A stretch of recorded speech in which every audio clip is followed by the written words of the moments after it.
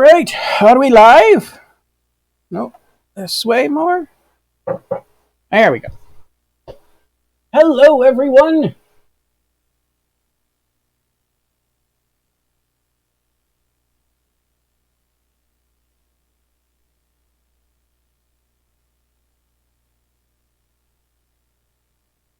Audio check.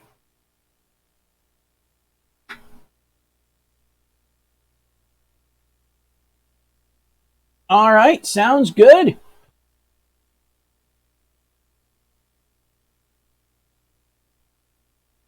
I hope we are all doing well today.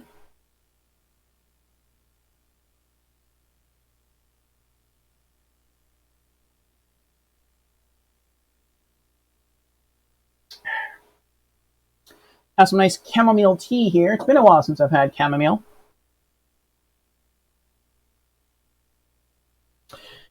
But welcome everyone to another RPG Afternoons. We are here with Demon Souls from Software. And we only have 2 streams left of this game, and then we are done. We are finished. We will not be streaming it again. But before we get into the plan for the day, the stream plan, let's go through our opening announcements to allow our other viewers the opportunity to join us for the day's show. So, I am your host, Lord Orfeo. I stream 5 days a week. All times are in the U.S. Eastern Time Zone, and I stream a little something different for each and every day of the week. I know that not every person likes every game, nor does every person like every game genre.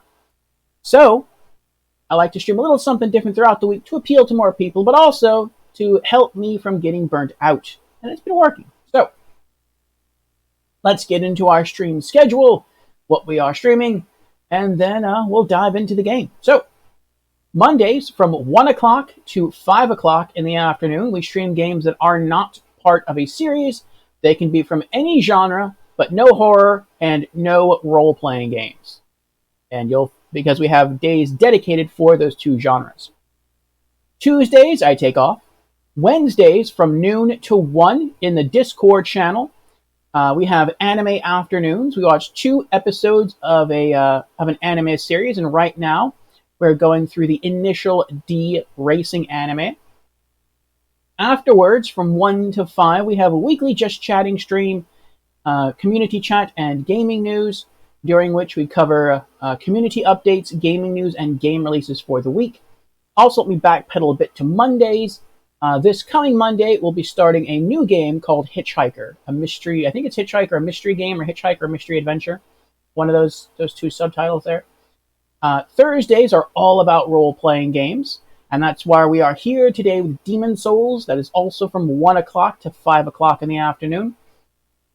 Fridays are called Franchise Fridays. We can stream games from any genre, but again, no horror, no role-playing games, and the games have to be part of a series, hence the name Franchise Fridays. And we're currently going through the Borderlands franchise, specifically Borderlands 3. And then Saturdays, we stream from 8 o'clock at night to midnight. And those are spooky Saturdays dedicated to horror games or games with just a creepier, spooky atmosphere. And this coming Saturday, we will be starting Resident Evil: The Umbrella Chronicles. And Sundays I take off. So if any of those stream themes are of interest to you, then I encourage you to drop me a follow, and I hope to see you sometime during the week. And with our opening announcements now out of the way, let us return to the stream of the day. And we are here with Demon Souls for RPG Afternoons. And Albatrax just popped into the chat. Hello, Albatrax. How are you doing today?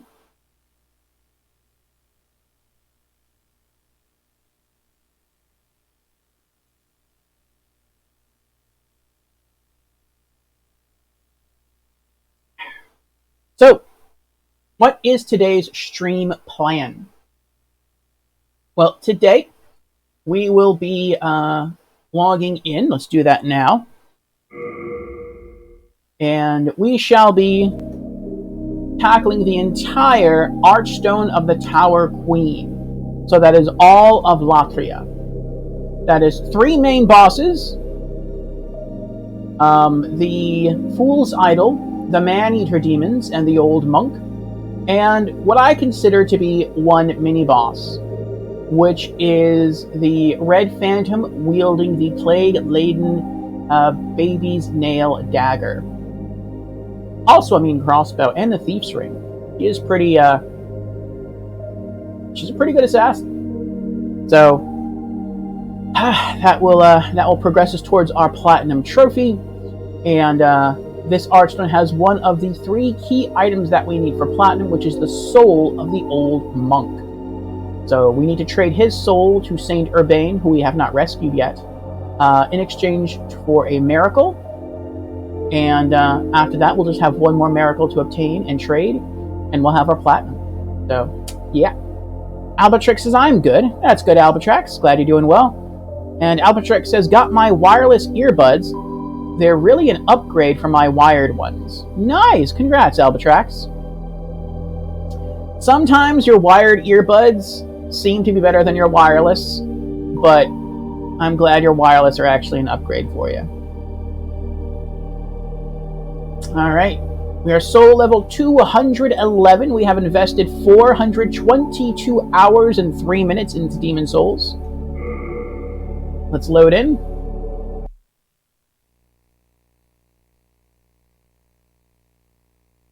I also might have to adjust my webcam. Yeah, I want to do that. That irks me.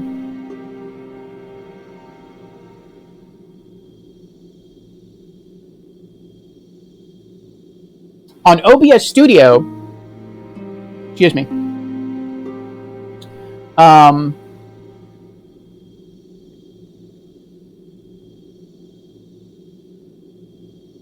I had the window that I'm about to move right below.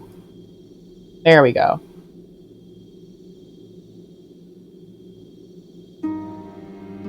Right there. Okay. There we go. So now you can see the entire name of like the location and the location's affinity. Alright, let me pop in my earbuds.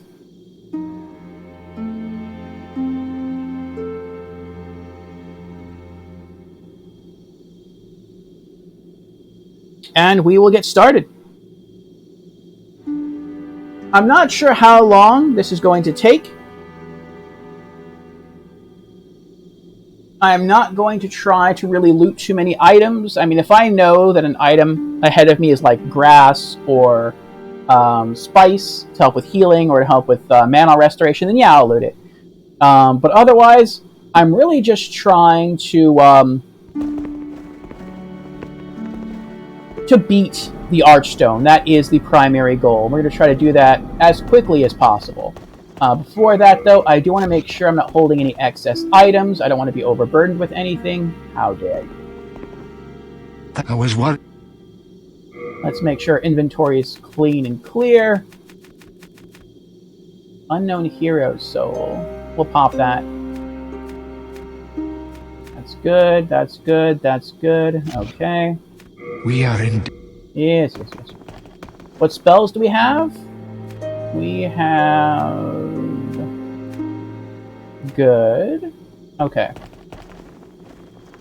And is everything fixed? I can... Yes. Okay.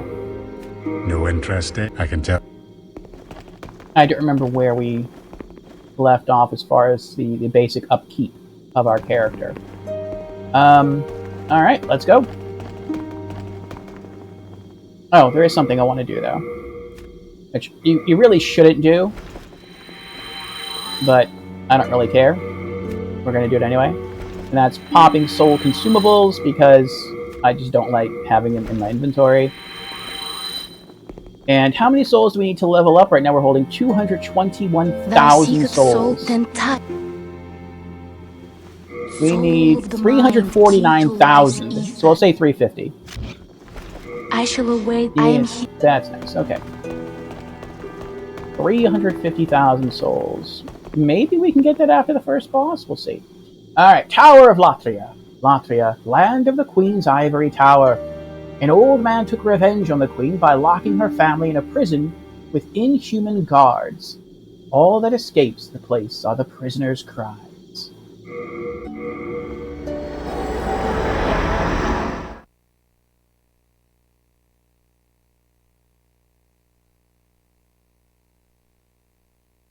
Ah. What do you use your wireless earbuds on? Your Steam Deck? Your phone? Something else? All of the above?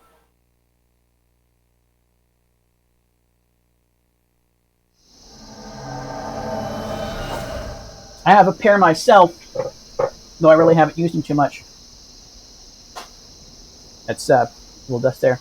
But I actually ordered these from, I forget what it's, Groupon? Was it Groupon? I think it was Groupon. At a pretty good price. And I have them synced with my phone, so that when I go downtown, I go walking, I can listen to music without people seeing like a cable hanging down. Alright. Mostly Jim? Understandable. Let me listen to some of the volume here from the game.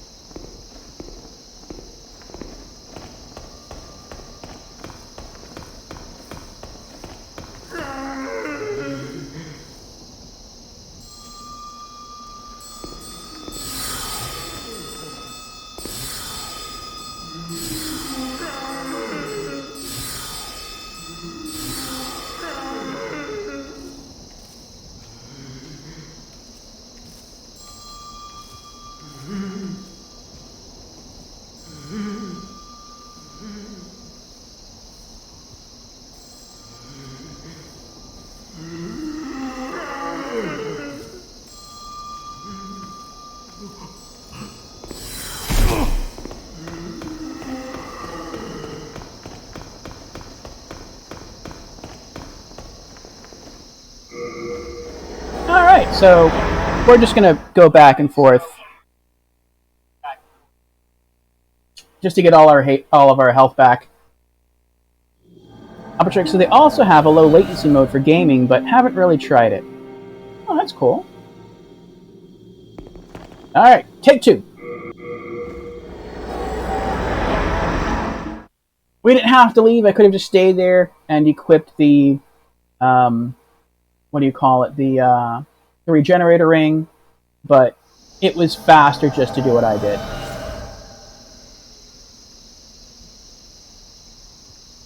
Also, I can't tell on stream if you can actually hear the game. I don't hear anything. At least not through my phone. I hear myself speaking, but I don't hear the game at all. But I'm worried that there's not anything happening in the game right now, and that's why you can't hear anything.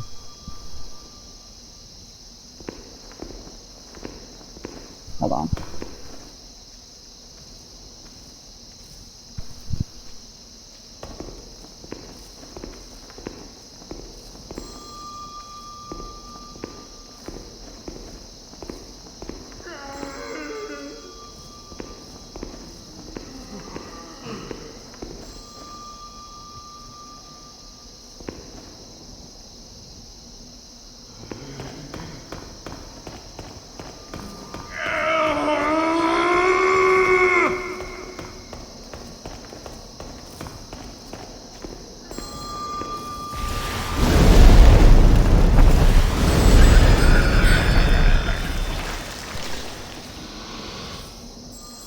Nice, okay. Yeah, I was just listening to on my phone, seeing if I could hear something, and I can, so that's good. But if the volume during the stream seems too low or too high or anything, just let me know and I'll tweak it. Alright.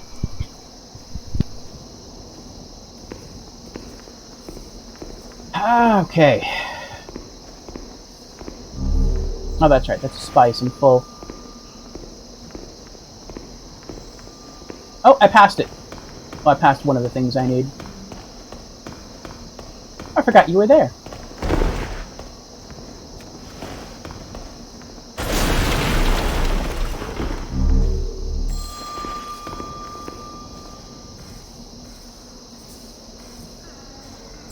Oh, I was gonna say, that sounds really loud. Prison of Hope, 3rd floor, cell key.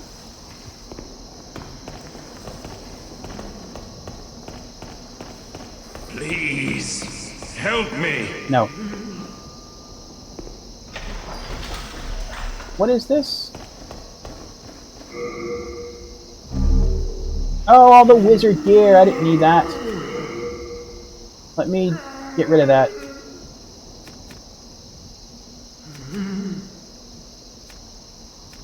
I did just what I said I wasn't going to do. But I did remember, though, if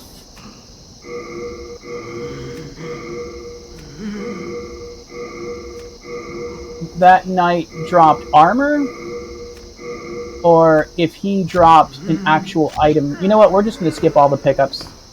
Also, why did he have a full wizard set on? He's a knight. That's weird. Anyway. Here we go.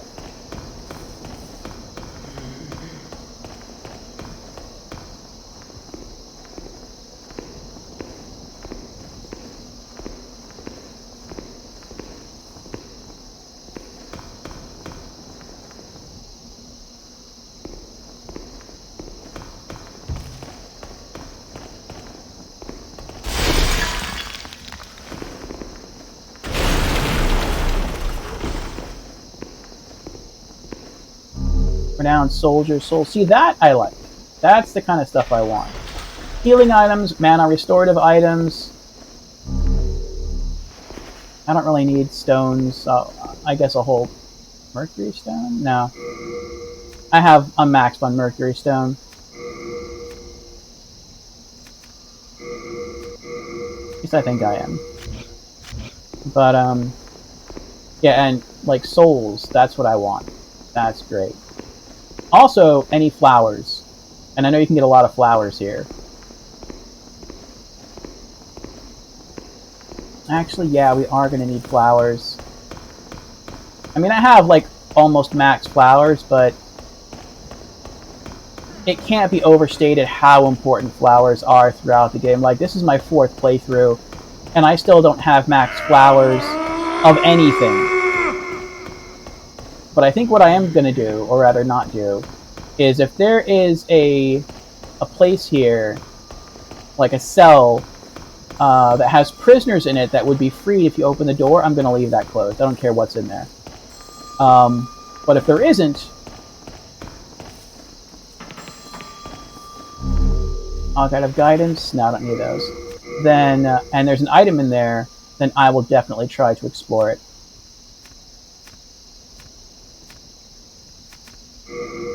Drop these, and you know what? I can drop the throwing knives as well. I don't need those for anything. And why not? Let's use the Renowned Soldier Souls.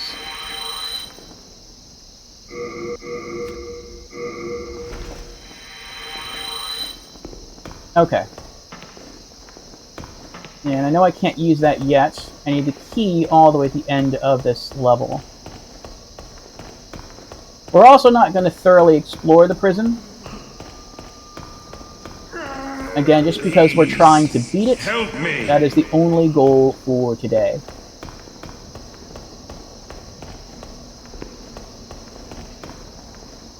Doing up here inside the cells, though. They have items and no prisoners. We are definitely going in there. I do have a lot of flowers, but that's only because I do explore. Oh, look, he's went with a shank. He's went to shank me. That naughty prisoner. That's only because I have been harvesting a lot as I go through the game. There's Sage Frake, trapped in the prison cell over there. We are not going to free him. We don't have to. We have all the... I was going to say souls. We have all of the magic that he would teach. Hello.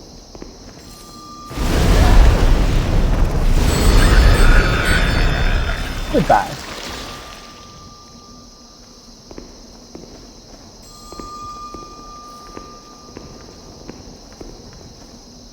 Oh, there's something. What is this? Oh, it's more stone.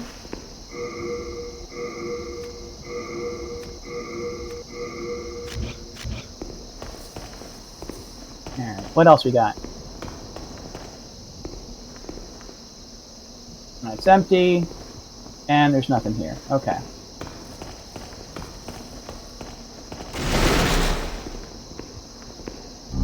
Yeah, pretty sure that was spice. We're full on spice.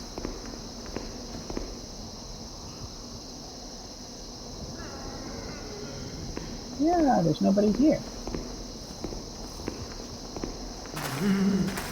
Ah, I hate you.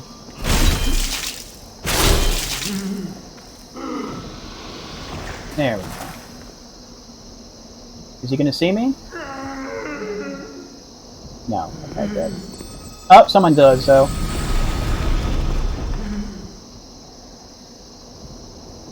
Someone saw me.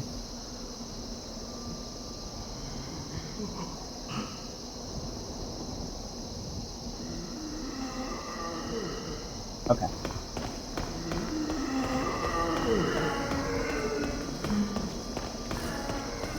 You heard me? It's fine.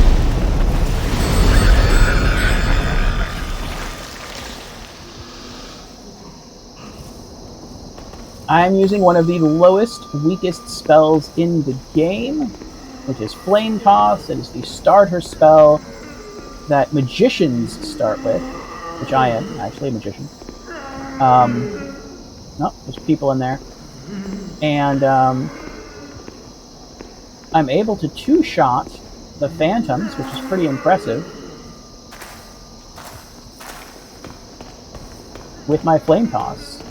As strong as they are. Well, they're not phantoms, the mind players, is what I meant to say. I'm wearing the right rings, right? Yeah, okay, I am. Just making sure. Let's recharge our mana a bit.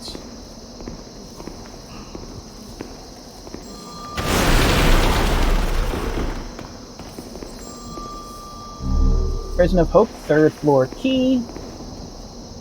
And this is the key that we need to go to the next level. We really can just leave right now.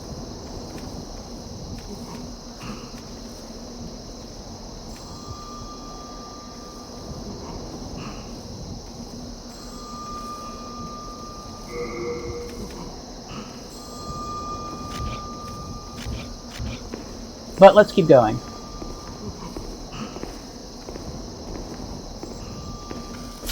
Oh! Naughty, naughty.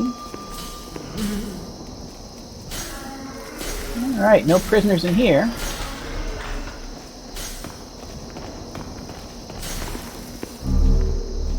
More stone.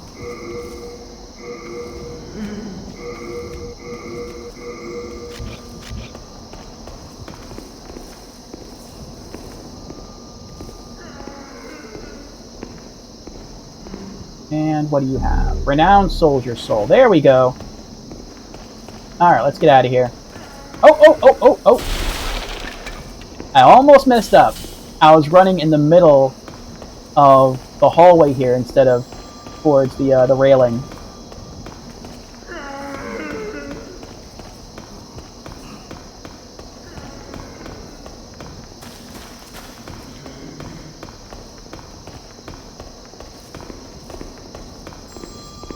What's that light down there? Did I... Oh, I couldn't get all the way down there, that's right. Alright, we're back at full mana. Get our sword back out.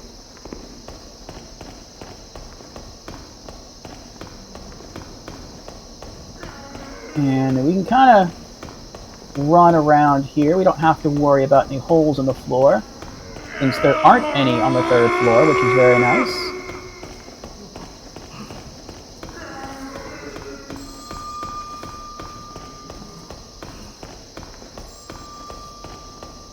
Albatrix says, yo, I watched the old animated Justice League show. And the intro hit me right in the feels. Aw. I never got to see that show very much when I was younger.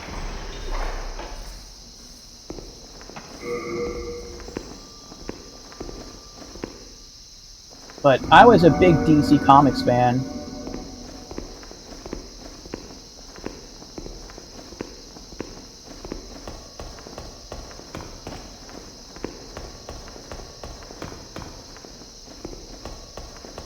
Let's peek through. Okay.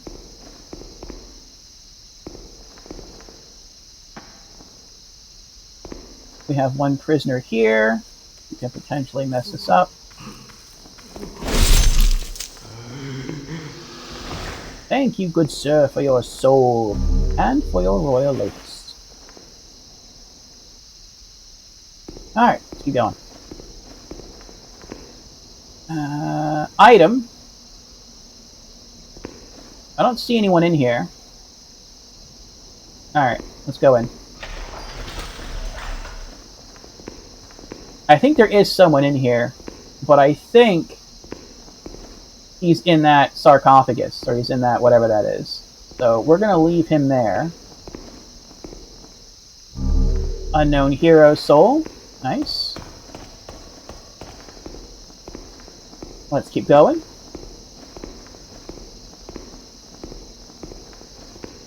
Though if we... Actually, I don't know if we die and come back if he's going to be outside the sarcophagus. I don't think he will be. I think he'll still be in there. I think they only appear outside of it once you open it. Similar to the jail cells. Is there... Oh, that's right, there's no enemies on this level. At least not inside the prison, which is nice. They're all staying trapped in there, I don't care. Okay.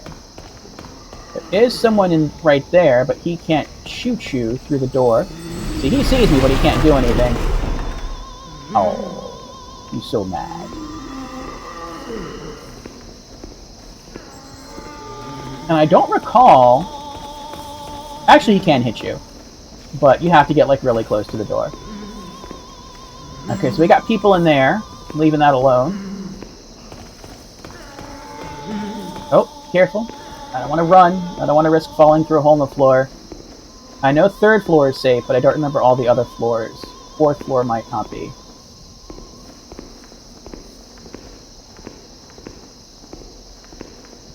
This is already open.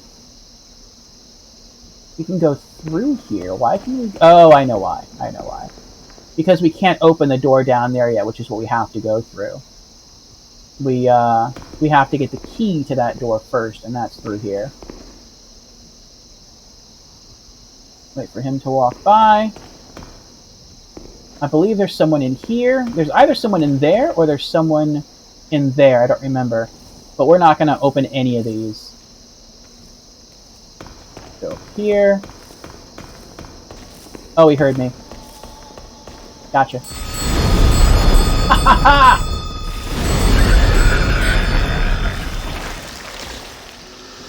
Yes, that was good. That was really good. That was some mage-on-mage combat right there. I wasn't even sure you could do that. That was just reflex, almost. I knew he was going to launch something at me. I'm like, I wonder if I can dodge roll out of the way in time. And you can. So, pretty sweet. I'm pretty sure we have at least one more to kill, though, out here. Where are you? I know you're out here somewhere. Oh, is that... No, that's not him. Let's peek our nose out. There he is! He's all the way at the end.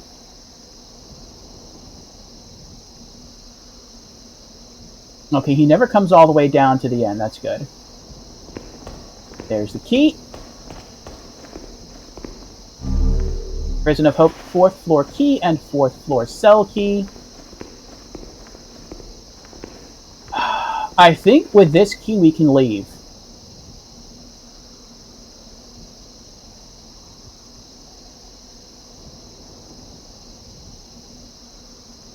But I don't remember. Which is a shame, because I've beaten this game 3 times already, so I should remember. But I don't remember. So, we're going to go around. Oh, look at that. There you go. That huge hole right there.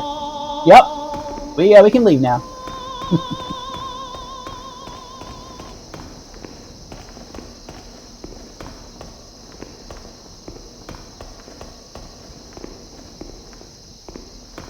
That wouldn't have killed us had we fallen through, but it would have been uncomfortable.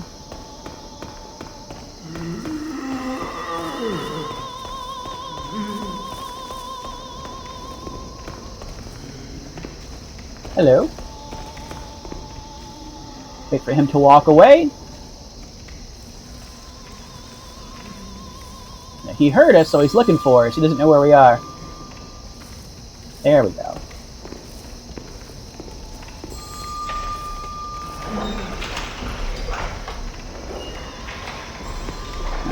Okay.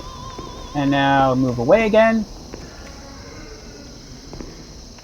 Let him walk up to the door, and then turn around and walk away again.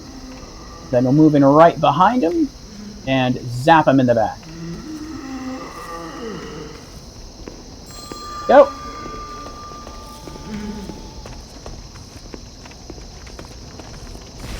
Tag! You're it!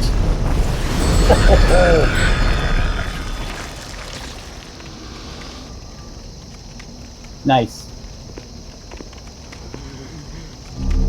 Can't carry anymore. I think that's healing grass, like your base level healing grass. And that's spice. I'm full on that. Now there should be another mind flayer who walks almost right areas, right up to this doorway. Open that. Now he doesn't go very far, so let's hide again. And wait. There he goes. I like catching him right when he walks up to the door and then starts to walk away. Here he comes.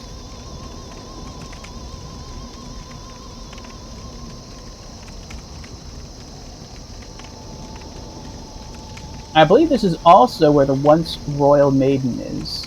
She's the one you can hear singing. Or the once royal mistress, I think that's her name.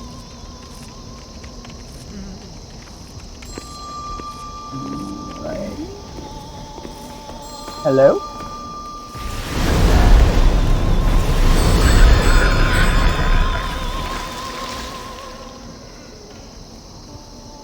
The only reason I can kill them so quickly, other than my magic stat being maxed, with one of the lowest tier fire spells in the game is because they're actually weak to fire. So, that's pretty awesome. Alright, you can't gain anything going this way. At least I don't think you can, except for that soul over there. But it's risky. And it's risky.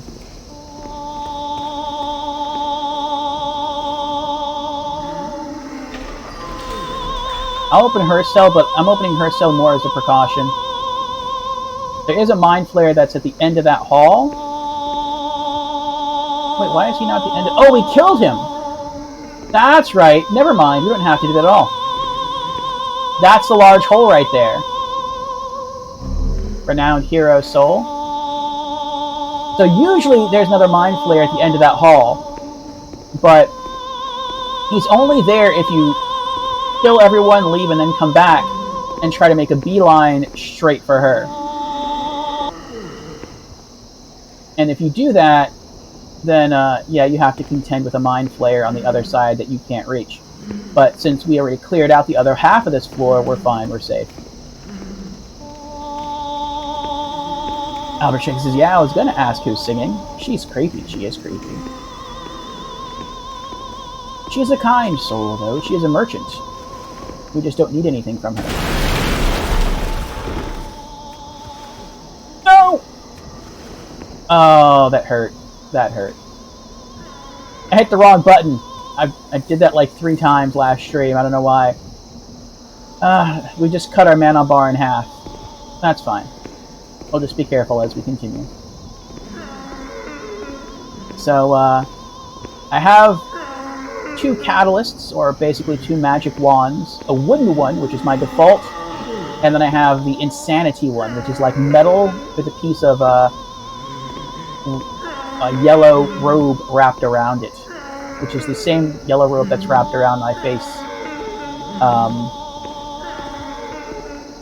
And when I have the Insanity Catalyst equipped, the damage output of all my spells is increased by 30%. So it's a nice, good boost to damage. The con is that it cuts your mana bar in half. And that's why I really don't like using it unless I feel I have to. So if you fight an enemy that's super strong, or if you're in a given situation where you think you're about to die and you just really need to pour on the damage, then yeah, use it. Or, since the Insanity Catalyst cuts in half your mana capacity, but not your pre-existing, or not your overall mana, if you cast your mana or use up your mana points to the point where you only have half your mana bar, then yeah, you can just toggle to it, and basically the Insanity Catalyst has no negative at that point. So it has its uses. But to some extent, it's kind of like your get out of jail, not entirely free card. Well, for most purposes, the Wooden Catalyst is fine, so. But we almost have all of our mana back. Going up pretty quickly. Alright, now we're going back down to the 3rd floor. Tell her to shut up. Alright, there's an item here. Let's wait, look around the corner. Okay. Yeah, I think we killed everyone here. Can't carry anymore. I don't think there's anyone here. Yeah, that's right, this is the 3rd floor. This is where we started the level. So, this is where Sage Frake is, who we couldn't reach before. And we're not going to talk to him. We're not going to... There he is right there. Okay, and that's it. There's nothing else here. Alright. Yeah, he's remaining in his cell today for this playthrough. Alright. Go down these stairs here to the 2nd floor.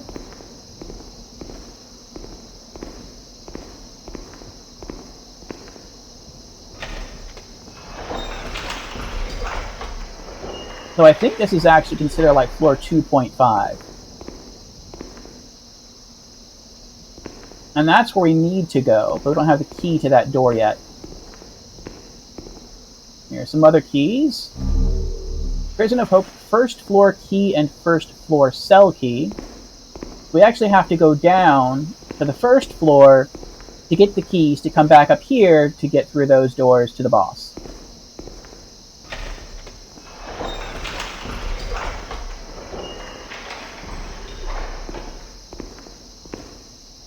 Okay. Nothing in the corner, is there? No? Okay. And we have full mana back. Sweet. Switch back to our sword. And enter the fog gate. There we are. Now we can continue going down to the 1st floor, or we can go straight. There is a bit of a risk going straight, though. There is a Mind Flayer who is... Is he stuck? No, he's not stuck. Who comes almost right up to the door.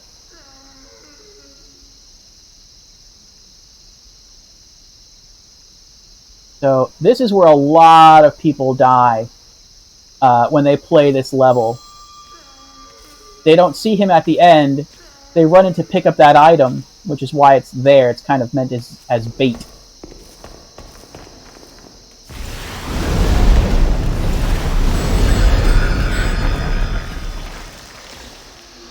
And then he sees you from far off and kills you with his magic.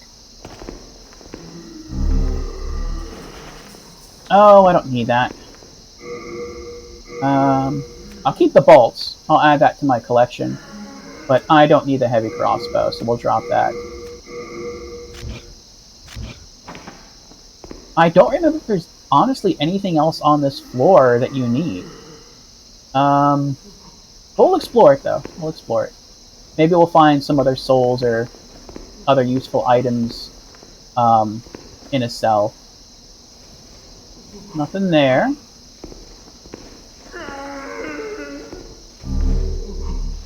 It's a spice we can't pick up. Spices are used to restore your mana, but I prefer to only use the man, it's dark. Only use my phosphorescent pole, which is that thing there, and that works to restore your mana. So it's good to have spices though. If you're in a pinch and you need mana back now and you can't wait, then yeah, pop that spice. But otherwise, I would say hold off and let your mana restorative items give you back your magic instead. Please help me. Nothing there.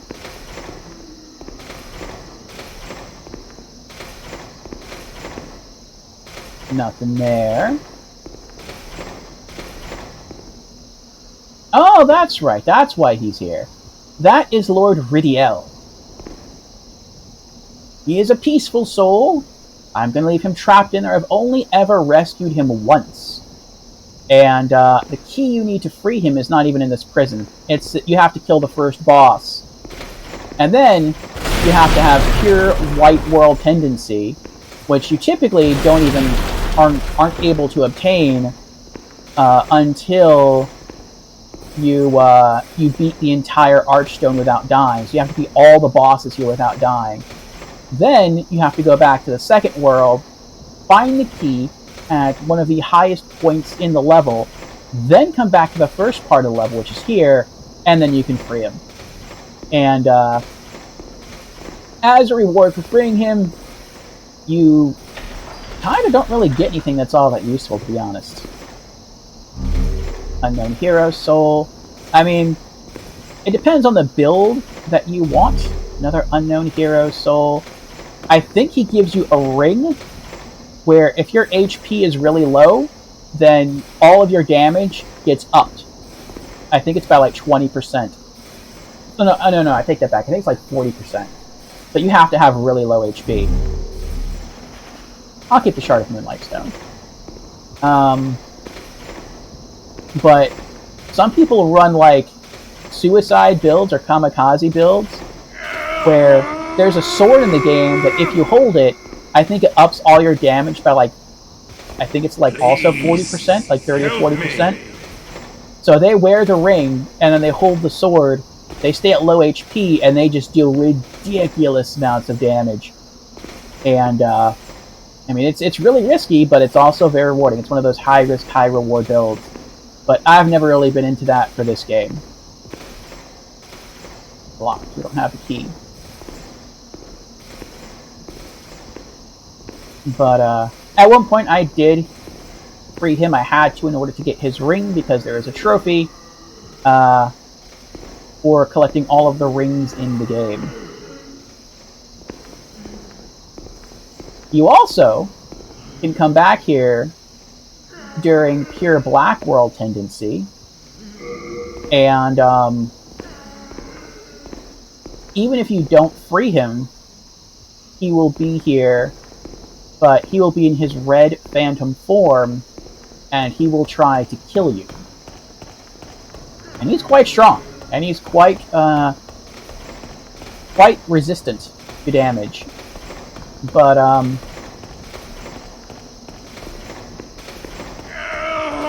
if you manage to kill him, then you get his weapon, which is the phosphorescent pole. That's the staff that he's holding. And that's also the staff that I'm holding.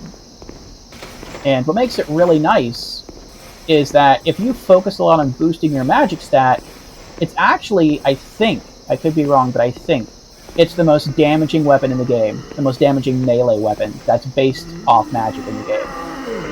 On top of that, it has the best mana regeneration stat in the game, which is 1 mana point regenerates for every second you're holding it. So that is really nice.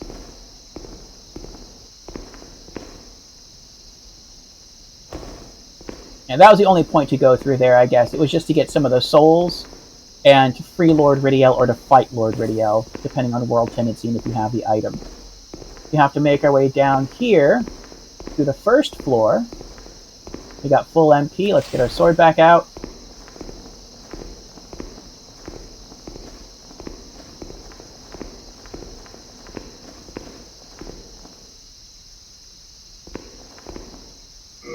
And because it bothers me, we're going to go to our key items and organize some of our keys real quick.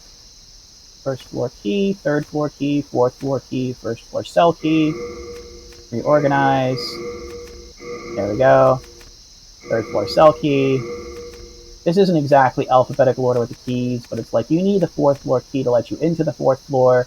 Then you can use the cell keys to open the cells on the fourth floor. So kind of organize by, I guess, logical usefulness or whatever, order of operations kind of thing. All right. We're now on the first floor. The nice thing about the first floor is there's only one enemy on the first floor. It is a strong enemy, and it can kill you very quickly, either with melee or magic. And it's right there. And you can't see it. I can't even see it, but I know it's there. And there's a pretty easy way to avoid it and to kill it. And then it's to hide right here. So it can see me, it knows I'm here. It can't move, but it can cast magic, but if you're right up against this bar here, it can't fire its magic spells past that pillar. And so you can lock onto it. There we go. And then you can hide, and it can't hit you. So basically, you just wait. I switched to Soul Ray because Soul Ray fires faster than any other spell I have. I hit it, and then I move back. And then I poke out, lock on, fire spell, fire spell, try Flame Toss. Oh, hide. I wait for the sound cue of it firing the spell, because you don't want to get too greedy. As a spellcaster, once you start the animation of casting a spell, you have to stay still. You can't do anything else. You can't even dodge roll out of your spell cast. So, if an enemy catches you while you're casting your spell, you are 100% vulnerable. Which means, if it catches me while I'm casting my spell, it might kill me in one hit. I don't think it would, but potentially it could kill me in 2 hits. So it's always better to take your time and do this the right way.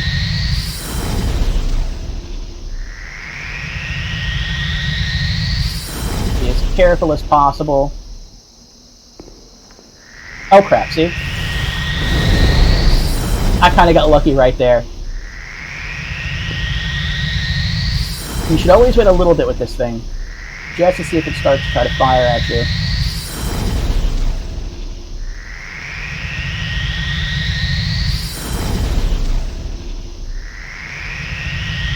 Because even though this takes some time, what takes more time would be... Oh crap.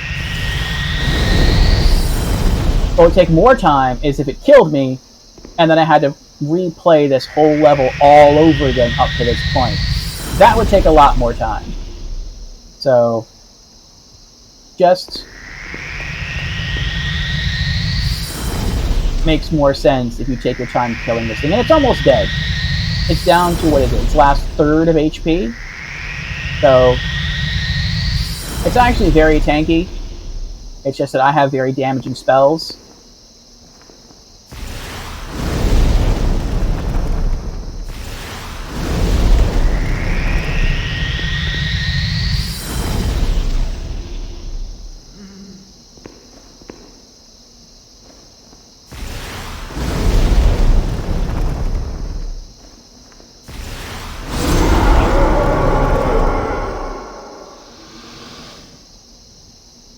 There we go. So it's not too bad. And there we go.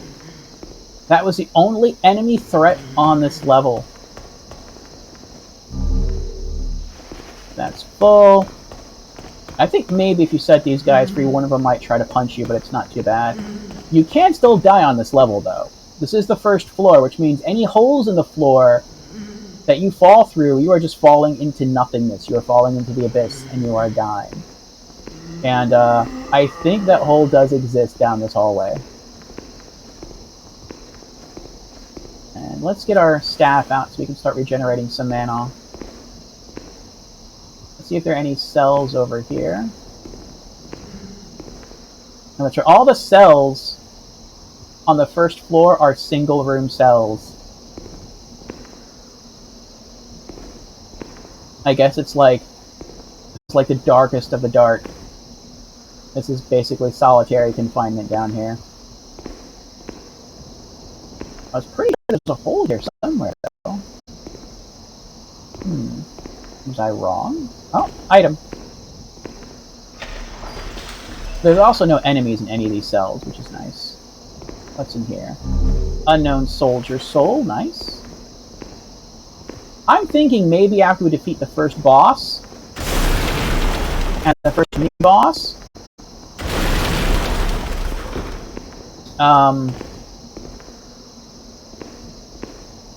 we might have enough souls to level up. Please, help me. Oh, there is someone here. Look at that. Let's go say hello.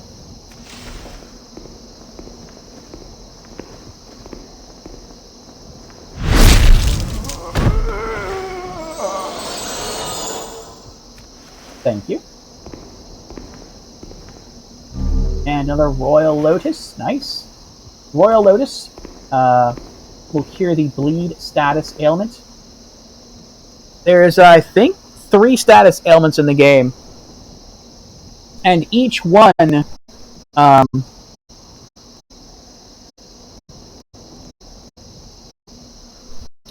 just deals damage over time at different rates.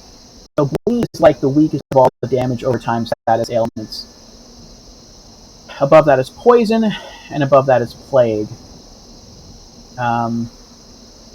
It is possible to get poisoned here if you're not careful, but it's kind of rare.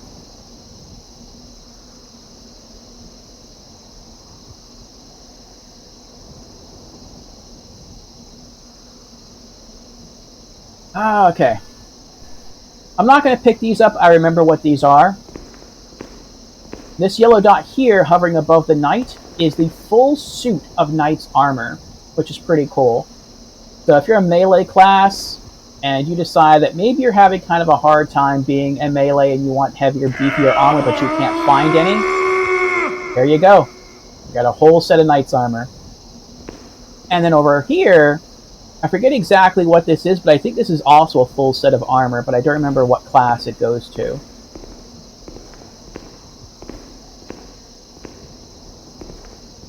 I think the hole is on this side. Let's see. Nothing in there. And it's so dark in here, it's like you have to be super careful not to fall through the floor. Like, I'm only taking like 1 or 2 steps at a time, literally. Because I'm waiting for the light to catch up. Nothing in there.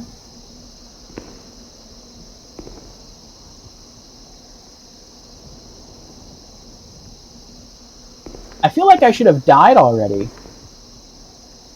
Like, I feel like this floor isn't supposed to go all the way around.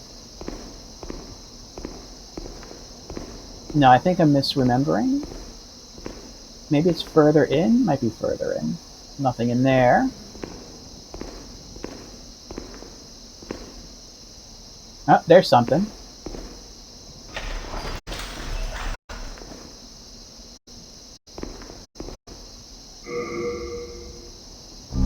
Unknown soldier soul. Nice. Nope, no hole in the floor. Sweet. That's where he came from. Alright, let's keep going.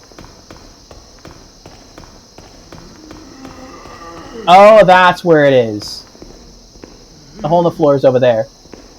So, that right there, that little glow, not that glow, but that glow on the right-hand side of the screen.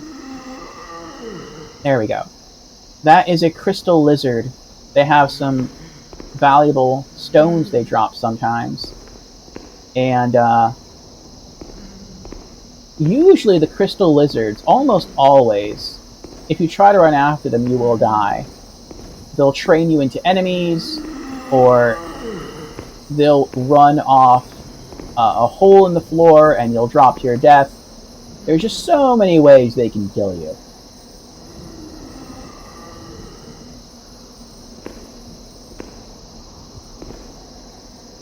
Nothing in there.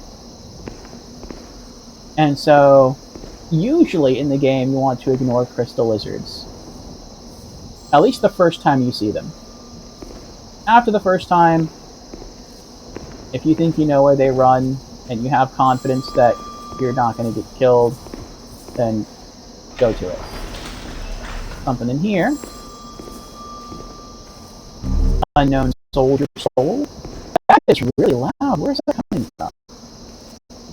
Because there's no other enemies on this floor. It has to be on the second floor.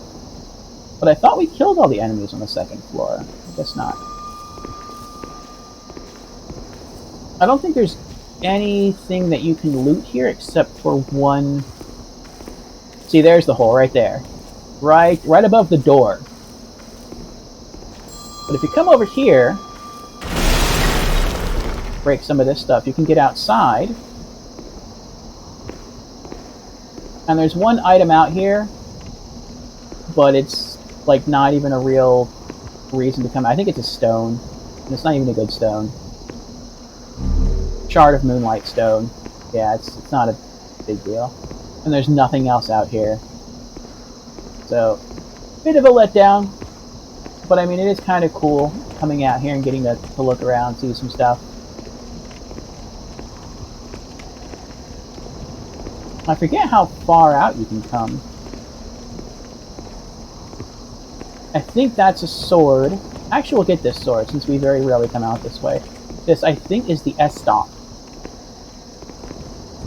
It is. Yeah, I only have 2 S-Stocks, now I have 3. Nice. The S-Stock is a neat-looking sword. If I were to use any melee sword in this game, it would be the S-Stock. It looks like, kind of like a long sword, but it's supposed to be used more as a rapier-type weapon. So, I don't know, I think it looks neat. Alright, but that's it. Those are the only reasons to come out here, for that stone and that weapon.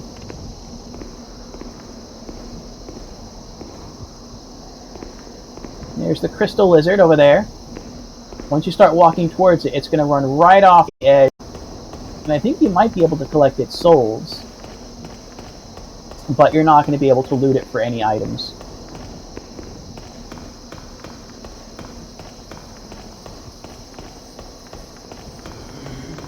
And all the way around. And it's already scurrying off. And there it goes. It vanished. I don't think it even died. It just disappeared. Something in here. Unknown soldier soul. Nice.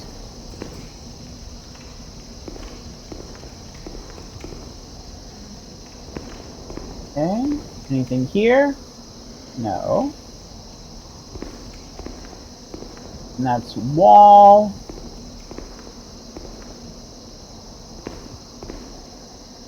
It worries me that I can't see the hole yet.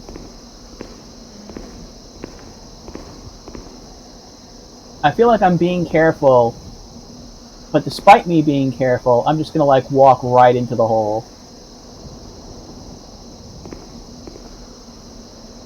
Okay, nothing in there. I think that's where someone posted that red writing right before the hole. Yeah, they did. Nothing in here. And there's death. I wonder what it says. Beware of a fall ahead.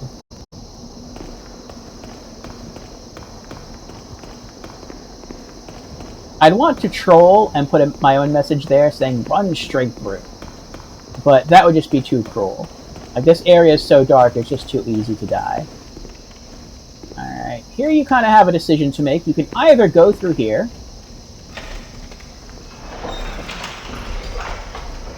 Ah, hello, Lorelei. How are you doing? Welcome.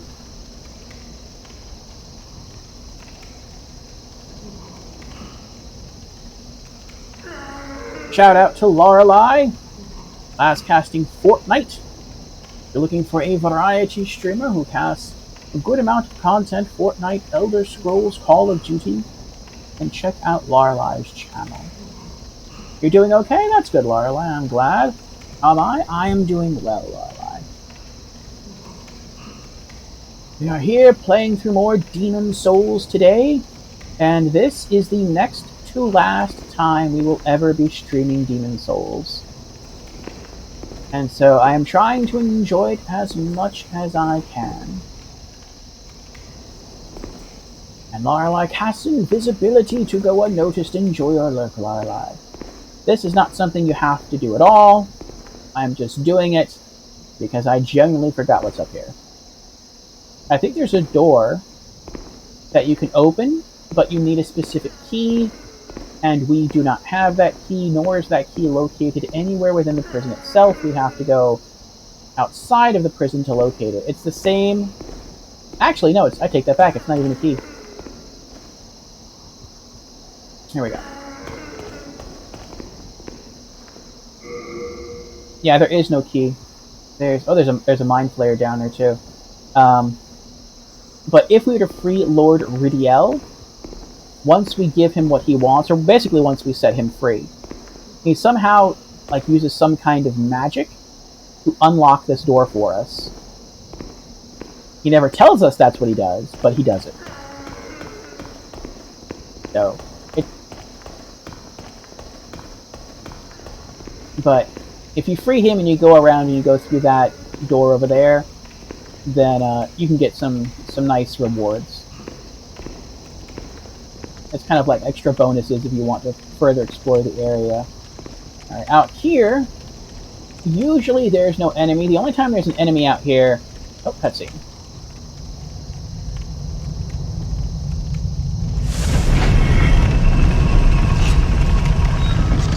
Enemy out here is if you're in pure black world tendency. Then there will be a red phantom mind flayer right down this hall. But we are not in pure black world tendency, so it doesn't matter.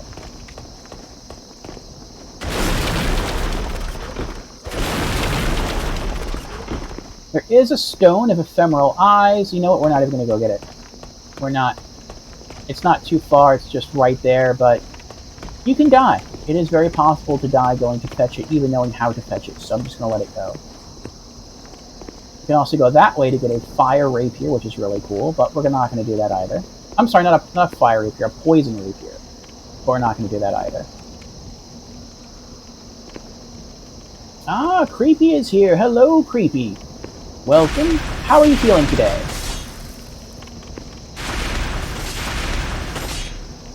Creepy has redeemed. Hello, I'm new to stream. Welcome, Creepy, to our stream for the very first time. Again. And Creepy has redeemed... I said Creepy. Creepy has redeemed Hydrate. Cheers to Creepy.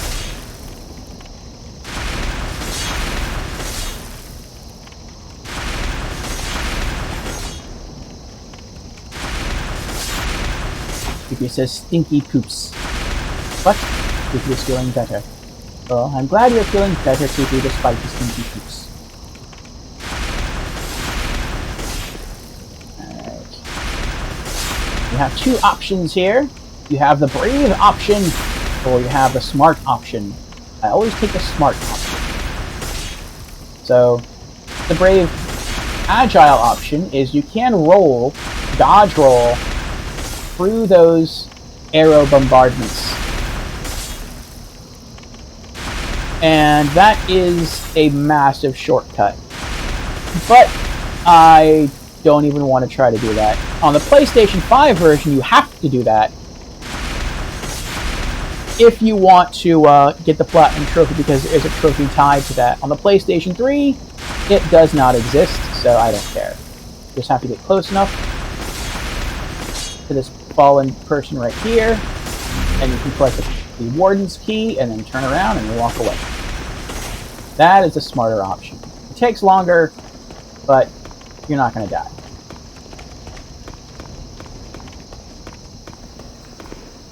And now from here, you just run all the way back to where we came in.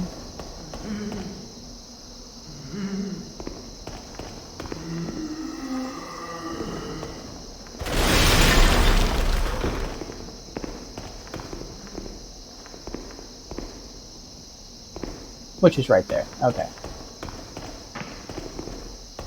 And now we go back upstairs.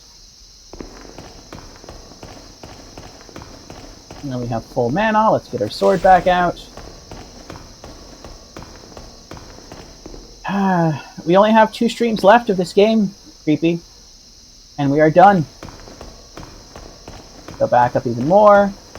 Now we're back on floor 2.5. And here are the 2 doors that we can use the warden's key on.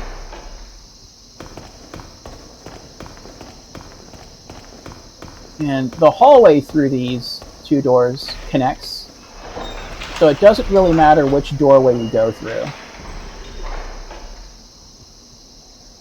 I usually go through this one, but I typically don't like that one. Just because it's easy to die no matter which one you go down, which is kind of a bummer. Hold on. There we go.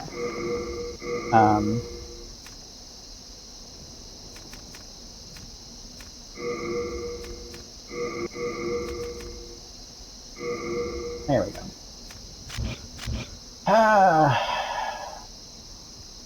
Wait. Okay. But it is very easy to die here.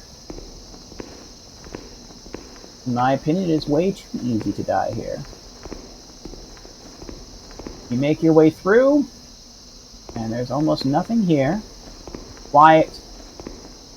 There's almost no enemies here. And then there, at the end of the hall, is a mind flayer.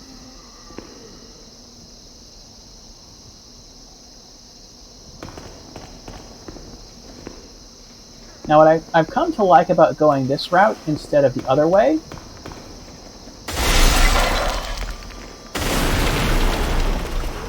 is that it seems like he comes out and walks down a lot farther.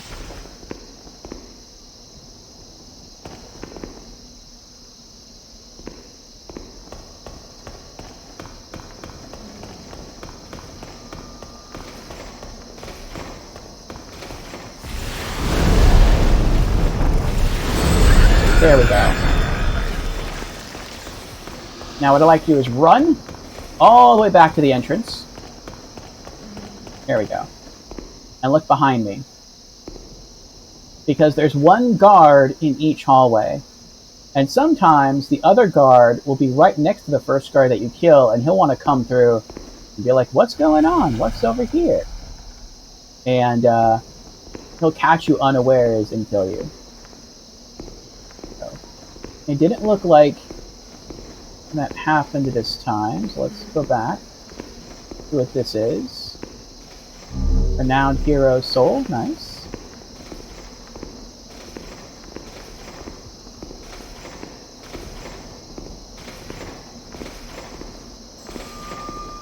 And let's peek around the entryway. There he is. He looks up, he looks around, and we got him. Very nice. Alright, there we go, there's one item down here, I kind of forgot that was there. Another Renowned Hero Soul. And that's it. I think we are done as far as having to fight enemies all the way up until the mini-boss. We go over here. Open this door. And you can go either way, doesn't really matter. Some staircases here. Let's regenerate some mana while we're doing this.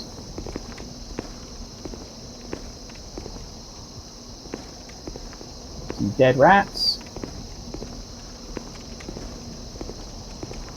This almost always freaks people out the first time they see it. There's gargoyles perched on here with a gate. I thought, and I think many people think, if they are observant, that maybe this is going to be like a mini boss fight and you're going to walk through here and these gate doors are going to slam shut and lock behind you and these two gargoyles are going to come alive and they're going to start attacking you. Like, that would be crazy, but that doesn't happen. What's that? I thought I saw the glow of an archstone through here. I was like, what? Yeah, no more enemies.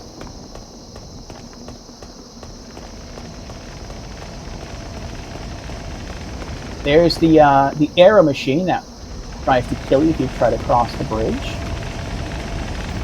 You got a couple of options here. You can go up the stairs, and if you do, you'll eventually be led into a small room where you can loot a silver catalyst, which, if the build you're going for is out of a spell sword, then I say do it. Go for it. If it isn't, then wooden catalyst is probably a bit better. You can come over here and turn off the machine.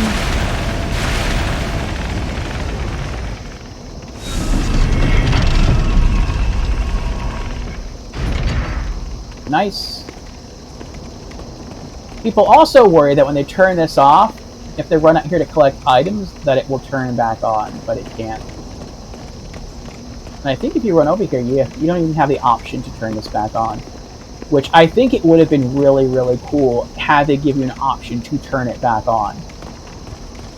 Because if you wanted to be really wicked in player versus player, you could invade someone's world, wear the Thieves Ring the entire time so they don't know you're there, and then just follow them. Follow them to the whole level and try to be as stealthy as possible. And when the person just kind of figures, you know what, maybe they left, maybe they're not hunting me, and they come out here to loot the items, then the invader can just pull this lever to turn the machine back on and arrow them down. That would be hilarious. But they chose not to do that, which is, I guess, it's okay. Now I know some items here are valuable and we can use. Story Soldier Soul, that's nice. Some we're just going to leave here. Clever Rat's Ring. Yeah, I don't care. Let's drop that.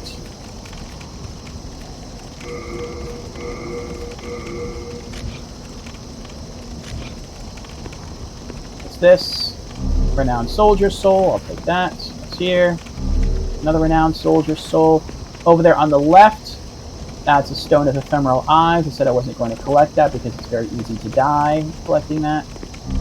There's another Stone of Ephemeral Eyes. If we want to, we can just drop down and collect it, but then we have to walk all the way around. I really don't want to do that. Hey, yo, Orpheus in chat. How's everyone doing? Hello, Brandon. Doing well? How about you?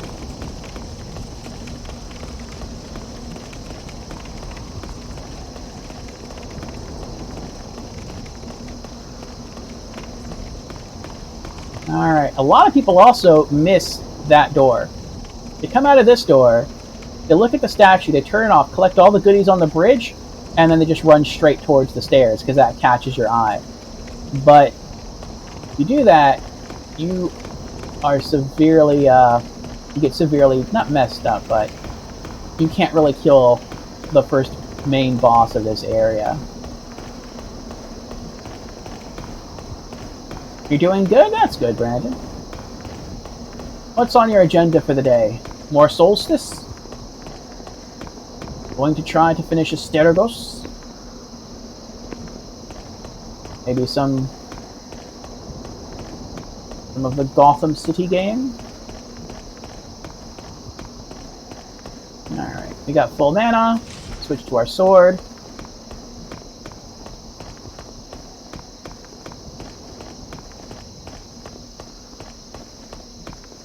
You can go out there and drop down and collect flowers. That's nice. If you're not careful, you can kill yourself by just dropping off the ledge. so I don't really like to do it. I've done it every other time, but I'm trying to be like very, very conservative this playthrough. Open this door.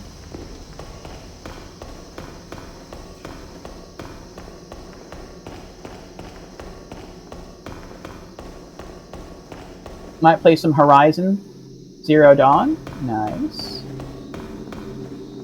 This guy here. What do you want?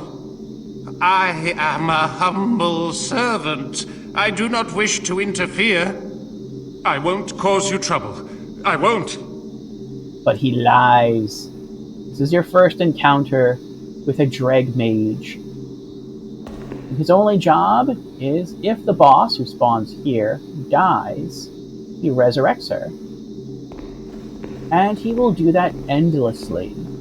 You cannot actually beat the first boss unless you kill him, which I think is really cool. That is a really cool concept. I can't believe I missed. That was horrible. You know what? Let's club it. You deserve a special death. Please, stop! No. Die. Rah. Yes! Bashed his head in. You're too good for a proper killing with a sword. No. Not good enough? Not good enough. There's the silver catalyst we could have had over there. We're going to let that go. We don't need it. And this is the boss room. This is it. This is the first boss. You just have to go downstairs and enter. Now, I'm going to switch my spells to Soul Ray. Because again, Soul Ray is the fastest firing spell in the game. Actually, that's not true. I think the fastest firing spell in the game might be... I think it's called... No, I forget what it's called. I think it's a fire spell. And it just spits out tiny little fireballs that deal very little damage. But the benefit is that you can move while you're casting the spell. So that's really, really nice. If you have that spell on you, that can make very quick work of the mini-boss we're about to fight. Some people just try to skip the mini-boss. Sometimes that works. Sometimes she catches you in the back with a crossbow bolt, and she hits you with just 2 of those. Sometimes even 1, you're dead. And you have to run all the way back through the level, and that stinks. I like to use Soul Ray, just because it deals really good damage. You do get stopped while casting it, but the nice thing about Soul Ray is not only is it the fastest firing basic spell in the game, but you can fire this spell faster than archers can fire their arrows, and faster than archers can fire bolts from their crossbow. So that means if we see her, the assassin lady, the mini-boss, once we can see her, so long as she stays using her crossbow, once she fires her crossbow, while she's trying to reload it, we can hit her with Soul Ray, and we can just keep doing that until we win. So that is what we're going to try to do to beat her. It's just a little difficult because you can't see her yet because she is wearing the Thief's Ring. So I like to run back and forth, left and right, and sprint as you start coming up the stairs. There she goes. She just shot up. There she is. Lock on. Wait for her to fire. Now I can fire my spell. Strafing. He goes to reload. Hit her again. She fires. Hit her again. Now eventually she might get teed off with you, and she might put away her crossbow and just try to run at you with her melee weapon. No, wait again, and because she'll realize that she's making, that she can't beat you that way. That did not happen here, though. And we got her. Very, very easy. Alright. We're going to toggle to our Firestorm spell. Regain some mana. Collect the goodies she dropped. 3 chunks of Moonlight Stone and 2 stones of Ephemeral Eyes. Very nice. And now we continue to the boss. So 1 big bad enemy down, 3 to go.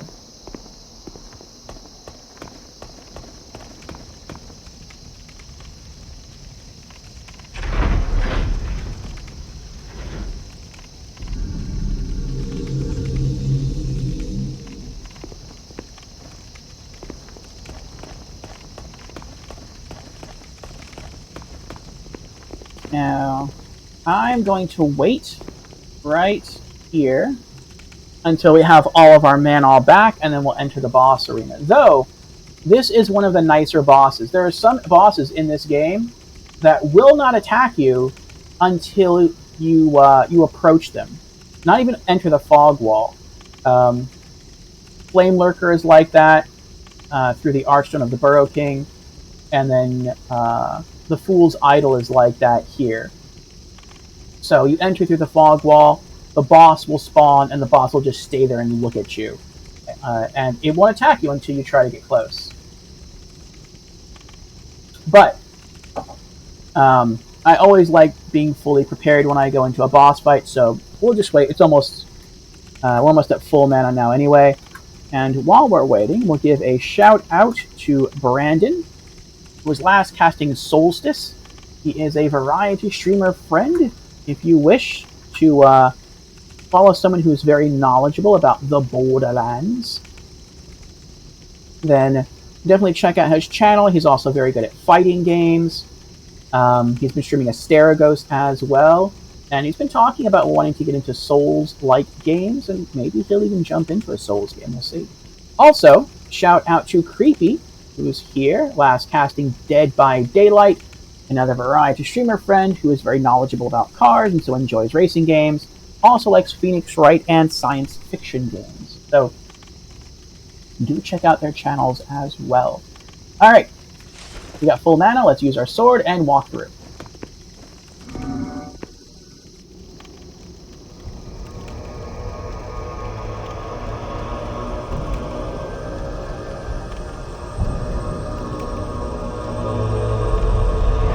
There she is, the first main boss, the Fool's Idol.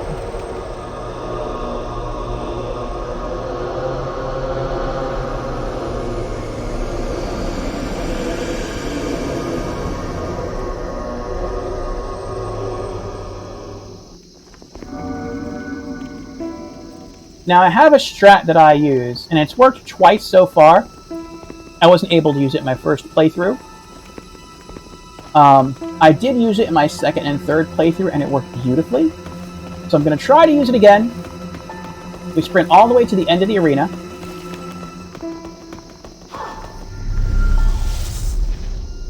Now she will try to cast magic on you, but she won't disappear.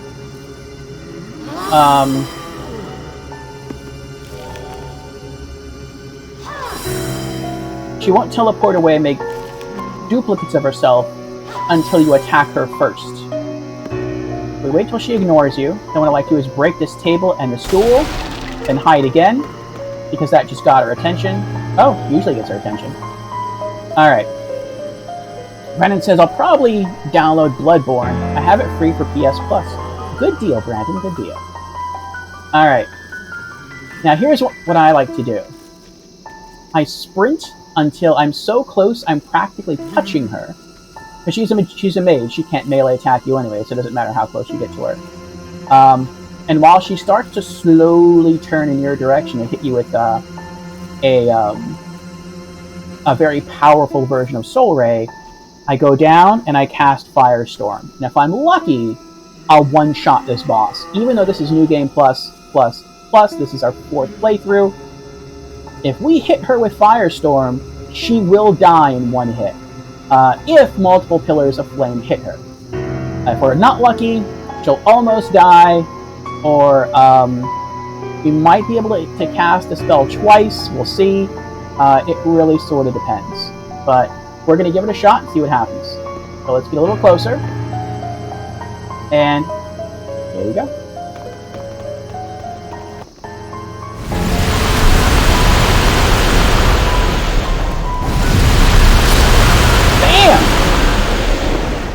She almost got us.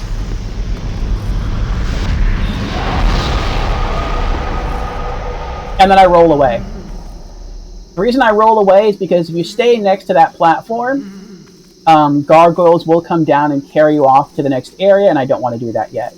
Now, I did do something, and I did it on purpose, because I don't need it. I kind of screwed myself out of a weapon. And so that glowing light right there behind the altar, that is the baby's nail dagger. And this is a really cool detail that I think a lot of people miss. And it has to do with the phantoms, the lore behind the red phantoms, which is a red phantom, when they die, they're not necessarily evil.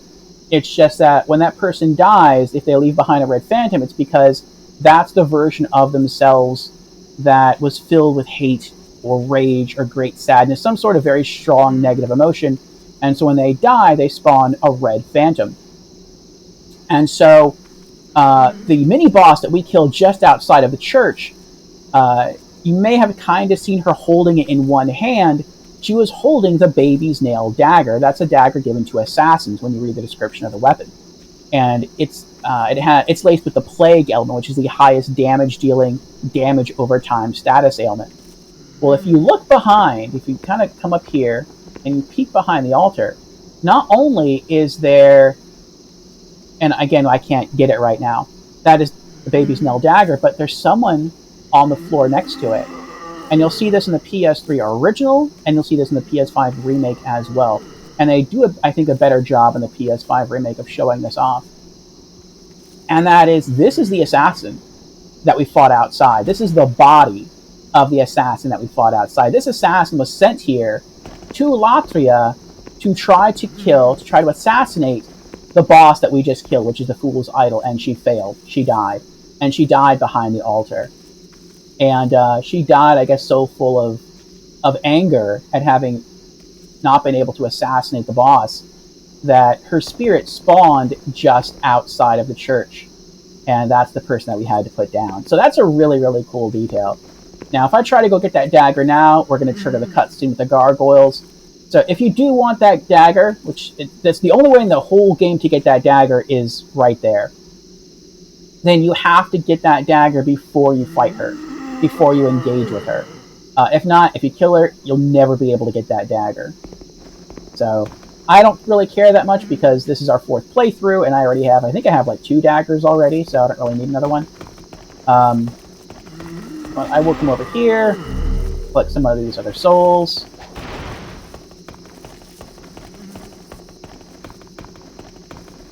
And this is the reason why I rolled away, because I wanted to come back and collect some of these items. I think that's healing grass. And so you basically skip the entire boss fight, because this is, or it can be, a rather difficult boss fight. If you don't kill her at the altar, she starts to make duplicates of herself, and they're scattered basically throughout this hallway here. They all cast magic at you, and especially if you're a mage, with my kind of build, which is a glass cannon mage, you're basically very, very strong with magic, but you also, almost hit me there, you also can take a ton of damage from magic. So, hello, Astoradad, how are you doing? You can grab it now. I was able to do it. You cannot. How do you? Describe to me the process, or how to approach the dagger, and I will do what you tell me. And we'll see if it works. From the left, from the right, down the center. How do you do it? I'll try to follow your directions step by step. Stick to the outer wall and slow walk around to the back. Doesn't matter which outer wall, like this wall or the wall that's over there.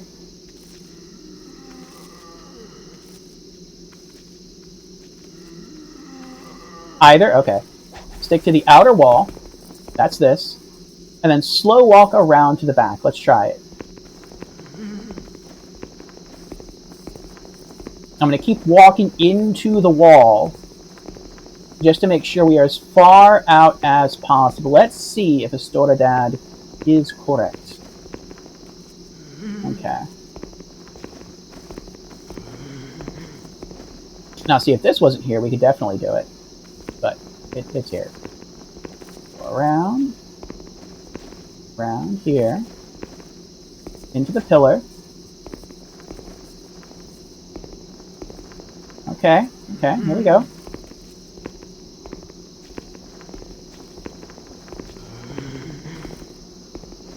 I have to say, we're a lot closer than I thought we'd ever be able to get. Okay.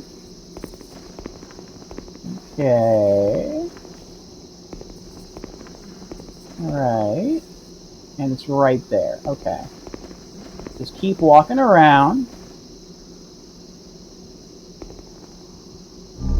The baby's nail dagger. There it is. Oh, thank you, Astorta Dad. My 4th playthrough, and I've just learned something new. Thank you. But yes, you can't see, and the PlayStation 3 original, you actually can't see the face at all of this person because they're wearing a helmet. But in the PS5 remake, if you come back here and you look at the character, it will be the exact same character as the Red Phantom that you fight outside. So this is her. Alright, let's trigger the cutscene. Yay! Praise the sun! Yes, indeed.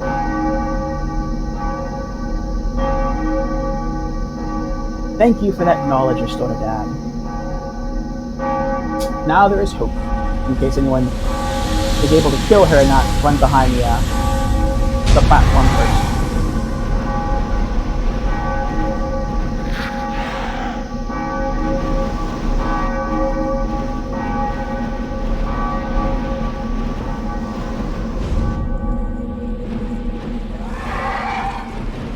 But this is my first Souls game, if you are curious.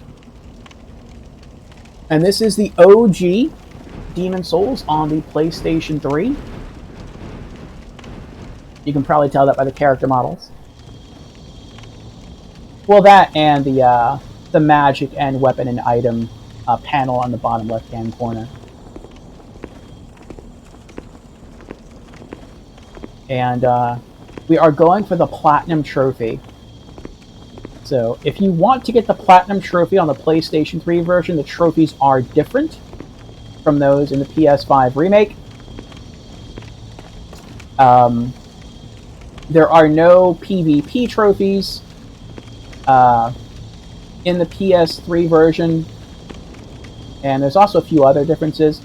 The PS3 version has a lot of crafting trophies that do not exist in the PS5 remake, because they're very annoying. Doll Demon Soul.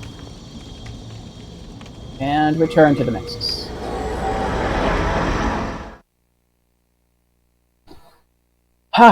But if you want to do it legitimately on the PlayStation 3... Oh, Astorta Dad says, I played this version on release way back in 2009. Nice! I just started playing this not too long ago. I think it's only been maybe a few months, like 3 months or so. And I've really been enjoying it. And yeah, if you want to get the Platinum Trophy on this version legitimately, you do have to play it through 4 times. You don't have to beat it 4 times, but you do have to at least play it through to some degree in order to get all the items you need. So the only thing I have left to do in this game to get the Platinum Trophy is I need to learn all the miracles in the game. And to do that, I need the soul of the old monk, I need the soul of Maiden Estrella, and I need to rescue Saint Urbane, and I'm done. And so, we are quite close. We are indebted to you, for you fight on our behalf. Nice, almost there then. Yes, almost there. We are planning I to can forge weapons for you. To finish this up during next Thursday. So we're going to keep going today. Do come back. We're going to finish the entire Archstone today of Latria, of the Tower Queen. But then next Thursday, we're going to be back to knock out these last 2 Archstones for the Platinum. Alright, is that everything? No. Let's pop some consumables. We have 2 Storied Soldier Souls. Do you still have your copy in your PS3?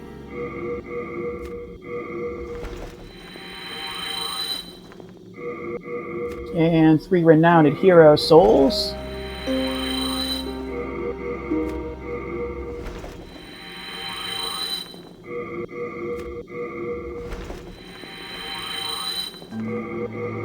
And then 3 Renowned Soldier Souls.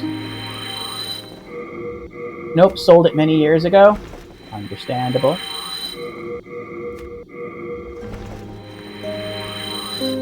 Yeah, I had a cousin of mine who played through Demon Souls, and he was super, super into it.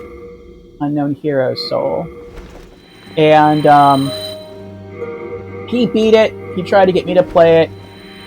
And I looked at the back of the box, and it looked cool. Unknown Soldier Souls. I like the look of the magic. I like the look of the worlds and the fantasy, the dark fantasy setting. But I never got around to playing it. I did buy it from him. I think I bought it for like $20. This is the box right here, and I put it in my collection. And yeah, I never got around to playing it. And then eventually, I came across 3 other streamers who were Souls streamers, but I didn't know it at the time. I found them because they were streaming different games. I think one streamer I found during a raid from someone else's channel, and they were playing a Nintendo game. So I'm like, oh, this is kind of cool. I don't really get that into Nintendo games as far as playing them, but I like watching them.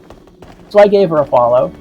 And then another streamer was playing Doki Doki Literature Club, which is one of my favorite games of all time. And that's how I started following her. And, oh yeah, you remember that cover well? Yes.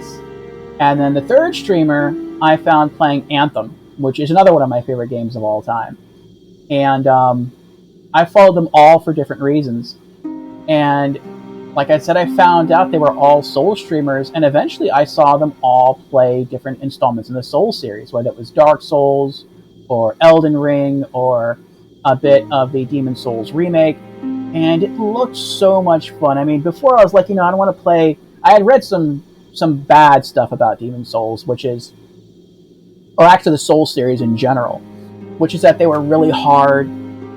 They were, like, painfully challenging. And I'm like, I don't want to play a game just because it's hard or just because it's challenging. I want to play it because it's fun. And if it happens to be challenging and fun, that's cool. But I never read anything online about these games being fun. The only thing I ever read was that these games were just brutally hard. And I'm like, I don't know if I want to play them then.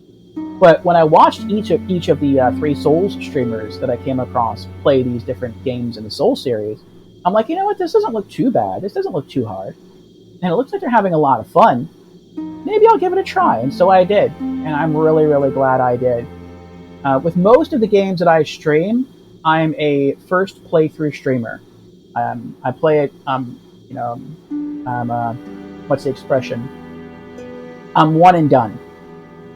But with Demon Souls, I had so much fun playing the game that I wanted to play it again. And so I jumped into New Game Plus mode, and I'm like, well, I have to kind of give myself a reason to play it again. I need an excuse.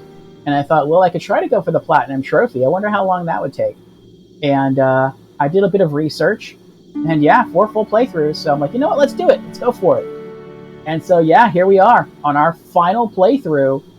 And I still love it just as much as I did the first 3 times. And it is a lot of fun. And part of me is going to feel really happy, I think, have this huge feeling of accomplishment once I get the Platinum Trophy. But at the same time, part of me is going to be sad. It's going to be sad to kind of leave it behind and move on to other role-playing games. Dad says, if you try one of them, there's a good chance you'll catch the Souls bug. Yes, I have. Fool's Idol Archstone. Archstone of the demon Fool's Idol. The church devoted to an idol mimicking the queen gave hope to the prisoners, but the malice behind it will crush their faint solace. Let's go.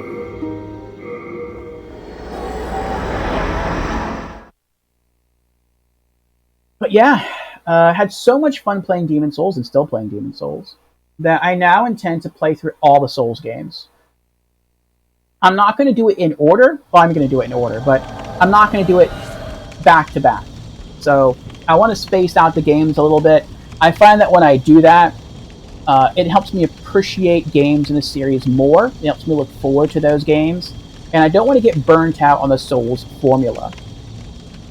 So once we get the Platinum Trophy in Demon Souls, we're going to move on to a little-known PS1 role-playing game called Xenogears.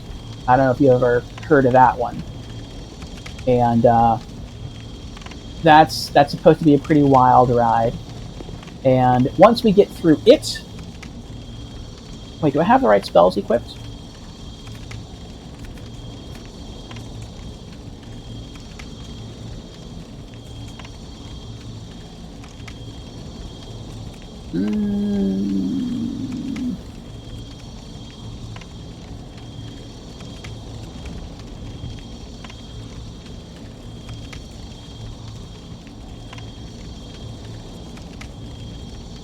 No, we'll go back.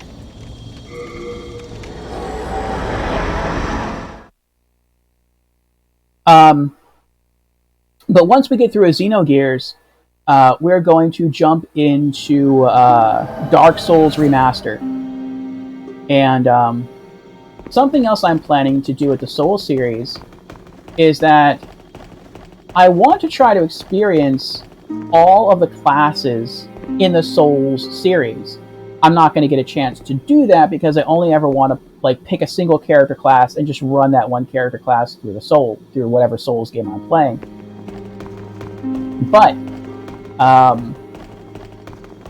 how I'm sort of planning to sort of work with that is every time I play a Souls game, I'm going to play as a completely different class.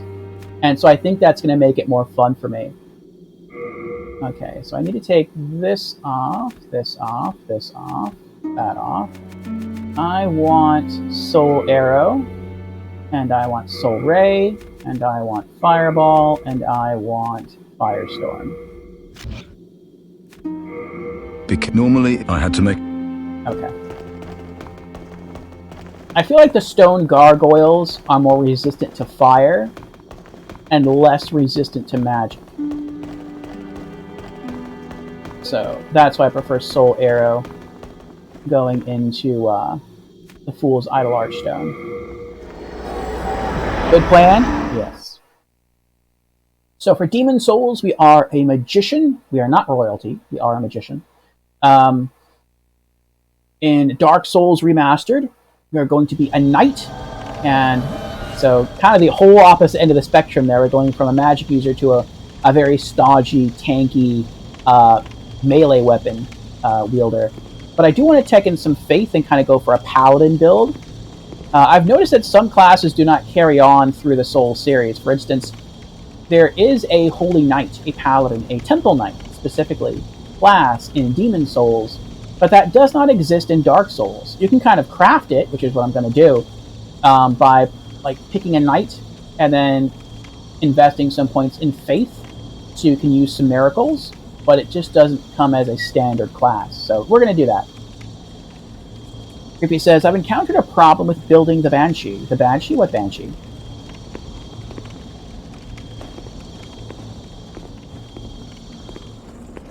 And then in Dark Souls 2, I'm going to play as a whip-wielding adventurer, as an homage to both Indiana Jones and Castlevania.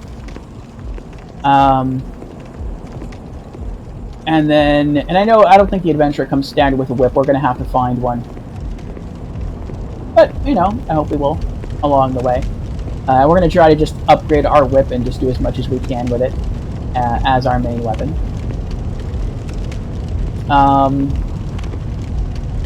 What else? Yeah, I guess we'll kill him.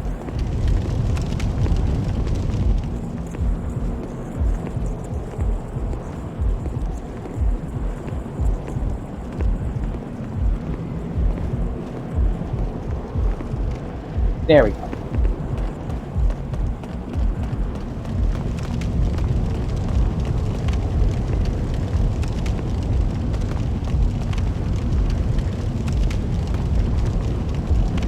It's taking a while to get here, isn't it? Hey! Aha! Oh, that was so scary.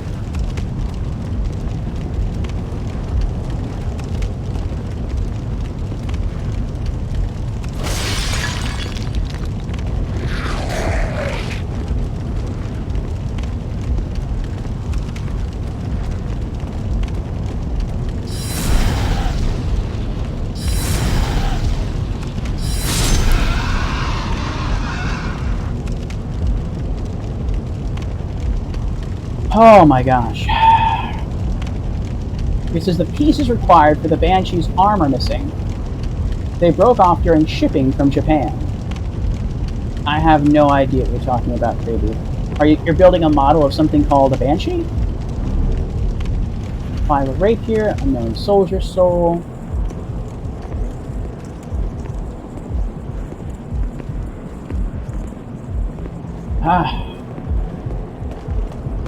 That was tense. Get this item here. Renowned Hero Soul. Go. Okay. In Dark Souls 3, we're going to play as a, a cleric. So I have been told that faith as a stat gets weaker the further into the Soul series you go, but I still want to do it. My 3 favorite classes in Soul or in RPGs are caster, whatever the highest damage dealing caster class is.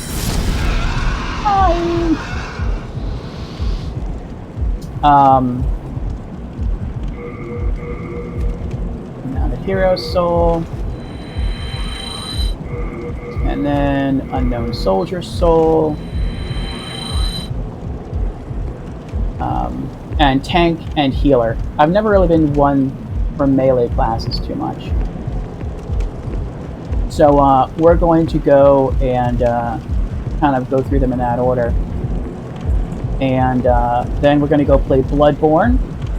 And with Bloodborne, we're going to play as a military veteran, which someone told me is akin to the warrior class from Souls.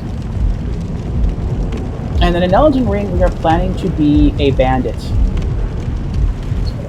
you'll be a thief after the One Ring, the Elden Ring.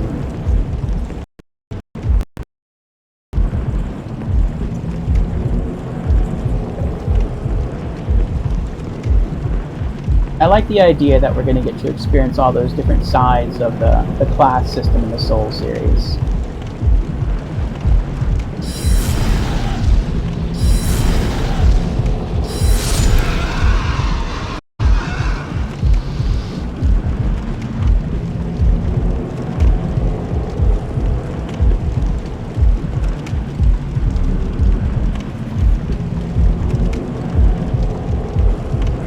I'm not sure if this is a good idea. We might go back.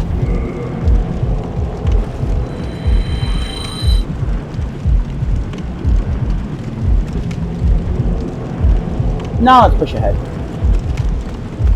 We're already this far in. Let's keep going.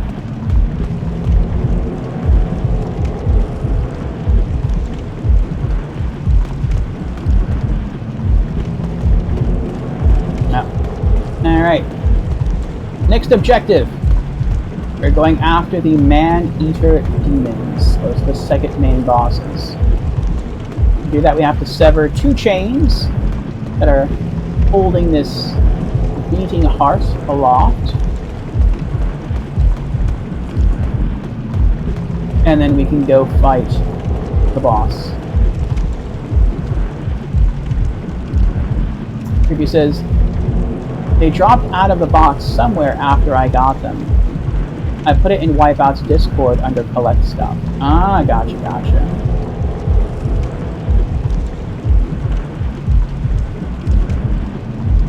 Well, that stinks. So is it something that you're going to try to repair? Or are you going to contact the shipping company and try to see if you can somehow send the unit back and get them to send you a different unit?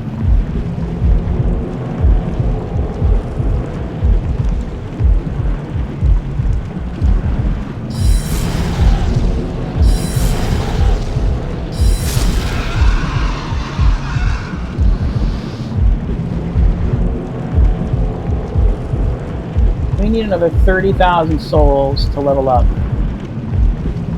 Alright, he sees us. Here we go.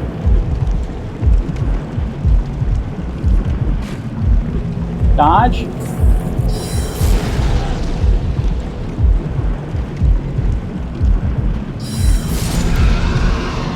Got him.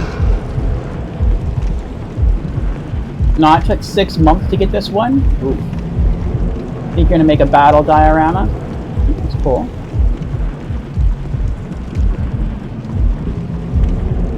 Well, we might once we get through the level before we face the man-eater demons, we might just go back to the Nexus to level up. I think we'll have enough souls by then. And I think we need like 350,000 souls to level up.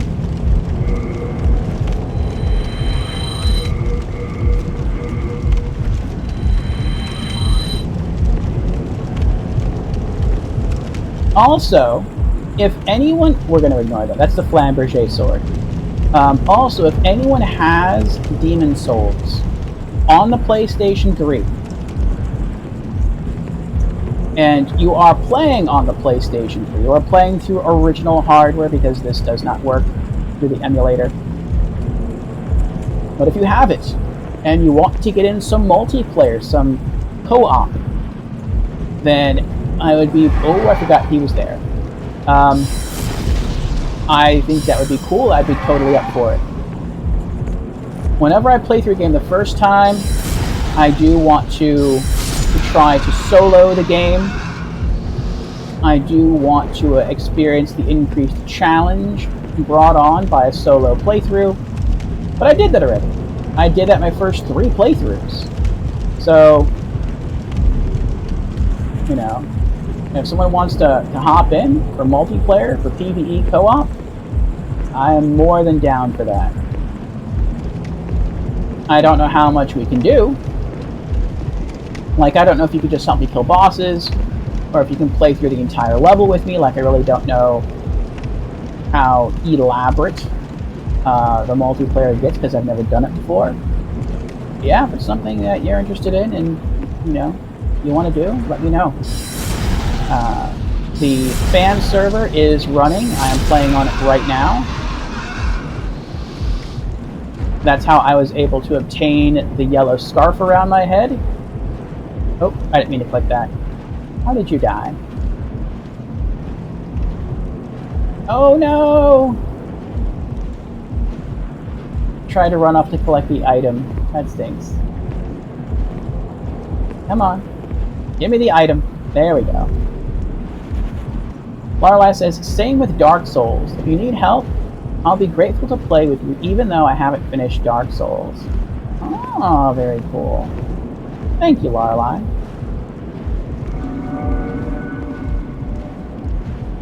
Well, let me regenerate some mana here. The first time through, like I said, I always want to try to experience the challenge on my own. But if I fall in love with Dark Souls Remastered the same way I have Demon Souls, and I want to try to get the Platinum Trophy, then yeah, my second playthrough and every playthrough beyond that, I can see totally being multiplayer. Creepy says, I found it! I found the arm piece! Oh, congratulations, Creepy.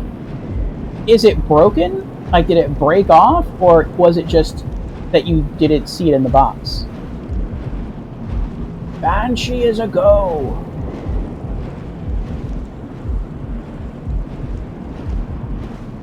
Alright, let's continue.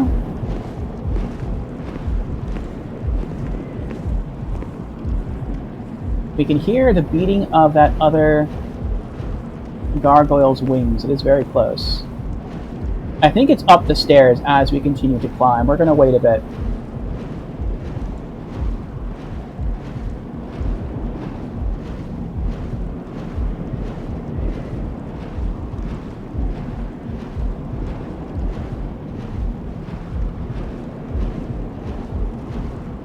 And let's toggle to the fireball spell. We're going to fight this thing in a very closed space, which is right around this pillar. So I want to make sure that we're going to be able to hit this thing hard and fast. That's probably what that red message tells you, like, beware up ahead, there's an enemy. Astorodad asks, which systems will you play the other Souls games? I was playing all of the rest of the Souls games on the PlayStation 4. Oh crap.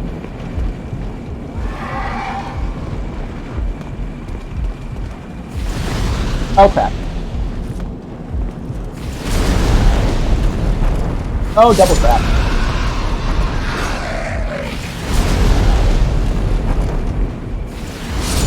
Oh my gosh.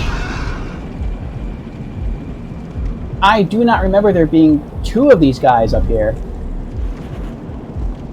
Maybe that's just because this is New Game Plus Plus Plus?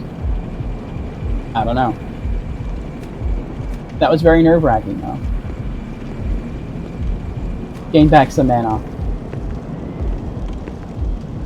Ah, yes, I am I stream on all systems, or at least on most systems. I don't have a Nintendo Switch. But, okay. But, I have a gaming computer, now, anyway. I have an Xbox One, I have a PlayStation 4, and a fully backwards compatible PlayStation 3. And so, those are all of the platforms that I stream from. But I had a PlayStation 4, and I started streaming from a PlayStation 4 before I had any of those other systems. Oh, break already. Come on. Never mind. So, I already bought the entire Souls series on PlayStation, so that's why I'm going to just stream them on PlayStation. Gotcha, you play on PS5? Cool. Yes, the Demon Souls remake on PS5 is absolutely gorgeous.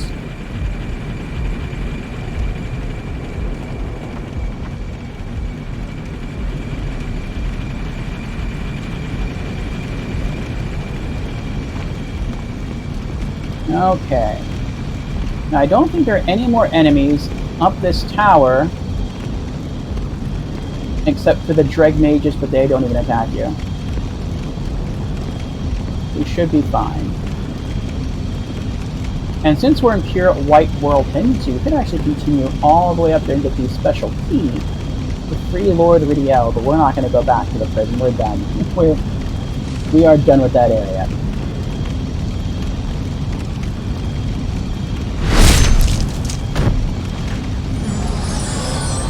Yes! Execute all the mages now. I can be the only mage.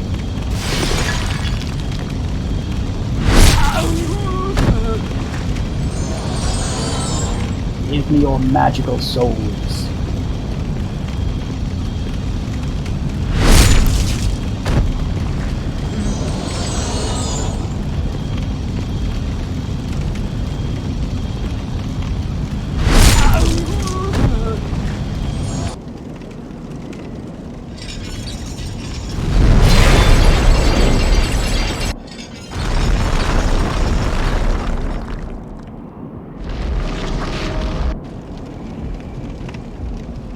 You picked up a copy of the remake over Black Friday weekend for $30. You've not opened it yet. Are you serious? Why not? You like Souls games, don't you? I would assume so.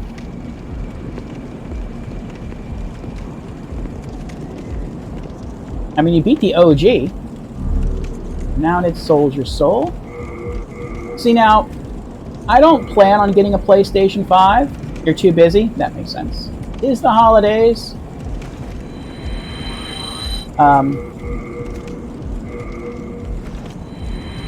And you'll get to it. Yeah. Now, if I had a PlayStation 5 and a copy of the remake, I still don't think I'd play it. But that's just because... well, actually, if I had a PS5 and the game, I might play it. But if I had just the PS5, I wouldn't play it, just because I would spend the extra money to buy Demon Souls, because I've already played so much of it on the PlayStation 3. I feel like, as much as I enjoy Demon Souls, and I really do enjoy it, if not I would play it through 4 times, that it's just time for me to move on to something else. Now, had I played this back in 2009, as much as I am now, and then gone on to play other things, and then saw the trailer for the remake, I would probably be super hyped, and then I probably would like actually play through the remake. But that's just not my scenario.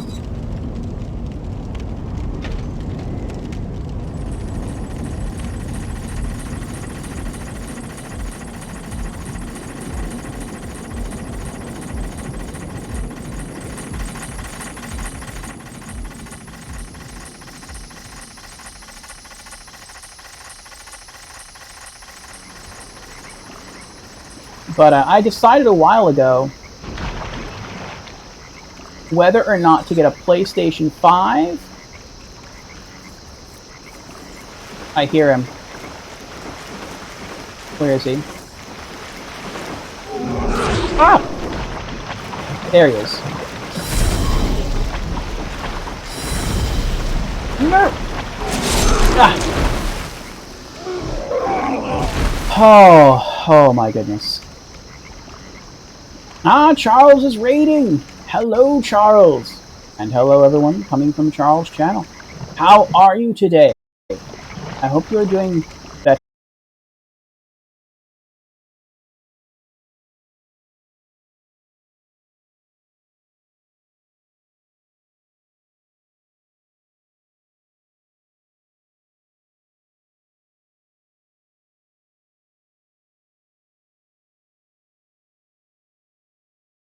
Hello, Gimp Ninja Gaming. Welcome to our Magic Menagerie. Thank you for the follow.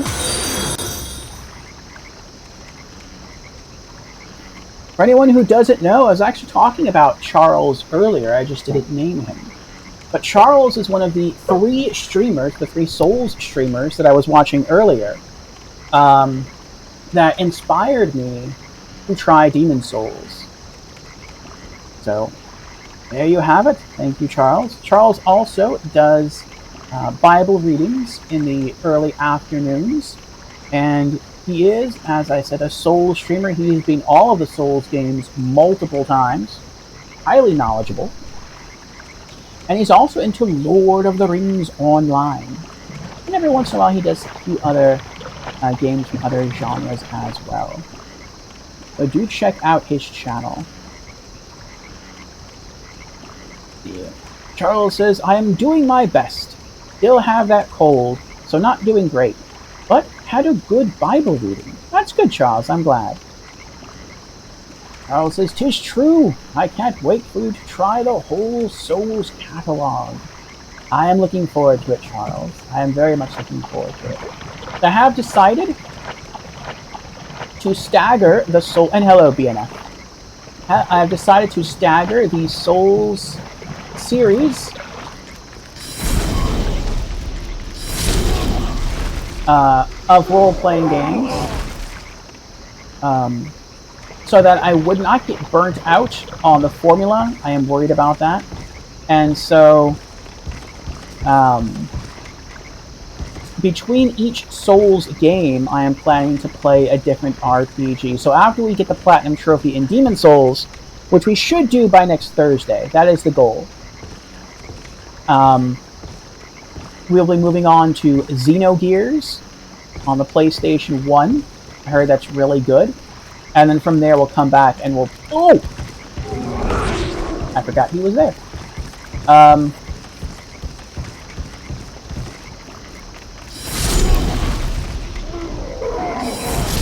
There we go.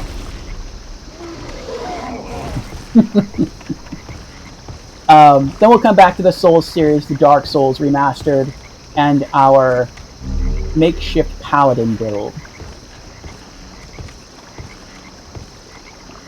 It is so dark down here. Is there any way I can adjust the settings? Options? Brightness. Yes, brightness. Like, I'm not doing this to cheat. I just feel like... I don't remember the game being this dark before. It's weird. Okay. Okay. Yeah, that's better.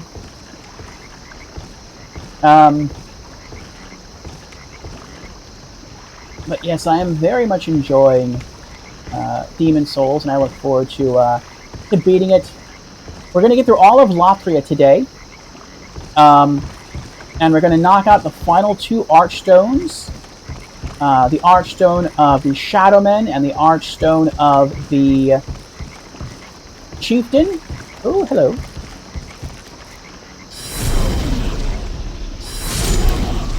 Next Thursday, and we're going to try to finish in time to jump straight into the Game Awards, which I am super, super excited about. There's only 2 times during the year when I'm super, super excited to watch something on TV, or watch something, I guess, that's streamed, and that is E3 and the Video Game Awards.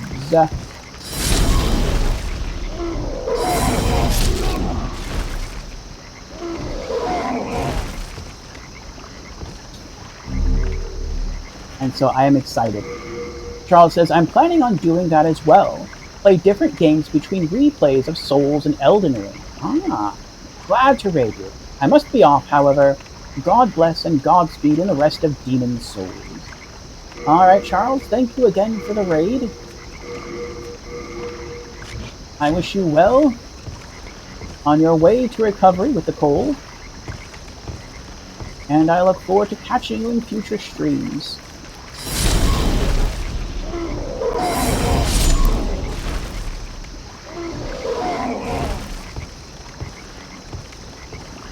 For everyone still here from Charles' stream, I am Orfeo. I stream 5 days a week. I'm a variety streamer, and I stream a little something different for each and every day of the week.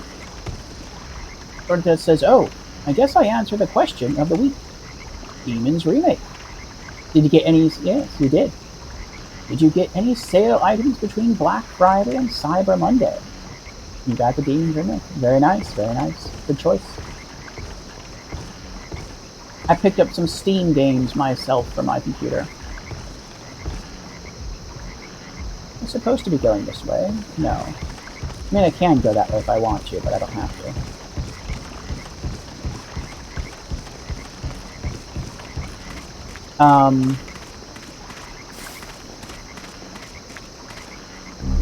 Stone of Ephemeral Eyes. Oh, I almost ran right off. Oh,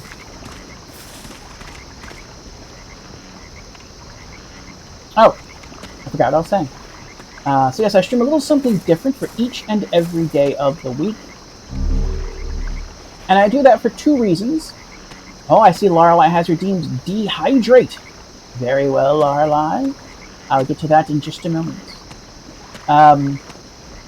But yes, I do that for 2 reasons. One, I know not every person likes every game. I get that. And I know not every person likes every game genre. I understand that as well. Some people don't like RPGs. Some people don't like action games. And so I try to offer a sort of smorgasbord of genres and games for people to watch. And if you tune in on only one specific day, no hard feelings at all, I completely understand. But I also stream something different every day of the week for me. I do it so that I don't feel burnt out on any one game or game genre. And it has worked very well so far. So, that is why. As far as what I stream and when... Oh, gotcha. On Mondays, I stream games that are not part of a series. They can be from any genre, but they cannot be RPGs, and they cannot be horror games, because we have stream days set aside just for those genres.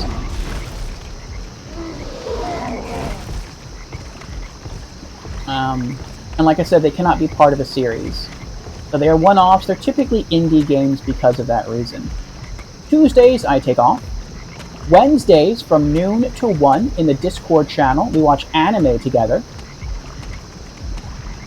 And right now, we're making our way through a racing anime called Initial D, which Creepy suggested, and it's been pretty good so far. We're up to episode 7. We watch 2 episodes every Wednesday.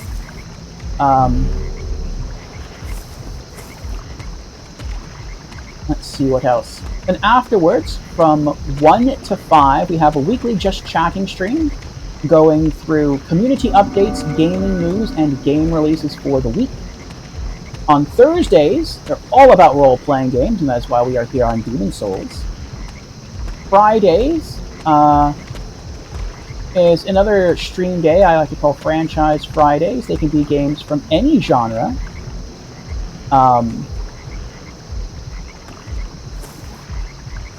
But they have to be part of a series. Again, no RPGs and no horror games.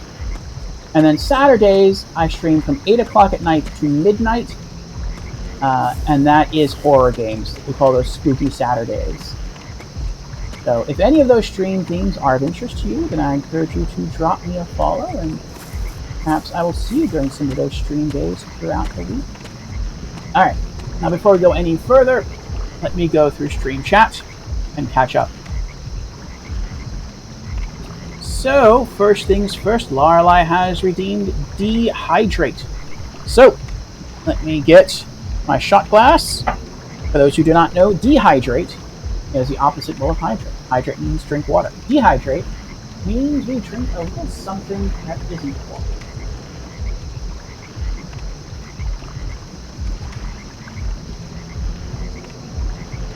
I think we'll do scotch today. Just a moment while I grab the bottle. It is just off screen.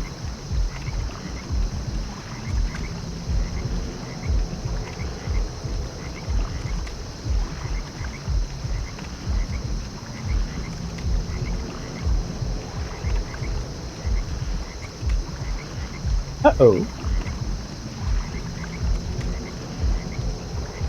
Am I still streaming?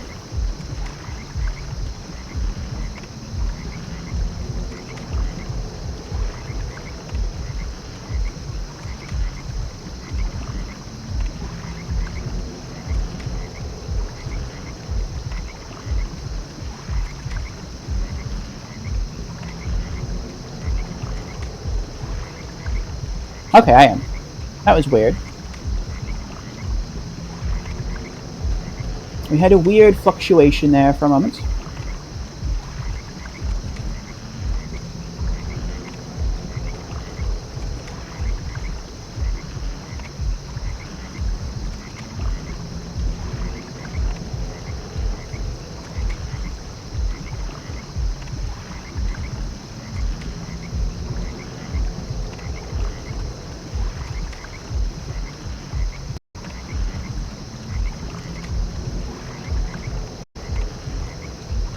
Yes.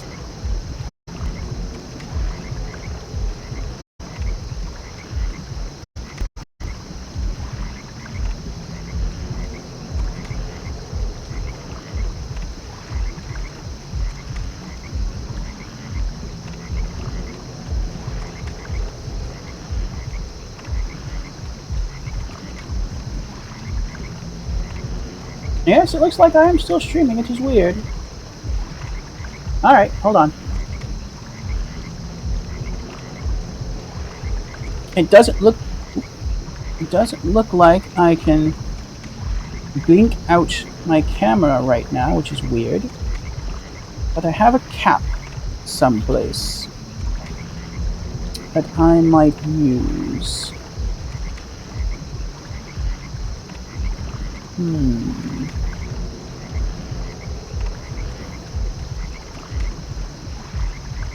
Well, that's fine.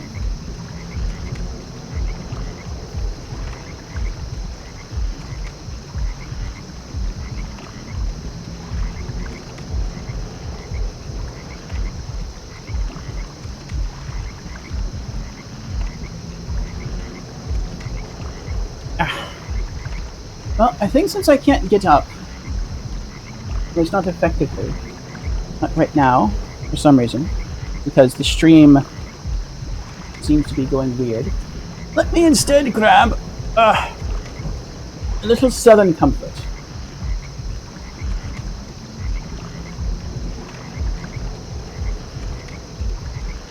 So, Southern Comfort isn't exactly whiskey, though you typically find it in the whiskey aisle. And that is because it has a lot of stuff added to it afterwards that causes it to not technically meet the criteria of a whiskey, but it is good. I do have a fondness for it. So, cheers to you, Lorelei. Thank you for the dehydration redemption.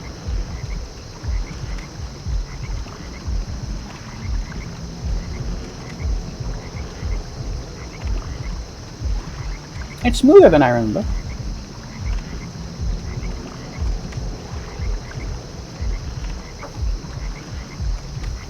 Ooh.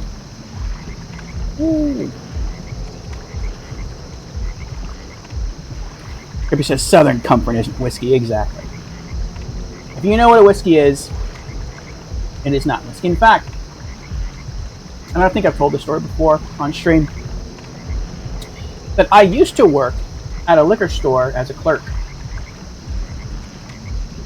And the liquor store I worked at, the whole chain, was paid money by the Southern Comfort brand to put the bottle in the whiskey aisle. And my store manager had a problem with that. He's like, it's not really whiskey. It shouldn't be there. It should be with the liqueurs. And so he would have me always stock Southern Comfort with the liqueurs. And then whenever corporate would come by and they would see the bottle there with the liqueurs, they would be like, no, you gotta take it out. They're paying us money. We gotta put it in the whiskey aisle. And so he would go back and forth with corporate, like, no, but it's not an actual whiskey, and blah, blah, blah. And so finally, get Fireball ready, he would acquiesce to their demands and be like, fine, I'll have it put in the whiskey aisle. And he would typically have me get the bottles and he'd move them from the liqueurs to the whiskey aisle. And then once that happened, there's the mini boss of this area, that red phantom mind flayer. He can probably one-shot me. Hold on.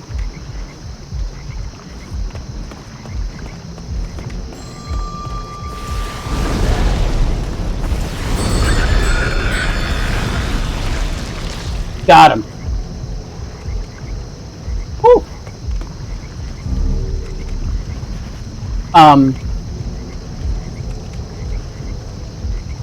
Oh my goodness.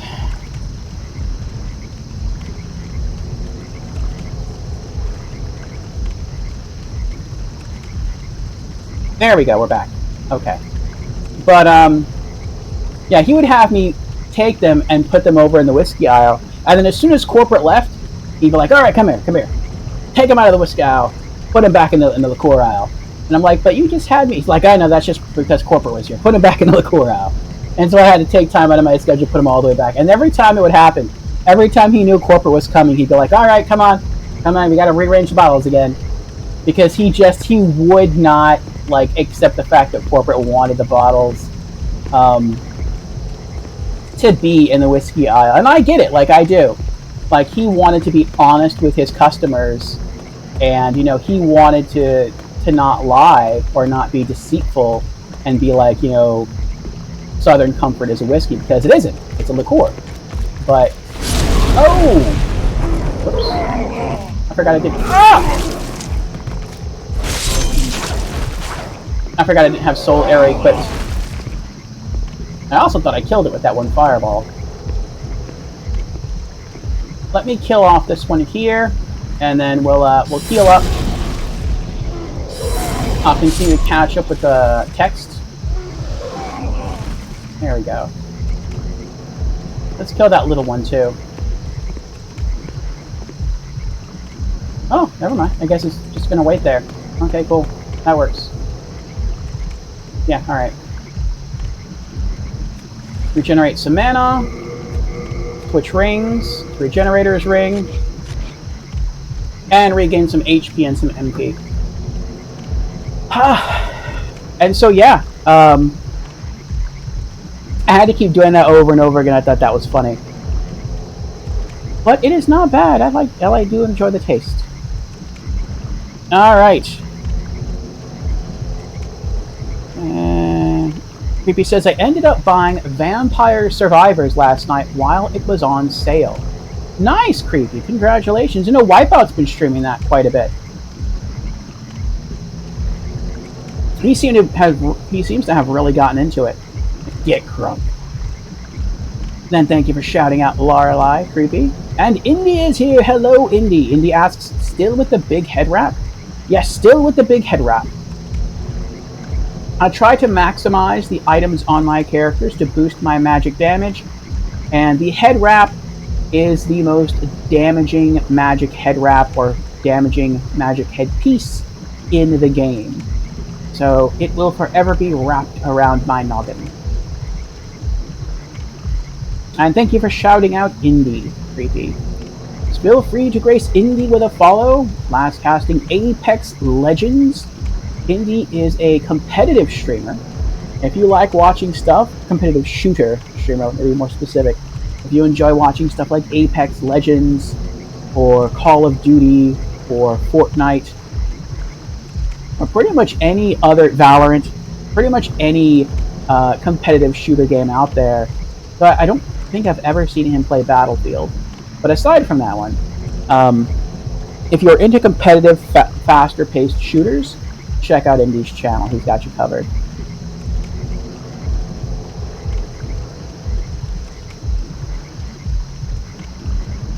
Yep. Hello. Very weird. Indy says, did he get stuck in a time loop? Or is it just me?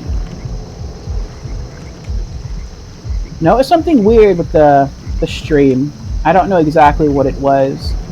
But my stream software says that we didn't drop any frames, nor did we slow by any frames. So I'm not really sure exactly what that was. But my whole monitor just like turned black. That's why I was like, am I still streaming? And then it came back on and the screen looked a little weird, and then now it's straightened up, so I don't know what that was about. Ruby says, yes, it's good. Vampire Survivors is an addiction almost. Good game. It seems like it. Alright, now I am going to make a little exception here that I typically don't do, but I'm going to do it anyway. I'm going to have another shot of something because I did say I was going to do Scotch and I couldn't do it. So that was because I couldn't access my BRB screen. Now we are here. So let me get the bottle real quick and then we will have our shot of Scotch.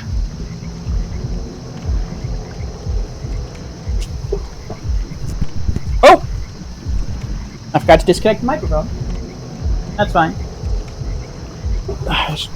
Stretch is far enough, I just had it tucked under the arm of my chair.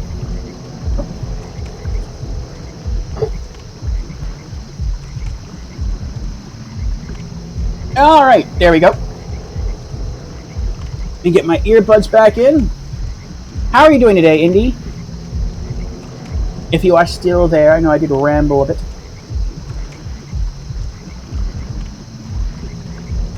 Oh, did I pop? Okay. But maybe I popped the microphone out.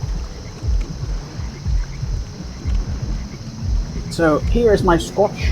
This is Teacher's Highland Cream Blended Scotch. I never bought this. This is a friend of mine gave this to me.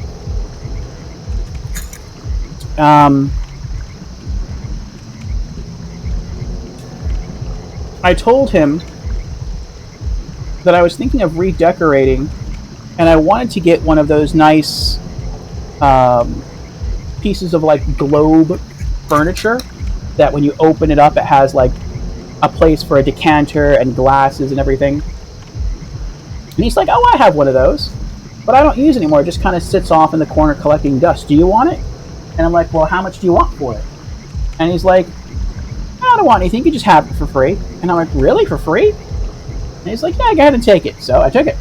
And he also said, you know what? I don't really drink that much anymore either. Do you want some of my bottles? He didn't give me all his bottles because he does prefer, you know, certain spirits over others. But one of the bottles he gave me was that bottle of Scotch.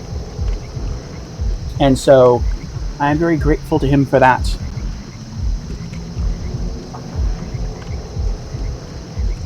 He says, my brother gave me a crystal decanter full of Jameson. Ooh, very, very nice. Very nice for the crystal decanter. Those can be quite expensive. And very nice on the Jameson. Definitely pretty expensive whiskey. Cheers to you, Phoebe. Well, actually, cheers to Lorelei. Cheers to you both.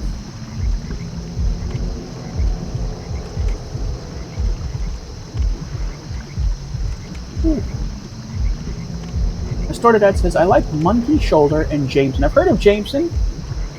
I've never heard of Monkey Shoulder. Cheers. Thank you, Astorted. Cheers to you as well.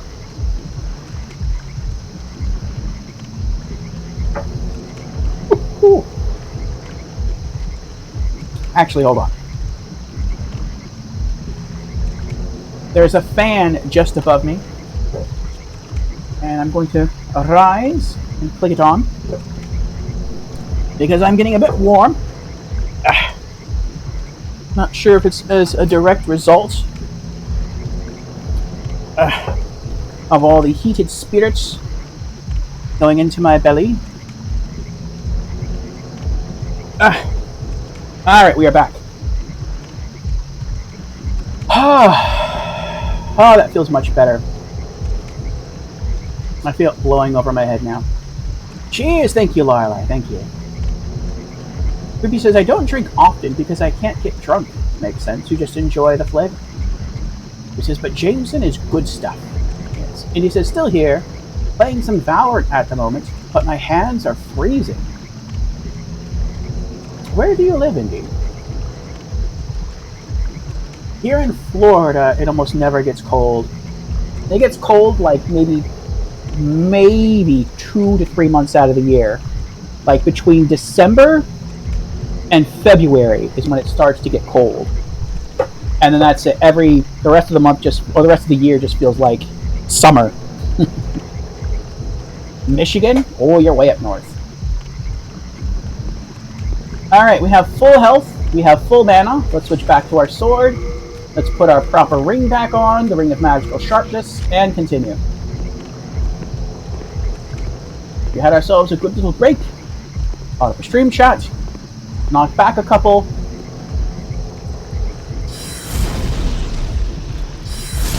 And was able to heal up during the process. Lorelei says, I'm from Iowa. Oh. It's quite a ways for me as well. But then I am on the southern, easternmost part of the United States. So, I am away from most people.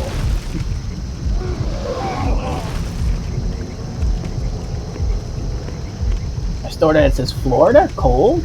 As in it gets down to 40 overnight? Yes. Here in Florida, we consider 40 to be cold. Not 40 below zero, 40 above zero.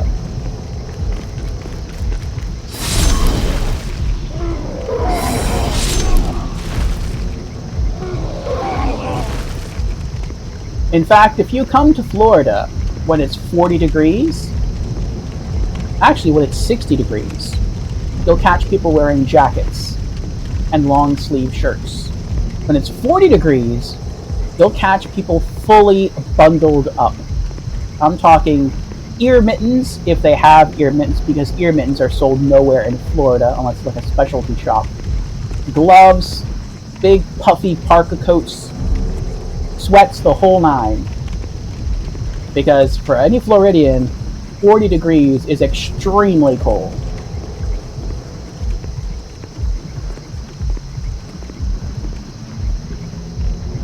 And he says, I'll be in the Quad Cities first week of January for a birthday party. The Quad Cities? What are the Quad Cities?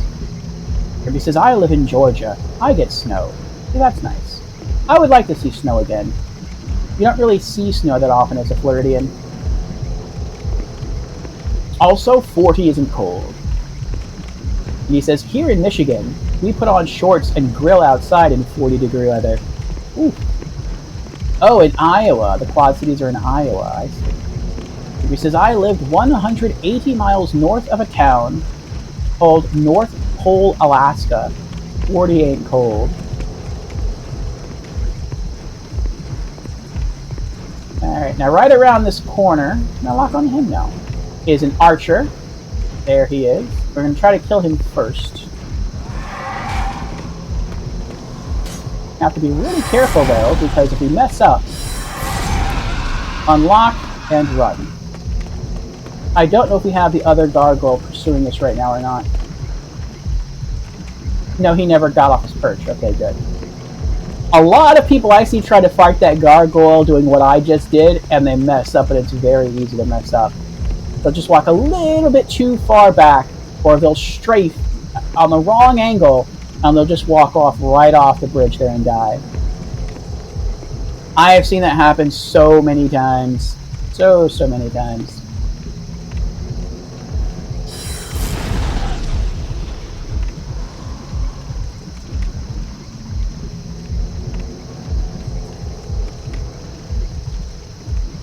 Ooh, he's a running. He's a running fool.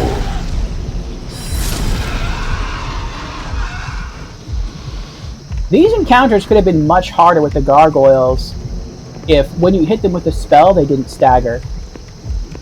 It's staggering that even, like, I feel makes playing as a mage here possible. Astordad says, people with cold weather gear are probably transplants from the Northeast. I agree. A lot of people come here from the north. And I used to be a medical transporter and first responder. And I would get people all the time who would tell me, yeah, I used to live up in New York, or I used to live in Washington, and I came here. And I always ask them, like, well, why? Because to me, at the time, it was always weird. Like, you live in a beautiful winterland, winter wonderland. You live in a paradise. Like, and for a native Floridian, the thought of, like, being surrounded by snow and being able to, like, build snowmen and make snow angels and have snowball fights, like, that all is, like, really, really cool. No pun intended. And I'm like, why would you move here? And they would always give one of two answers. Either, well, I'm getting older now, and so, I start to feel the cold more than I used to, and Florida's a much warmer state. That was usually the lesser of the two answers. Usually what they usually said, sounds redundant, usually what they said is that they just got tired of having to shovel snow. They're like, when you're a kid, snow days are awesome. You don't have to go to school, you can run around and play, and the snow is just something fun to take advantage of.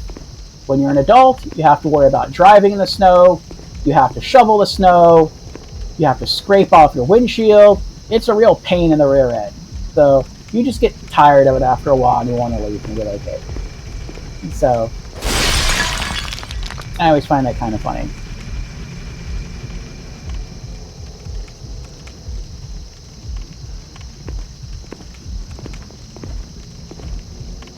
Stordad says, snow for the first 3 days is really fun.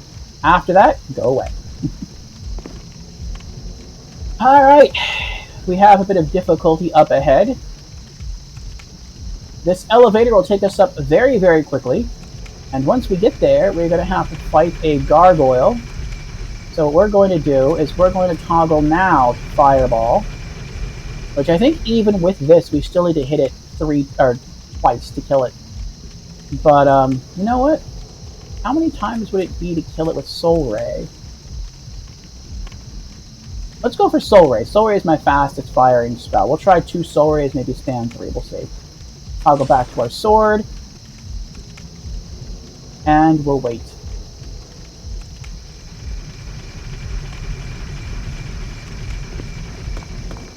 Here we go.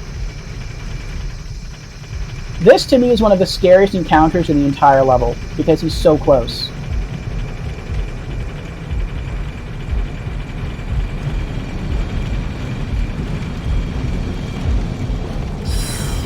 And I missed. But he knows I'm here, so he's already coming after me.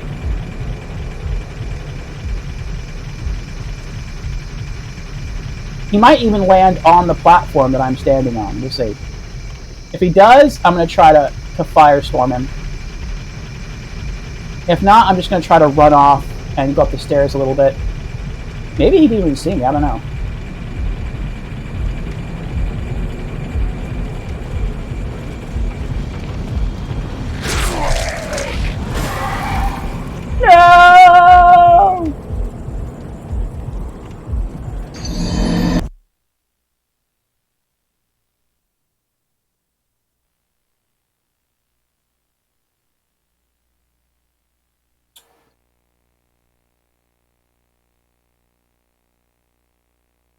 I shouldn't have done that.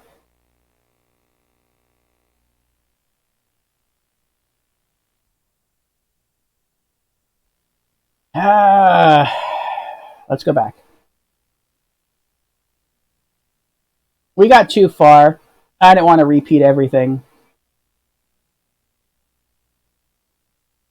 So I am using the cheap trick of just restarting the game.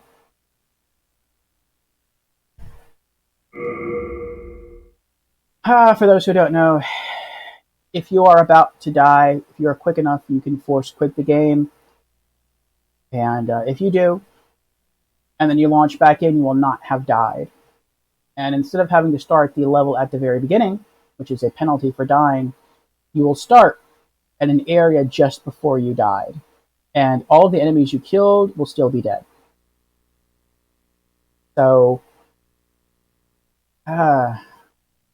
even though it takes time to go through the opening ads here for the publisher and developer, it does actually save time if you are trying to knock out the game in the shortest period of time possible. Which isn't necessarily our goal, but I just really didn't want to have to run through everything all over again. Because we were very close to the end. All we had to do was just ascend that tower, kill the Dread Mages there, and that would be it. Then we just go back to the beginning of the level. So, yeah. Otherwise, we'd have to run through the whole thing all over again. That would be a nightmare.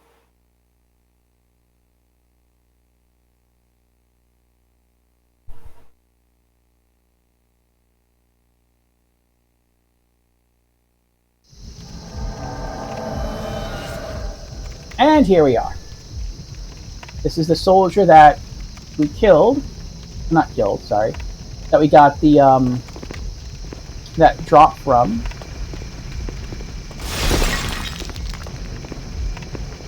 There's a gargoyle that we killed. And now we are right where we were before.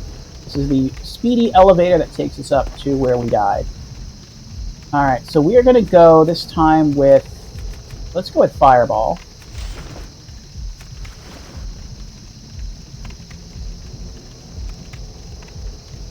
I've seen a lot of people die that way too.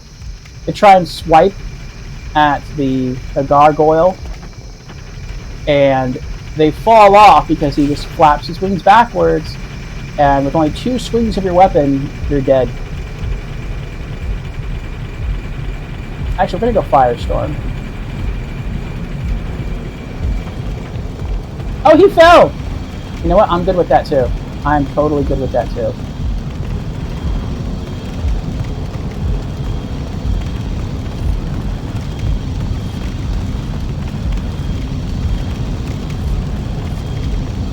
He doesn't go away though. He never leaves you alone. I just don't know where he's going to try to, or how he's going to try to kill me.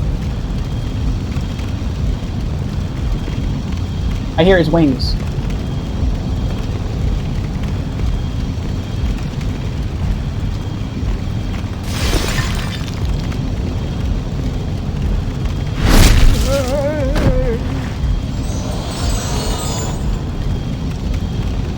He's near.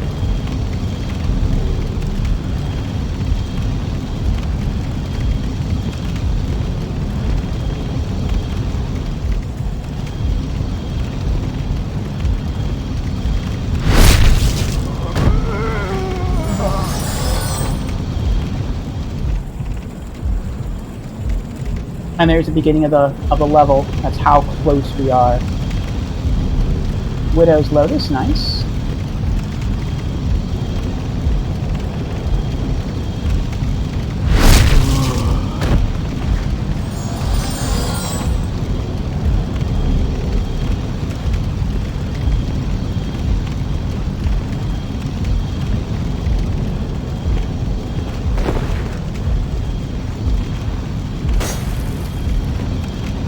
Aw, that lamp is stopping our backstab.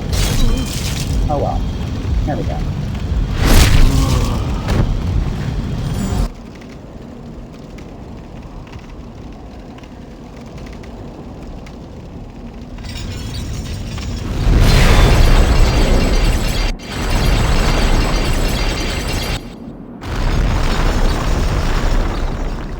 I believe this trick also works in the PS5 remake.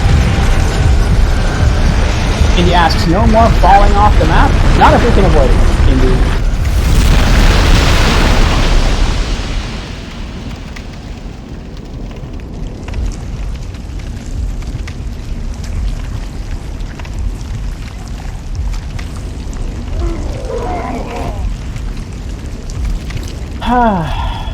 And the reason From Software allows you to do that is it is not meant to be used the way I just used it, which is sort of to cheat. The reason From Software allows that to happen is if something bad happens while you're playing, like let's say your power goes out, or maybe your system somehow gets jostled and there's a disk read error. If something happens that stops your game from working, that is beyond your control, From Software did not want the gamer to be penalized for that, which is very nice. And so, to that end, they made it so that, where is he? I hear him. I don't want to leave until I kill him. And so to that end, they wanted you to be able to pick up from where you left off without being penalized. And that's why you're able to do it. There he is.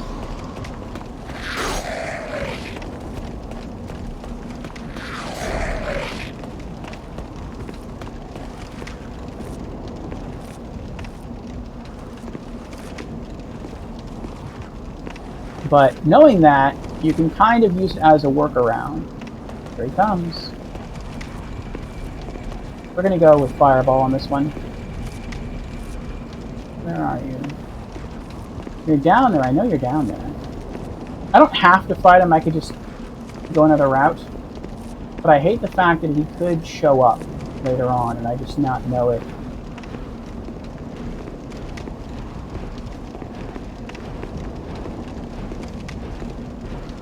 Oh, he's flying again. There he is. He went back to his spawn point. That's pretty cool. I can't lock onto him, though. There he is. There we go.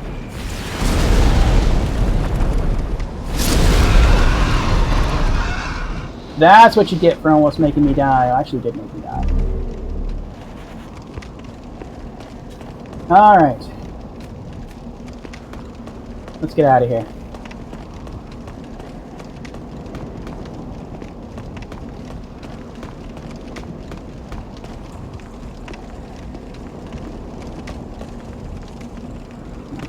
I thought I heard wings flapping still. I was like, I killed them all. I couldn't hear them all wings flapping.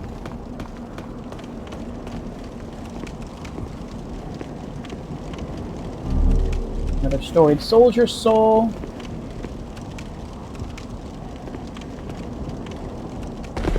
There we go. Now if you just go to the boss from here, you will have to fight new enemies. You'll have to fight more of those corpse caterpillars, is kind of what I like to think of them as. But let's see if we're going to do that. Storied Soldier Soul. If we're able to get up to 350,000 souls, then we'll go back from these consumables.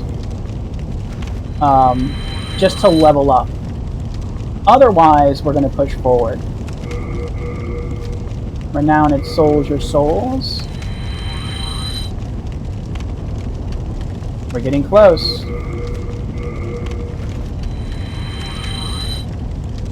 $348. Unknown Hero Soul. Nope, we're not going to make it. 2 Unknown Soldier Souls.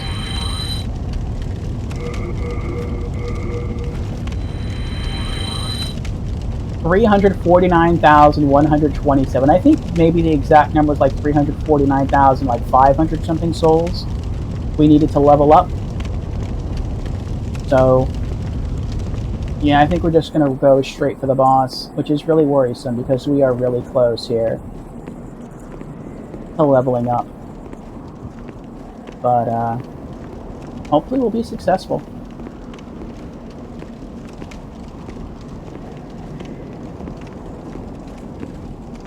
What we could also do is tour around a bit more of Latvia. Like we can go down to where the heart dropped and kill some enemies there.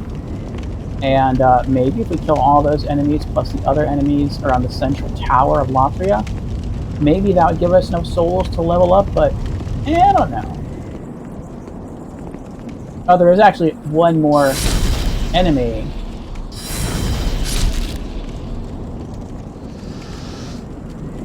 That is a bit spooky. Actually, I think we're probably going to go back. Just from killing him, we got like 200 souls, so that wasn't bad at all. We really don't have to kill that many more enemies to level up.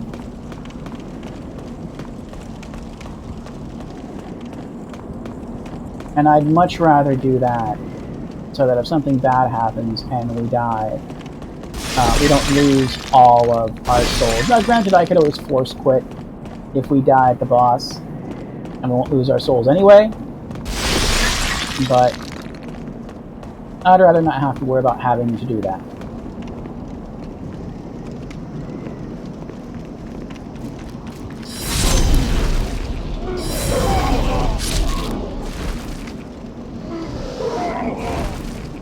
Alright.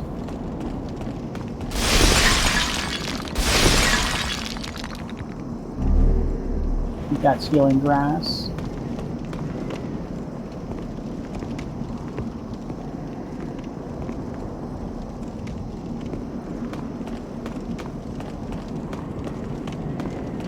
I think this is a stone.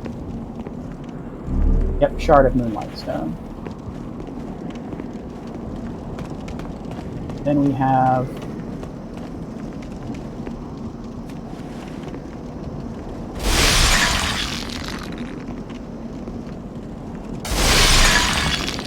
there's a bit of slowdown going on here. This is not stream slowdown, this is slowdown of the game. Demon Souls was very unoptimized on the PS3, and so sometimes the frame rate can drop down pretty low.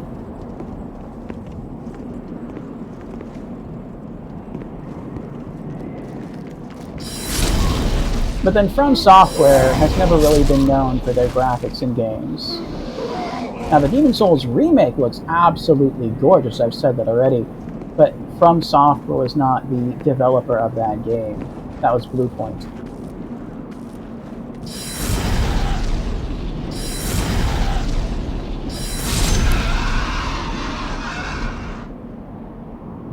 There we go, 350,000 souls. Let's get out of here, let's go back. Yeah, we'll go back. I was like, I could just keep going, since I cleared the path, kill a couple more enemies, and then we can go all the way to the bottom where the heart is and collect all those goodies. But there's really nothing down there that we need. There's a gold mask, there's an Epi Rapier, which is a fire-based melee weapon. There is the Ring of Avarice, which helps you gain more souls. And I think there's some consumables, like some healing items, maybe some magic items, I'm not really sure. But we have multiples of all of those. So, and I would suggest, if this is your first time in the area, you definitely go down there to collect those goodies, because they are awesome. But if you've already played through the game once, and you got those items, then there's no real reason to go down there and do it again. When we come back here, we are going to have to kill some of these enemies again, but that's not going to be a very bad situation. We'll be fine.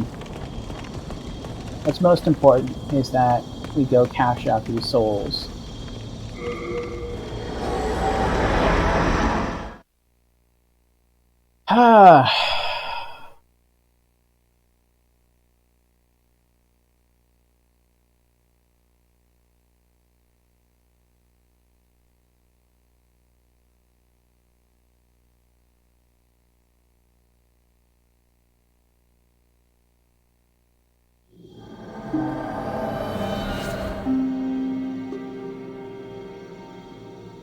Oh, also, this is something that I can announce.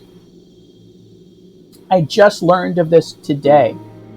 Oh, she's right here. That's convenient. Thou seekest soul power, dost thou not?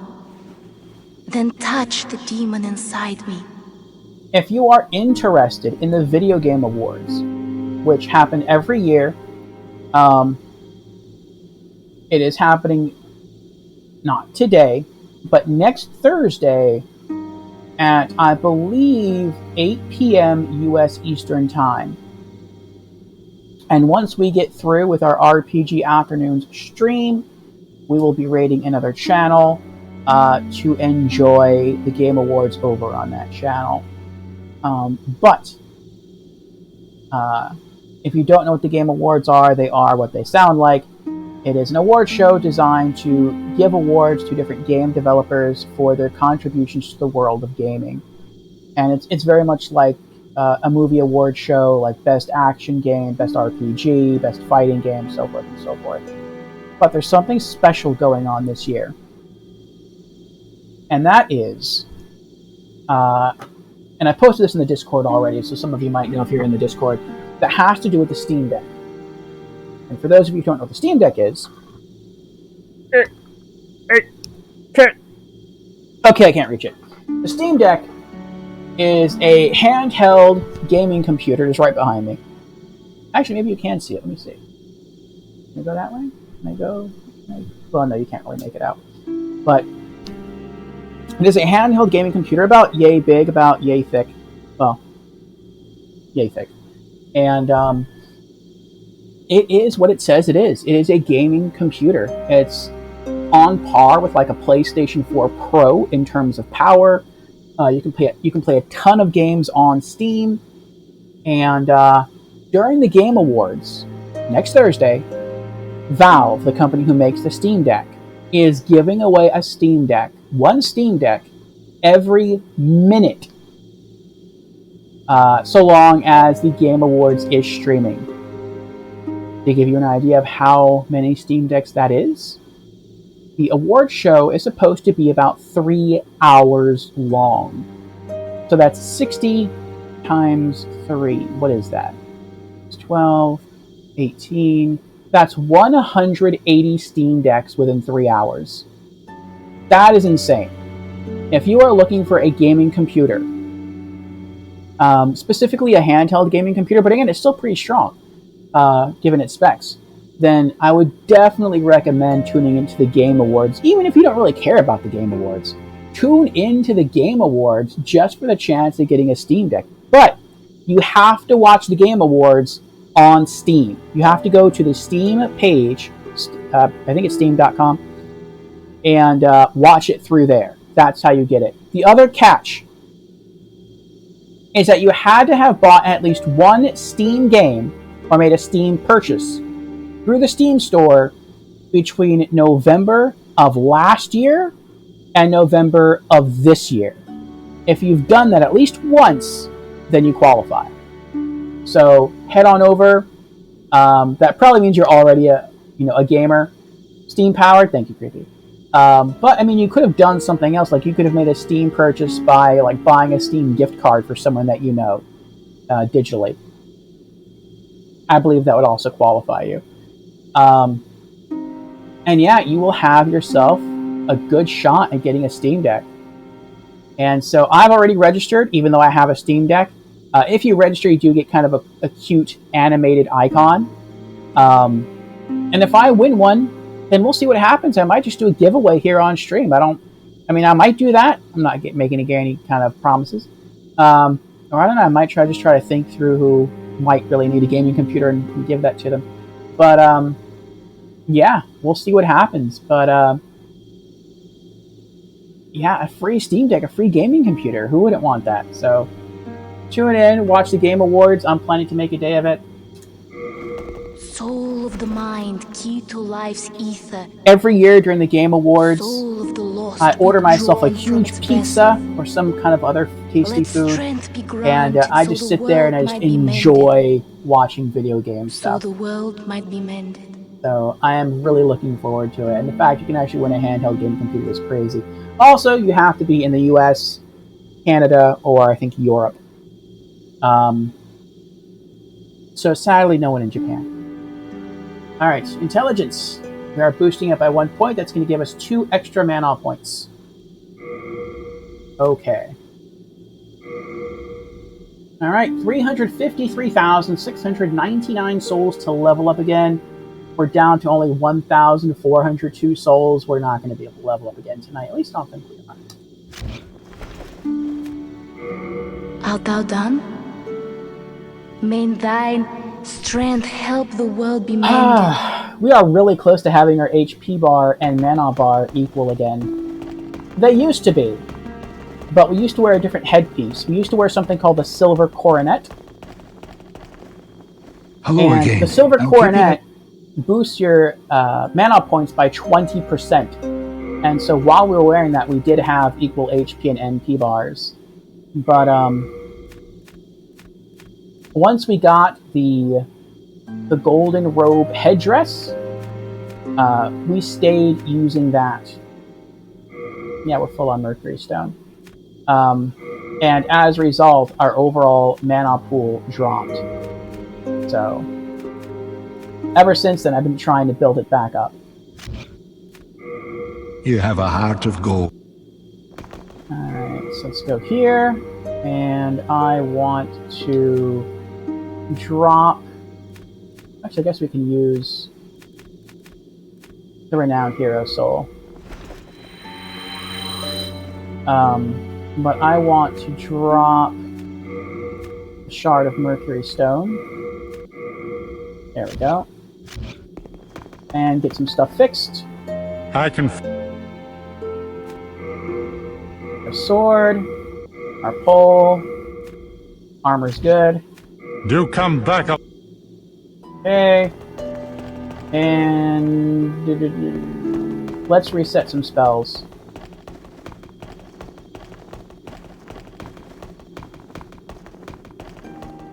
Are you begging? Alright. I want my normal spells, which is Flame Toss. I want Soul Ray. I want Fireball. And I want Firestorm. Be careful how you use it. Normally it would not be. I had to make. Yes. Alright, here we go.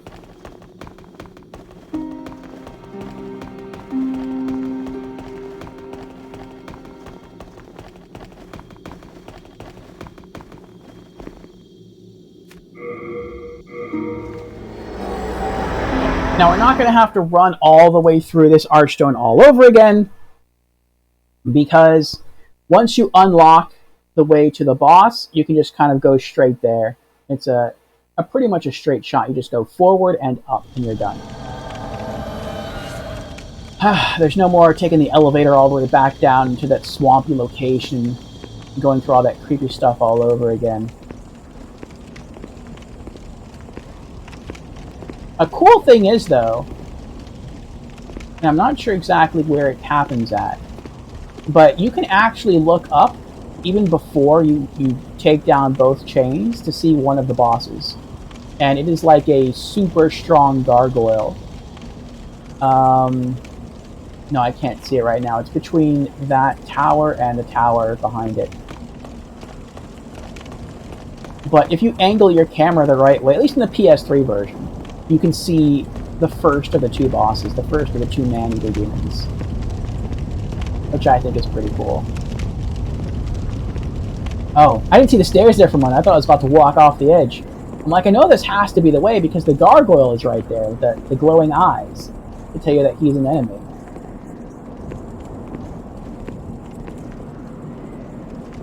Let's see if I made the right choice.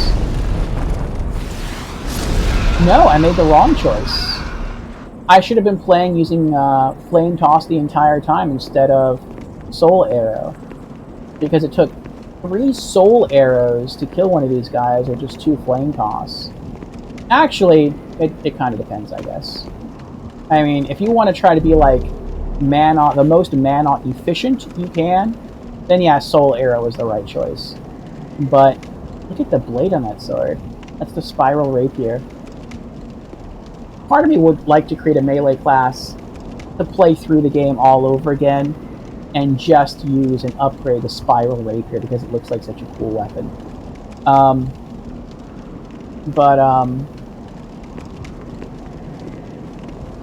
What was I saying? I forgot what I was saying now. Never mind. Am I even going the right way? Where did I come from? I came from that way, I think. Yeah, okay.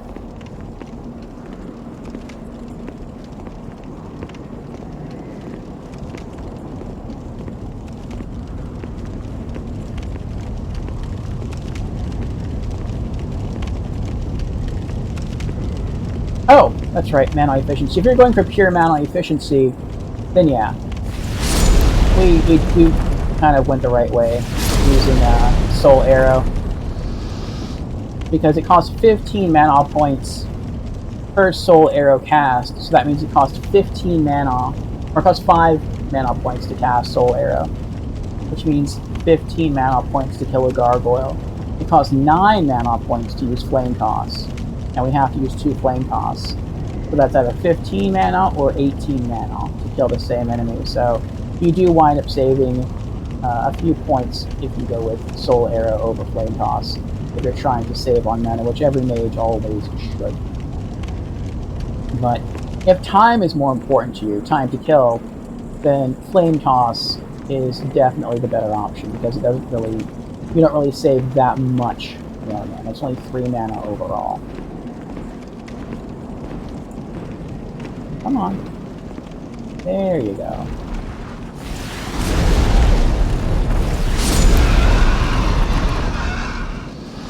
And the gargoyles don't resist fire, which to me doesn't really make a lot of sense. Like, if they have stony skin, how is stone fire resistant? Like, that doesn't make a lot of sense to me. But whatever. Wait, does he no longer... Okay, yeah, he's still holding a sword. I thought maybe we took his sword. Alright. Now instead of going right, we go left.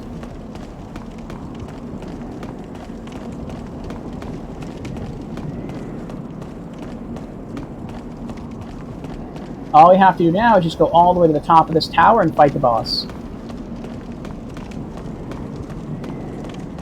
There is another mini-boss along the way, and there is an optional enemy. I'm going to take out the optional enemy. You don't have to, but I'm going to do it. Just because I don't want to do something incorrect. Actually, you know what? Never mind. That's him right there. I'm going to leave him there. Because if you kill him, then sometimes the archer that's down there will also try to attack you. I'm just worried that I'll get into a fight around here and then try to escape and run down the bridge accidentally. But that's a lot of backtracking you would have to accidentally do. So I'll leave it alone.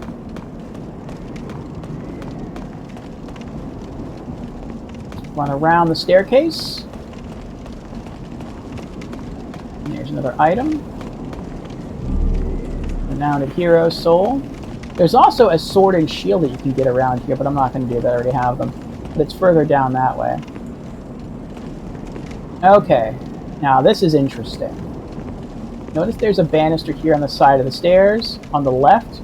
But if you walk over too much, actually if you walk over too much, you can't actually run over it. If you roll over it, you can't. Okay, so that's something good to remember. But there's no banister on the right. And as you look up the stairs, as they spiral up, there's the little mini-boss right there. It is a red phantom mind flayer who can probably kill me in 2 spells. Actually, he can kill me in 2 spells. And there's nothing to block him from seeing you. You can sort of try to hide behind these extensions that's keeping up the staircase, but they don't tend to work that well. So what you kind of have to do is walk up slow. Now if you have the Thief's Ring, or the Grave Robber's Ring, or both, you can equip those and that helps a lot. But what I like to do, you can see someone died right there, there's a bloodstain there, is you watch. See how far down he walks.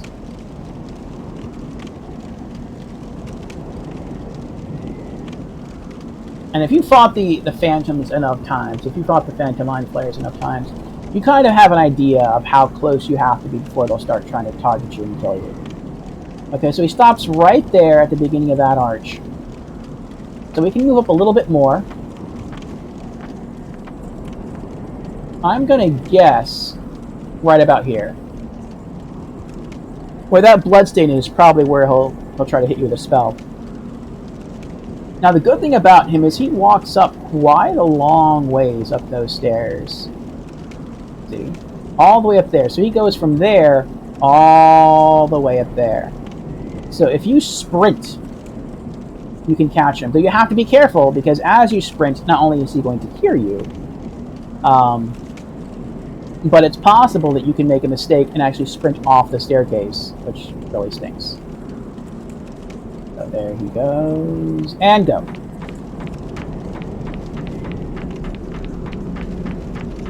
Stop sprinting, lock on, and fireball.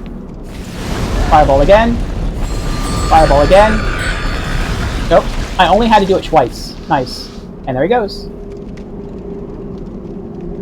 Very nice, very nice. Okay, I was really nervous about that. Let's regain some mana. I don't think we can pick that up. This is also pretty cool, I like this. He dropped his item here, so if I try to collect it, but I'm not able to collect it, because I can't pick up any more of the item, then the item actually falls. And it falls all the way down the stairs into the bloody pit where the heart fell. So, I mean, if I want to, I can actually go all the way down and collect it. But I'm not going to do that.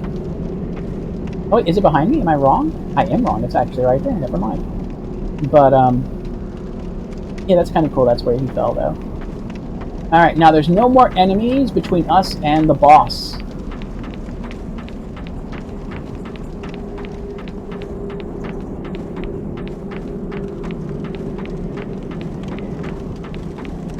There's a very tinny sound to these stairs.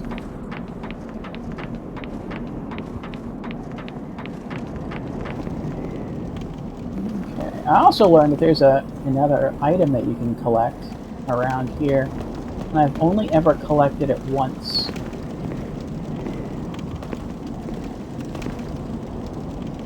And I don't remember where it is.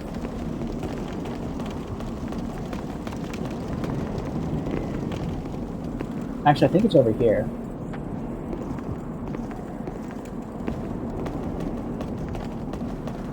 There it is.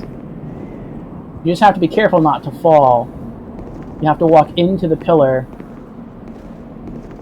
There we go. And then you can kind of run to the end here. I forget what it is. Storied Soldier's Soul. Okay.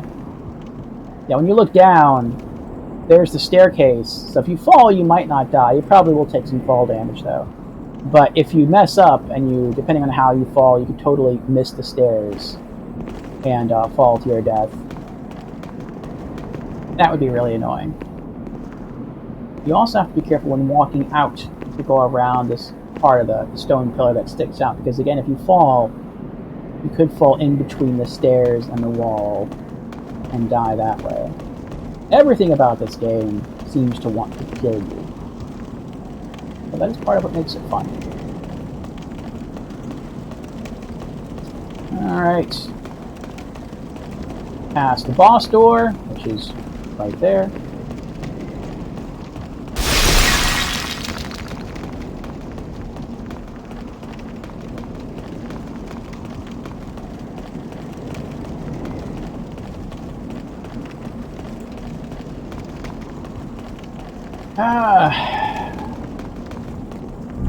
Can't care. I think that's a lot of spices if you want to restore your mana.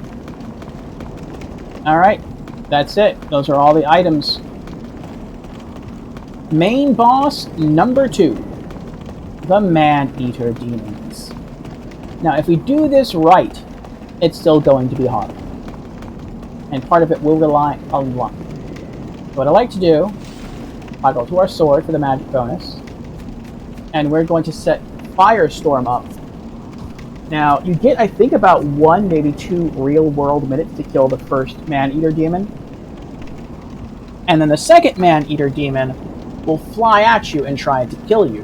However, because the game is the way it is, if you kill the Man-Eater Demon, the first Man-Eater Demon, near instantly, which you can do with Firestorm, then the second Man-Eater Demon will instantly enter the picture, which is kind of messed up. We do have enough mana to cast Firestorm 4 full times, which is awesome. Typically, though, I've managed to kill the first Man-Eater Demon Firestorm somewhat reliably.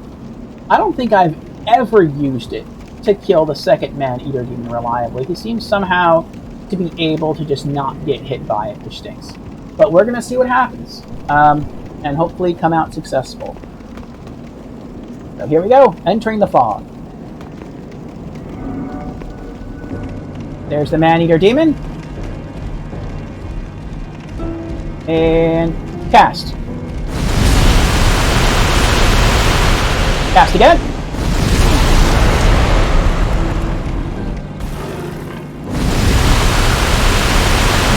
That was really not good. Cast again.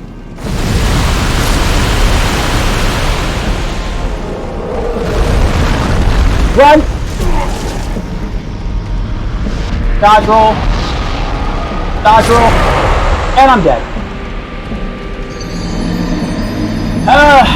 I don't want to do that all over again, so I'm just going to quit and launch back into the game.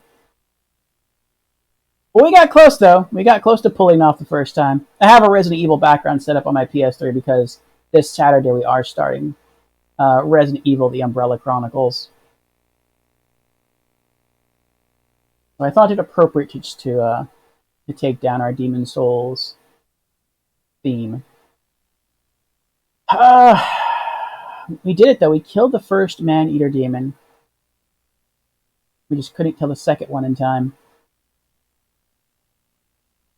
Just the spell, Firestorm, is a high-risk, high-reward spell. Pillars of Flame shoot up all around you, but they always shoot up randomly. You can't target an... Well, you can target an enemy, but just because you target an enemy doesn't mean the pillars that rise up from Firestorm will hit the enemy.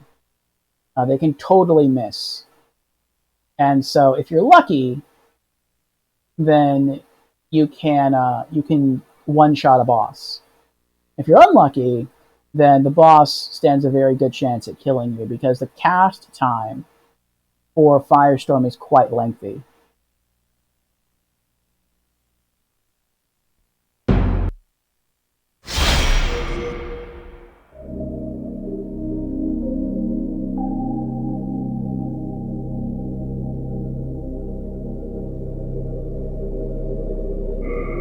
Soul level 212 now.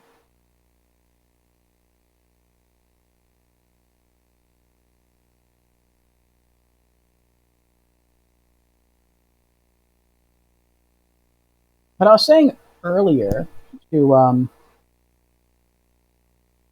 Astoridad that I am not planning to get a PS5. I had to make a choice early on whether or not to get a PS5. And I said to myself, you know, I have a lot of games left to play on PS1 through 4, in addition to having an Xbox One. And I felt like, from a gaming point of view, because I have such a big backlog of games, but I feel like if I had a PS5, yeah, I might get some PS5 games on there and really, really love them, like the Demon Souls remake. But, I wanted to see if there was a better way that I can invest that money since I do focus a lot on streaming. And I thought a better way might be to try to go for the Steam Deck, and for two reasons. One, if I go for the Steam Deck, I do have access to a very different library of games, which are PC games. So that gives me an additional platform to stream from, whereas a lot of PS5 games are still being released on PS4. Even the newest God of War Ragnarok game is also on PS4. But another reason is that with the Steam Deck, over time, I'm planning to start to use it as my main computer. The desktop computer that I'm using right now is powerful enough to be a stream box, which means I can run my PS3 through a capture card and some other systems and stream them, which is what I'm doing right now. But I can't do much more than that. It's kind of hit its peak. In terms of console power level, my desktop PC is probably on terms, or probably on par with like maybe a Sega Saturn, maybe a Sega Dreamcast Max. Whereas the Steam Deck is on par with like a PS4 Pro. So much more powerful system than my desktop. I actually got the dock for the Steam Deck in a few days ago. And so little by little, I'm going to start setting it up as my main computer, and I think that's going to enhance not only the quality or not only the content of our streams by having access to a totally different library of games, which are PC games, but also to make our streams better by using a more powerful computer to run the capture card through rather than my desktop. I will not dismantle my desktop or take it down. I still want to keep it and use it. It's just I'll probably toggle how I use it. So like instead of using, when I first set up the Steam Deck, I'm planning to use it to like monitor stream chat when I stream certain things. What I'm probably going to do is I'll play games or I'll probably like play games or run things off the Steam Deck and then use my desktop, my weaker desktop computer to like monitor stream chat, which it's more than capable of performing that task, just to view stream, Twitch stream. So. Alright, try this again. And cast. We did it! He hit me, but we did it. One man-eater demon down, one to go. I don't know where the second one is. He's probably behind me. We are running anyway. There he is. Cast. I don't know how he didn't get by that. Whatever. Oh, cast. Oh, I think when he's on the other side, I can't hit him.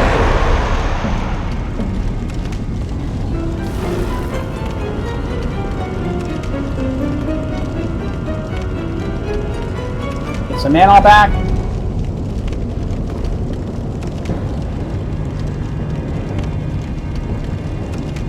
I'm actually about to die as well, but that's fine.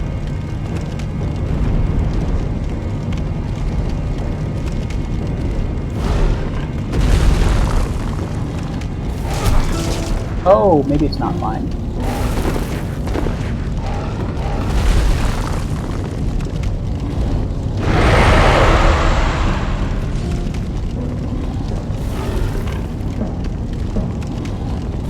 I would like him to get bit again by his tail.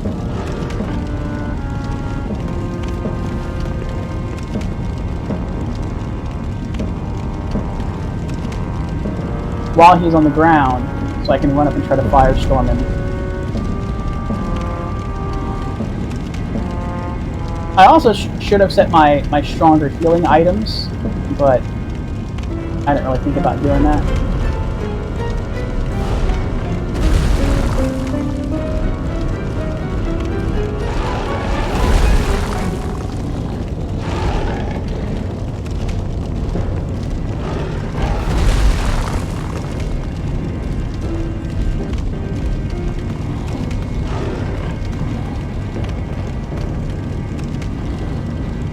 Oh, crap. If that would have hit me, I would have died.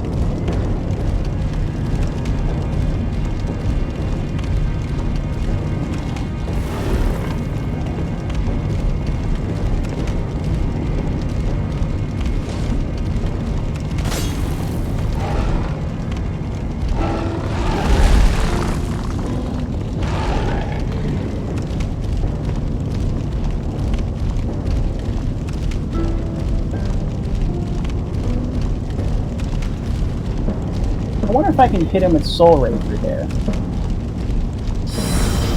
Oh, I made a mistake. That's fine.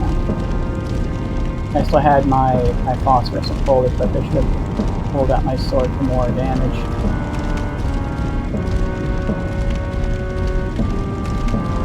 I'm gonna try something here. It's risky. Oh crap.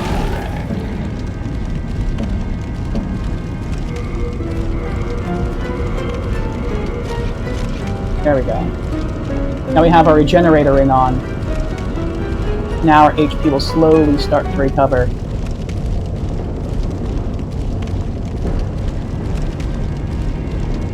I'm not going to move from this spot until I have full HP and full MP.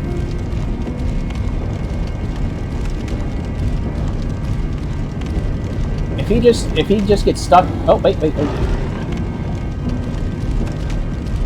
Yeah, if he just kind of stuck there for a while and he can't do anything, I'm more than fine with that. I want to get as much MP and HP back as I can. It looks kind of like he glitched into it. I don't think he's walking through it though. He's really in there, but he's not all the way through.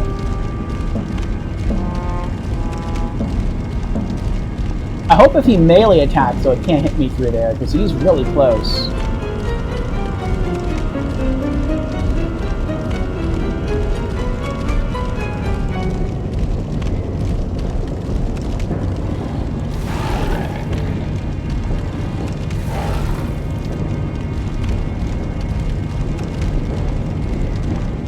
I'll be patient. I'll bide my time here. You almost have full mana back.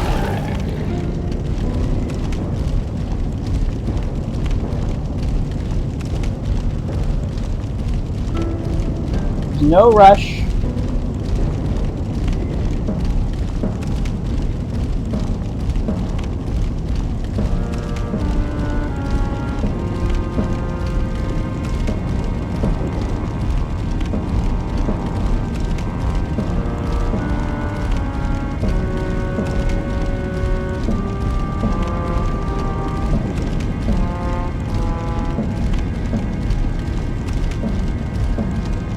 I also tried meleeing him through the brazier, but apparently my staff is not long enough to reach. Or if it is, I would have to get so close that his punch could probably also reach me at the same time. Alright, looks like we have full mana.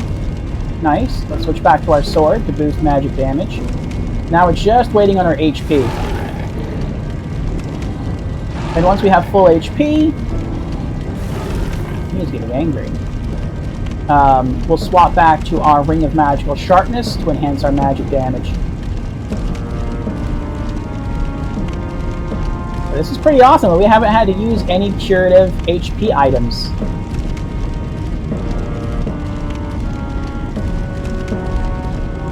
Just hanging out, letting our HP go all the way back up thanks to the Regenerator's Ring. Brandon says the final game for the Amnesia series is coming in 2023. It is called Amnesia: The Final Bunker. Interesting. Can you post that news in the Discord channel? That's something I'd like to read. I have beaten every Amnesia game on stream, and I enjoyed them all. I enjoyed some more than others, but I did enjoy them all. Will do. Thank you, Brandon. Some people have said the Amnesia series of horror games is one of the best of all time. And I think that really depends on how you look at it. As far as the quality of each individual title, no. It's not. But if you look at how the series changes over time, yes. In that the Amnesia series of horror games does something very unique that no other horror series does. And that is, every game in the Amnesia series is of a different genre of horror. And that's really cool. So like the very first game in the series, called Amnesia: The Dark Descent, is occult horror. what I consider to be the second game, but really is just a DLC to the first game, is called Amnesia Justine. It's based around a different main character and a different setting. And that game is psychological horror. It's also the shortest of all the Amnesia games because it is, I guess, just a DLC game rather than like a full-fledged title. But it's my favorite of all the games. Then there's Amnesia 2, A Machine for Pigs. That is science fiction horror. And then there is the latest game called Amnesia Rebirth, which is adventure horror. So think something like Indiana Jones and the Temple of Doom. Has a lot of exploration, but at times it gets super, super creepy. And that's pretty good as well. I'm interested to see what Amnesia the Final Bunker turns out to be. Maybe, I mean, it says bunker, so maybe it's going to have to do more with war directly. Maybe it's going to be like a war-based horror game. That could be. I guess we'll find out. I'm interested. Alright, we have full HP. Swapping our rings. Back to the Ring of Magical Sharpness. Alright, we have full MP and full HP. And we have one man-eater demon left to kill. So I do want to try and sneak around and firestorm it to death. But I need it to make the first move. That's not the first move. We're gonna have to draw. Oh! Oh crap.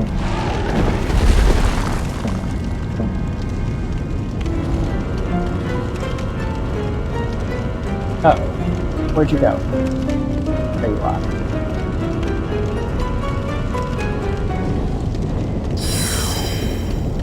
Nope! As long as you stay close enough to the brazier, it blocks pretty much everything.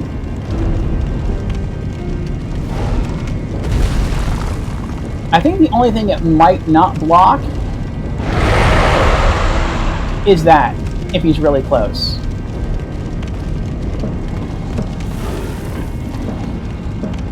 Oh, I thought he was standing right next to me. I'm dead. Oh, I'm shocked I was able to dodge that. I don't know where he is now. This is not good. Where are you? There he is. Okay.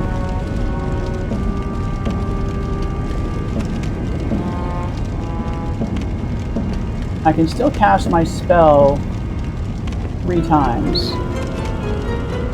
Oh! Oh, there he is. Okay. I keep losing him because it's so dark. You know what? If you're just going to fly around, I'm just going to regain my mana.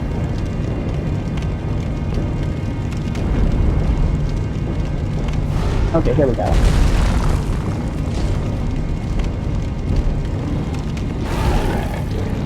Firestorm. Gotcha! Yes!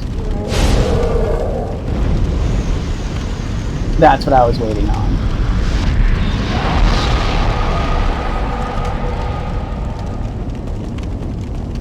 Oh!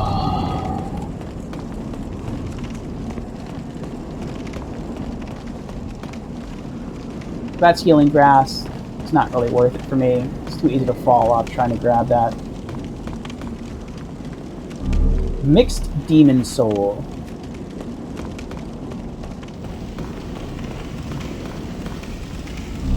Legendary Soldier Soul and Renowned Soldier Soul. And now we are going to go back to the Nexus. Get our stuff fixed. Have our HP and MP automatically restored. And drop off some stuff.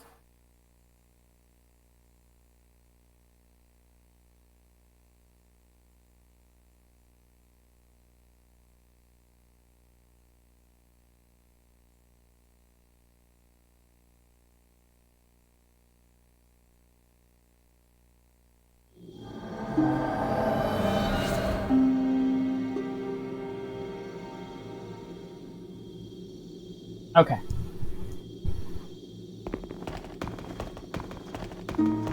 Now, what do I want for the final boss fight in Latria? The old monk. I was I think I have all the spells I want.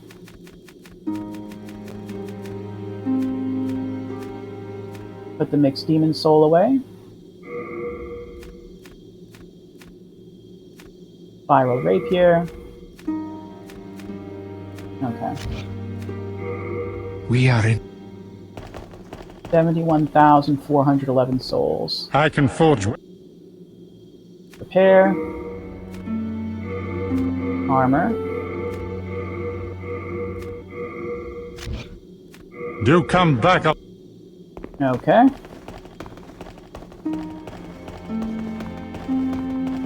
Final boss of the Archstone time. Looks like this person's kind of been following my track, so hope they're doing okay there. Alright. Man-Eater Archstone. Archstone of the Demon Man-Eater. Masses of flesh litter these hanging prisons. Latvia's current master, an old man who is no longer human, has been creating his own demons.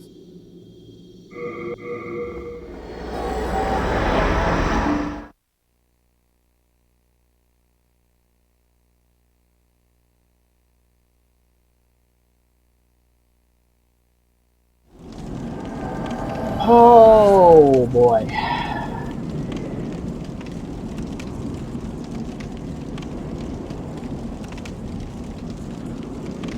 Alright, here we go.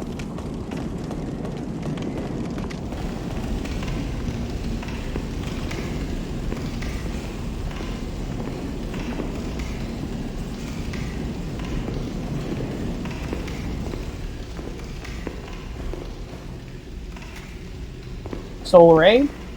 Oh, cutscene.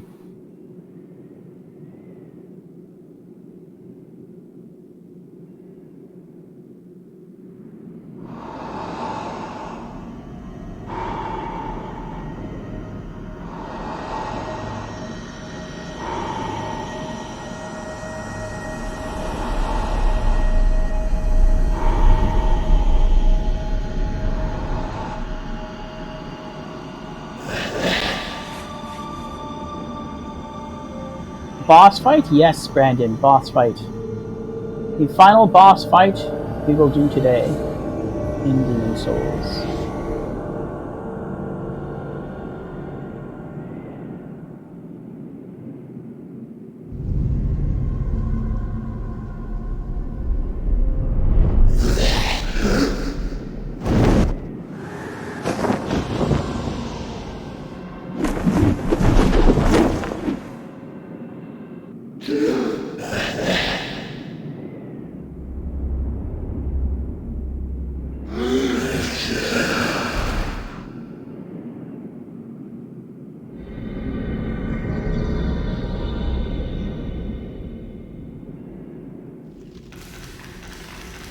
Uh-oh.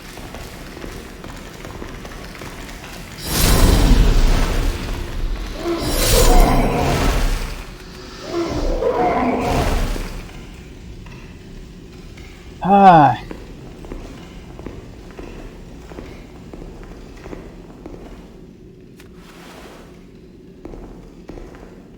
For a mage, such as myself, this is the hardest boss fight in the entire game. This is harder than the actual final boss of the game, or even the boss just before the final boss. And it's because of how the fight works. As a magician, or as any kind of magic caster in Demon Souls, whenever you cast a spell, you have to stand still. Which means if there's an enemy running at you, especially if there's an enemy running at you that, oh boy, that doesn't get staggered by your spell damage,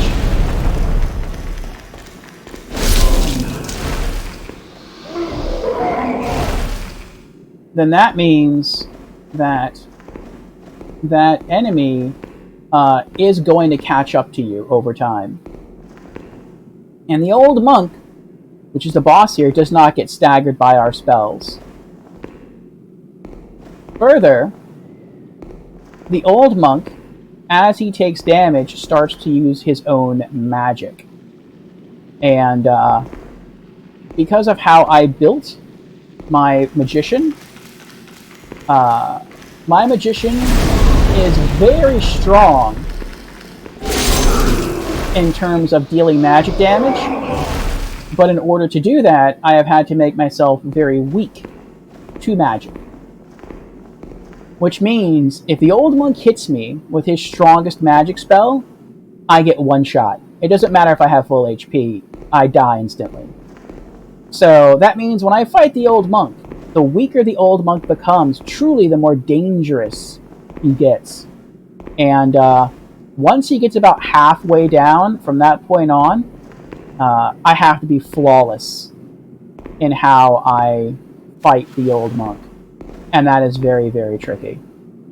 And just getting to the old monk is a kind of a pain in the rear end.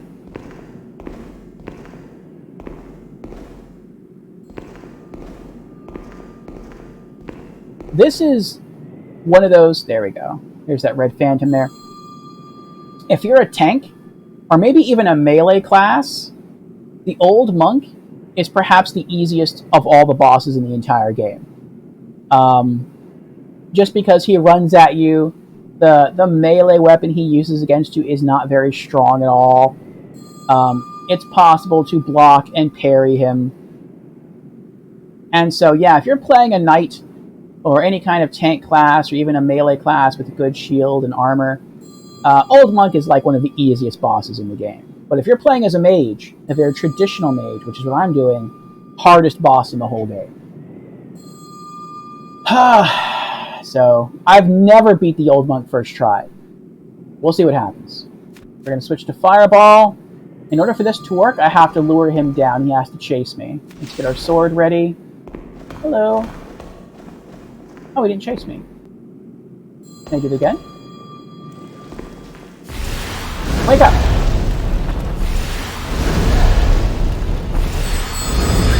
Alright. That was weird. Usually when you dash over here, he sees you and he tries to cast some spells at you, then you have to kind of hide around the corner. And eventually you have to kind of keep teasing him until he gets mad at you, and then he'll chase you down the stairs. So you run all the way down the stairs is kind of the strat. And then eventually he gets tired of chasing you, he turns around and then he starts to slowly walk back up the stairs. And when his back is to you, then you can kind of carefully walk back up the stairs until you can target him and then hit him with spells in the back. And that's how you basically beat him. But this time I was just able to just hit him from there and he just didn't do anything. So that's kind of cool. Brennan says, how come in the Souls games for the mage classes, it's more about leveling the health, mana, and the health and the mana, and the combat is a bit different? I guess because if you focus on magic, having a large magic pool is very important, because if you run out of magic, you are at a severe disadvantage in a Souls game.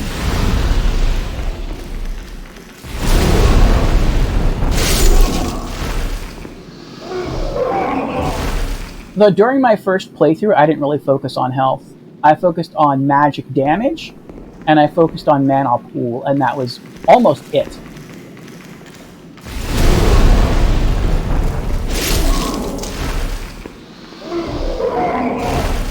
Alright, we have one more red Phantom Mind Flayer to fight. And he's going to be at the very top of the stairs. You can already hear him dinging his bell. There he is. Alright. After him, it's the boss.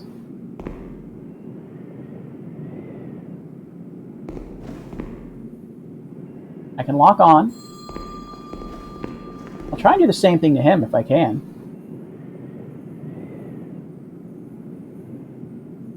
Oh, maybe he... Okay.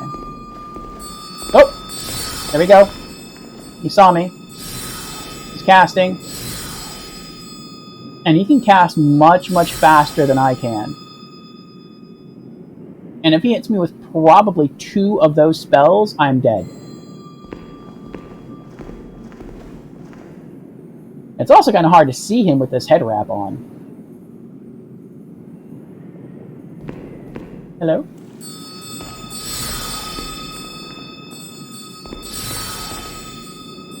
Let me lock off so I can see if he's going to start chasing me. Nope, he's still hanging out.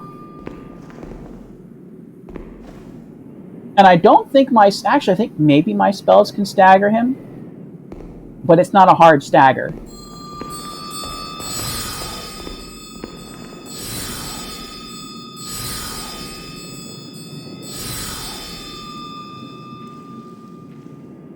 Okay.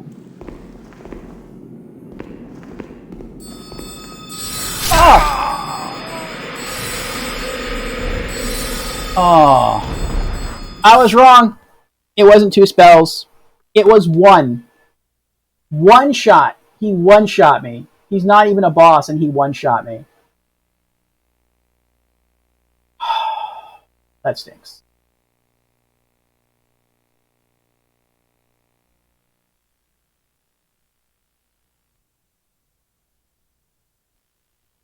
Alright, let's go back.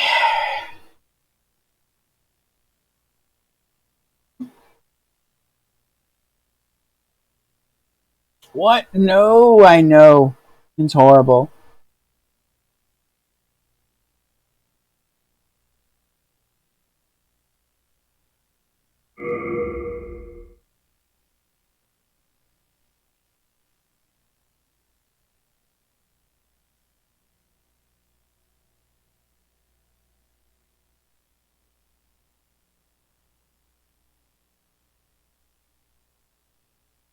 At least now when I go back, I only have to kill him. I don't have to kill all the other enemies that were there on the stairs.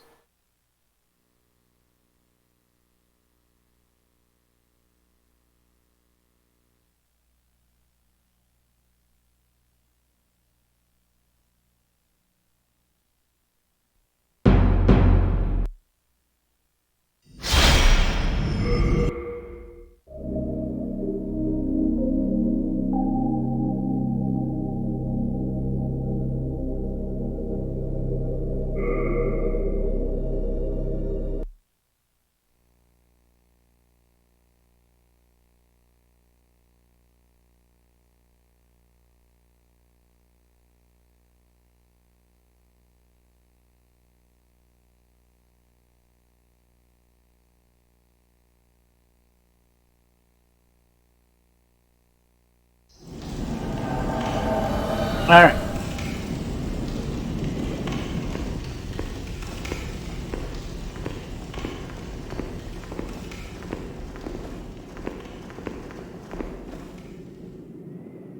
We still have to go through the cutscene. Maybe I can skip the cutscene. We'll see. I'll try.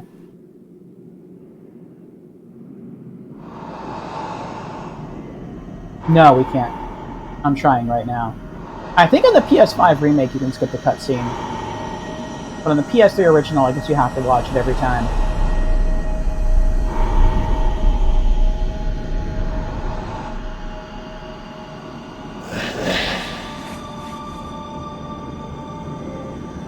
Yep.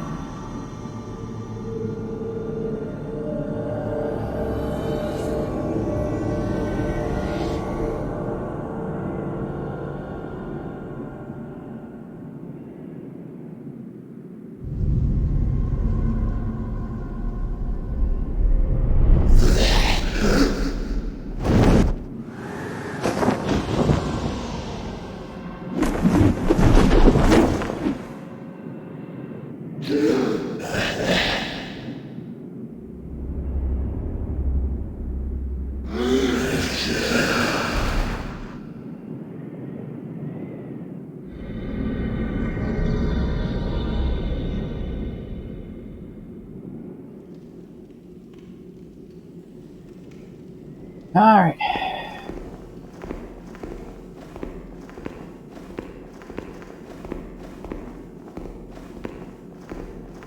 Story Dad says, I think extra time is needed to pull in a real player. I don't know. I don't know. I don't think so.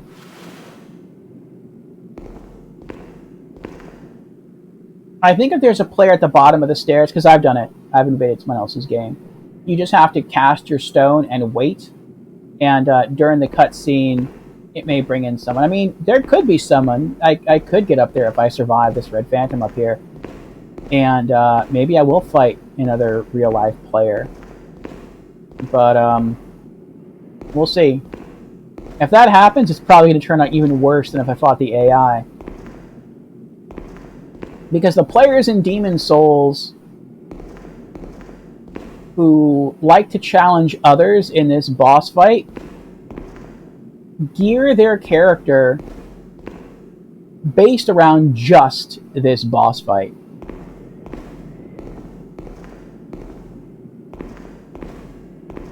Unlike the player character, whose gear is based typically around both getting up the tower and the boss fight. So it's a more general build.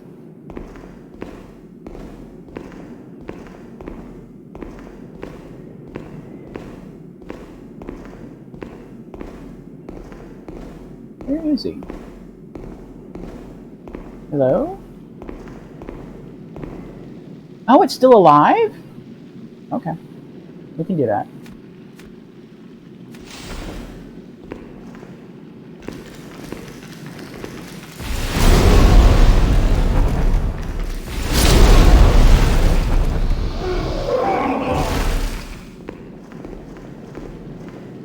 Here's the second one.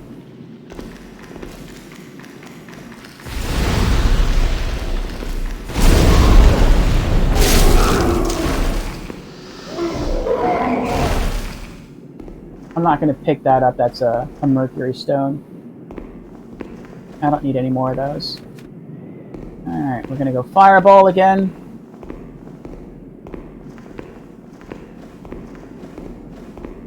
And there he is.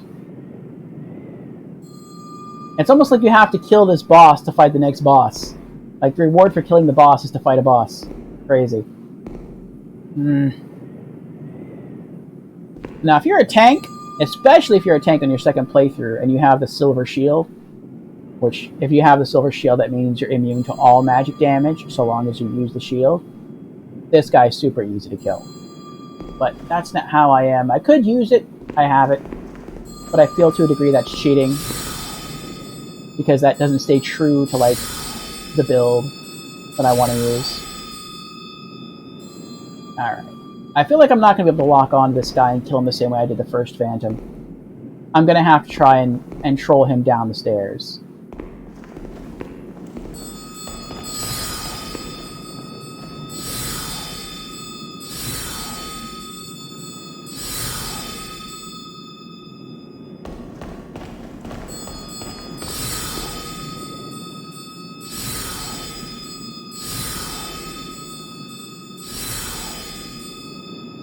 You just gotta be ready, because once he starts coming after you,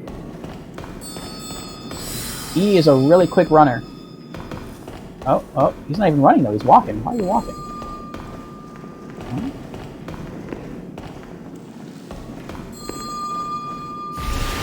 Gotcha.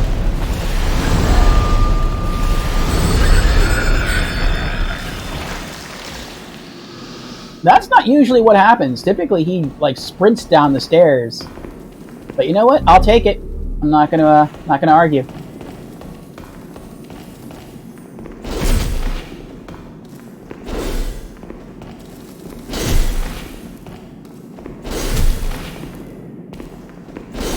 Let's see what this little guy has on him.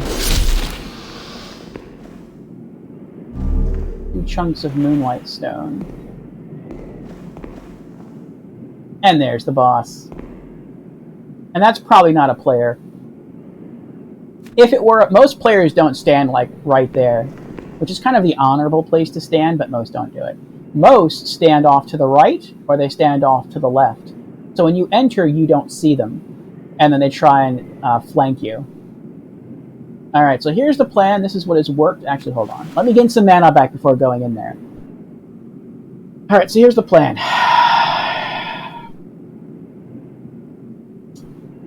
We are going to let our mana fully regenerate. And then when we go in... Are we wearing the right rings, by the way? We are, okay. The old monk is going to run at us. We're going to cast Firestorm. Because the old monk is a red phantom, even if he's an AI-controlled character, he's still a red phantom. That means that he heavily resists fire and magic damage. All red phantoms do that. So that means when I catch him with Firestorm, it will not kill him in one shot. In fact, I'll be incredibly lucky if it knocks out even a quarter of his HP. And so we're just going to try to hit him and then sprint away. And what we're waiting for is really two things. We're waiting for him to start spawning his Homing Soul Arrow spell, for those spells to fire at us. And once that happens, he won't be able to use that spell again for a little bit. So we'll let him kind of get a little close. We'll cast Firestorm again. Hopefully it'll hit him and then we'll sprint away. And so we'll just keep running back and forth across the arena until eventually we can kill him with Firestorm. That is the plan. Alright, we have full mana again. Switch back to our sword. And let's really hope this works. Hold on, there's one more thing. Let's swap this with Full Moon Grass, in case we need a better healing item. And we're going to swap this with Old Spice for more mana regen, in case we need it. Okay. Now we're ready. Let's do this. There he is. Firestorm. Look at that. Look how much damage that did. Almost no damage.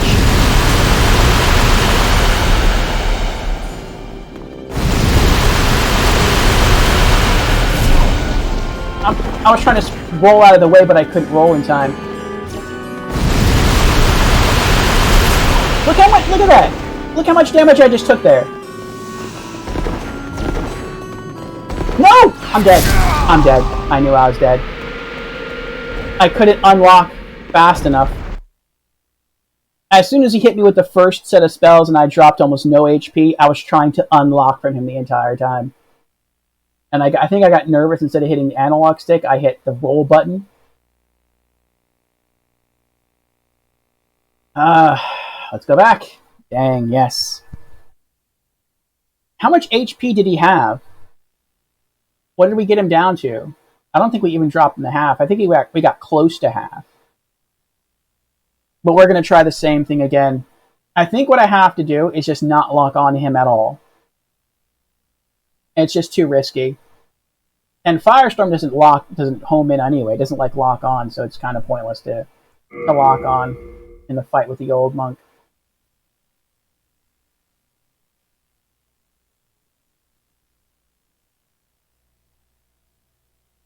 Now when we launch, we all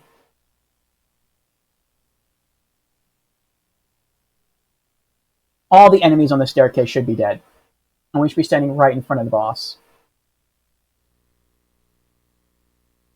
We might have to use our phosphorescent pole to let our mana regenerate again, but it should just be us and the boss.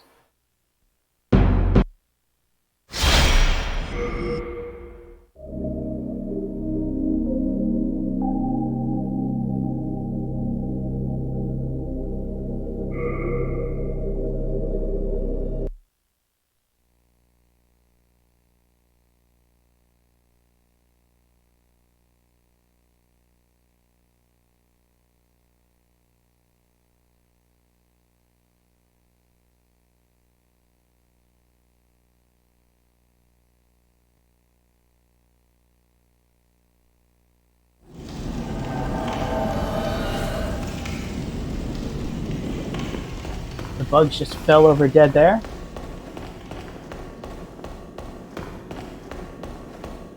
More dead bugs.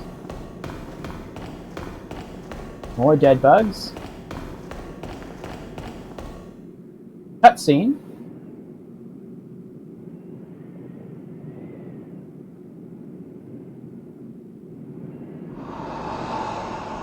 Yeah, I keep trying to skip it, but it won't let me.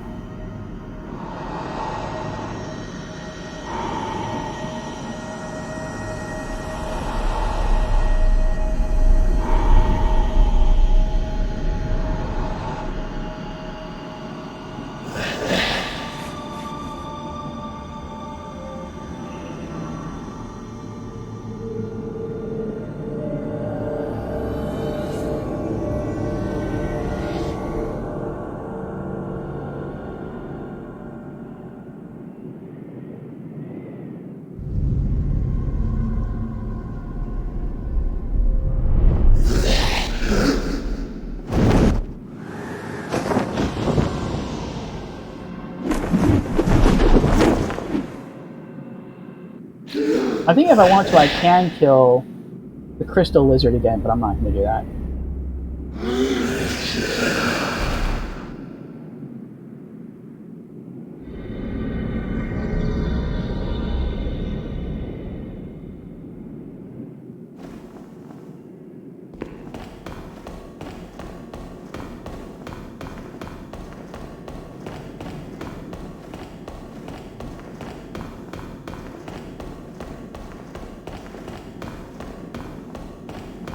More dead bugs.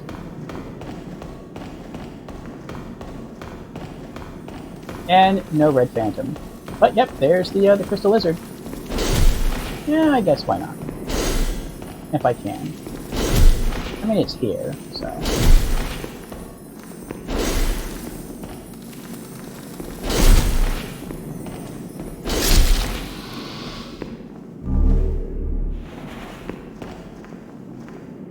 Alright, and we have full mana.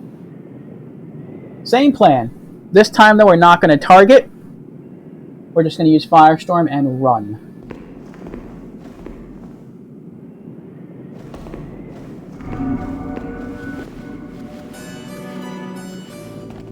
What was that?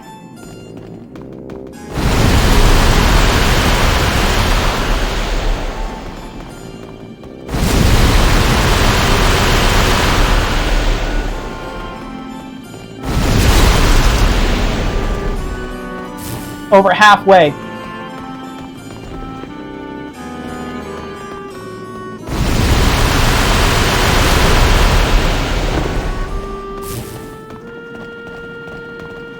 We sprint away now, try to hide behind the chairs.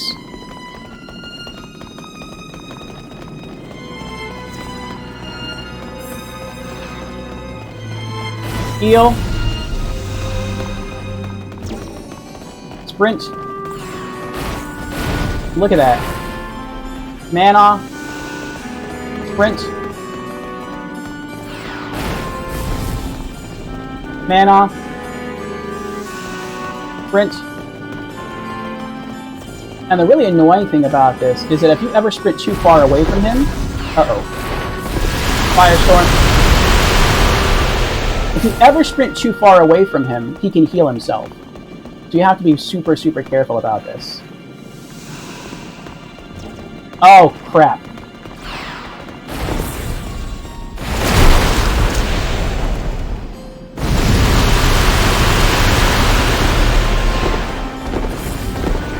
Look at that! Look at that! He needs like one tap.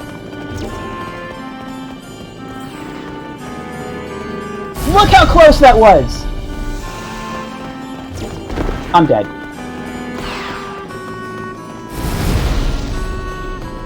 Soul Ray. I need Soul Ray.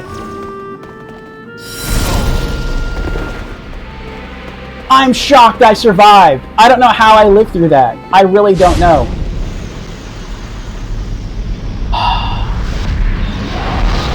Maybe it's because my spell hit him just before his spell hit me, and it stopped the spell damage, like all of his spell damage from going through. Because that should have killed me.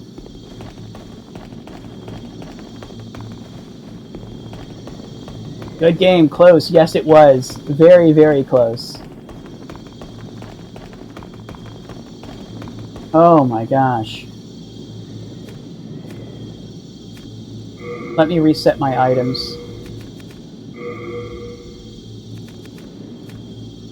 Crescent Moongrass. And Fresh Spice. Yellow Demon Soul. Return to Nexus. Good game. Thank you both Astoradad and Lorelei.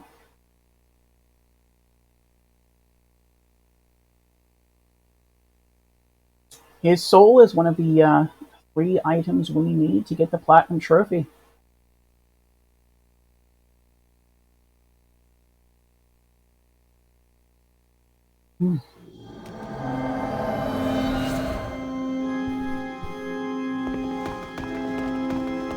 Now, off stream, I'll probably farm that area a little bit.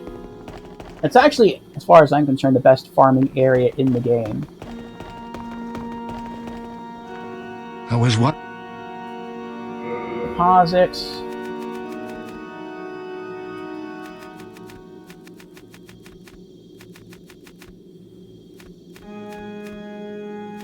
The yellow demon soul. Chunk of moonlight stone. Okay. We are in. And what I really want to farm for is just to get back. Well, I don't really need to. Never mind. I'm not going to do it. I was going to get back my old spices. It's not that difficult to do. I can fall. Hair, sword, and my head wrap, Do come. and that's it. Awesome. But yes, if you ever want to farm the area, the easiest way, or the best farm spot in the game, is just to come back here, go to the Old Monk Archstone, Archstone of the Demon Old Monk. His revenge complete, the old man withered away, possessed by golden robes of insanity. Too weak to be a demon's vessel, his soul was eaten.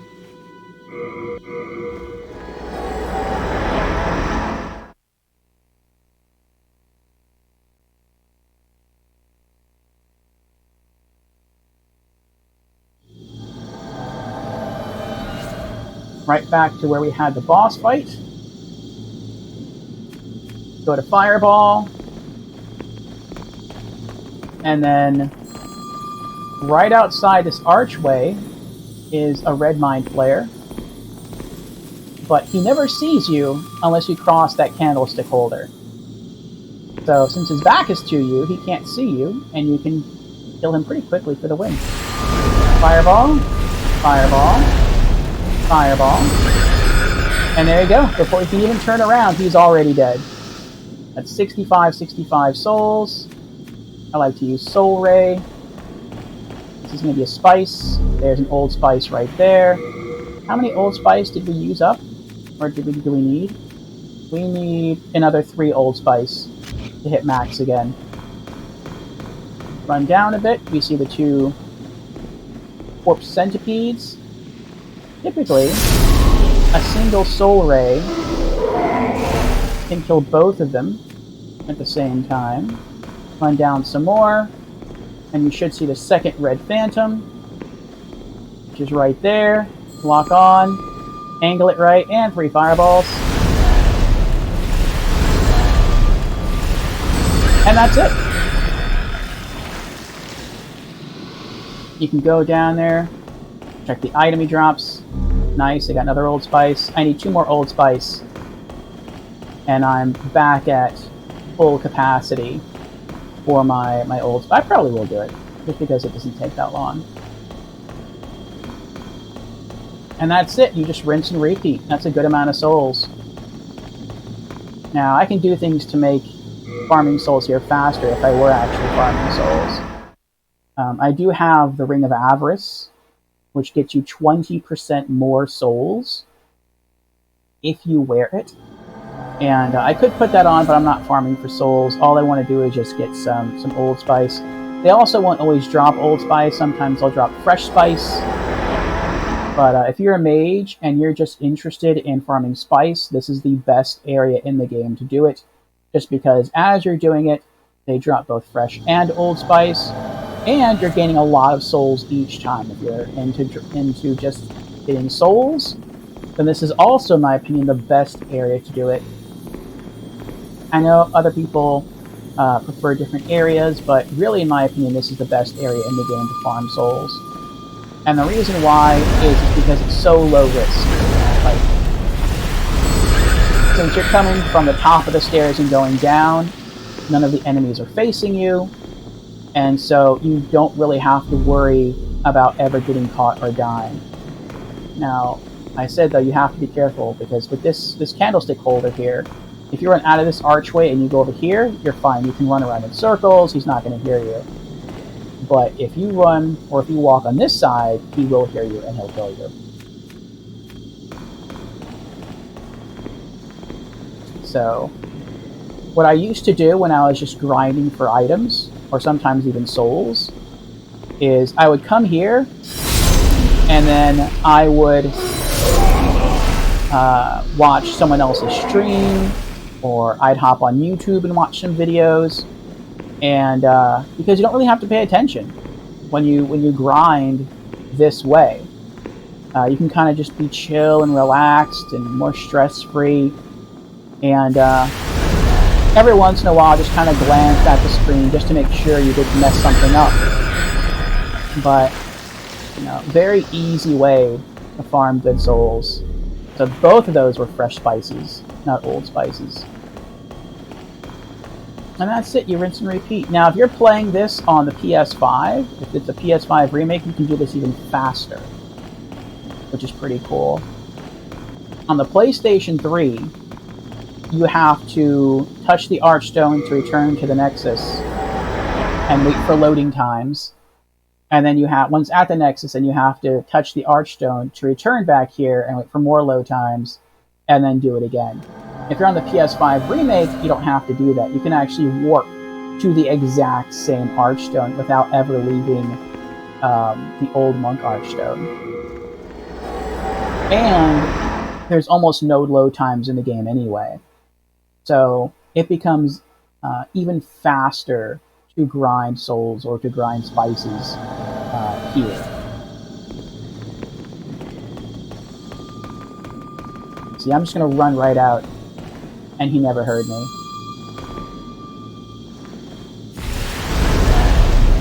Two, and three. And I'm going to stop as soon as I get 2 more old spices. That's really the reason why I'm here. Nope. Nice, look forward to that. Yes.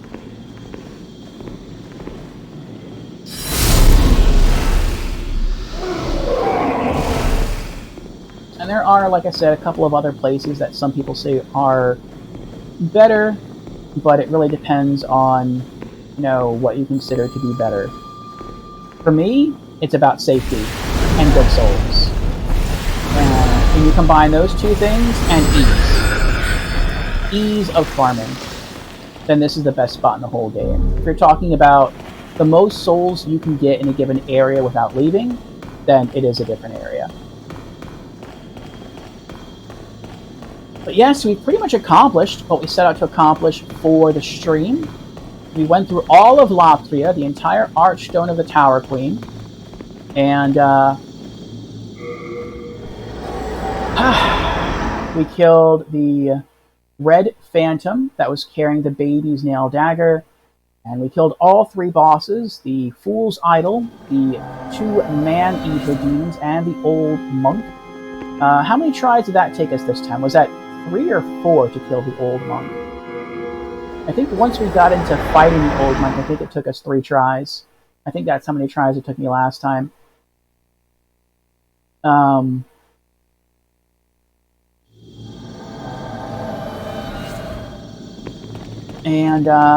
Yeah, that's it. We have the Old Monk's Soul. Now, next stream will be our final Demon Souls stream. We'll go through the Archstone of the Shadowmen, which is the Isle of Storms. And we'll have to kill 3 bosses there. The Adjudicator, the... what is it called? The Old Hero, and the Storm King. And we also have to rescue Saint Urbane.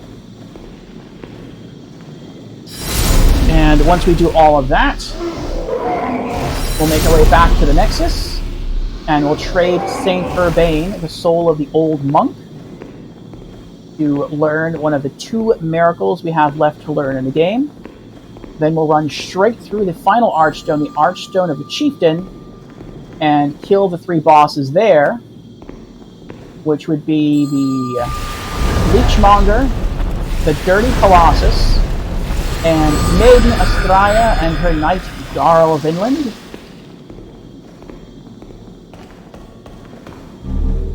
Geez, they are being really stingy with the Old Spice. And,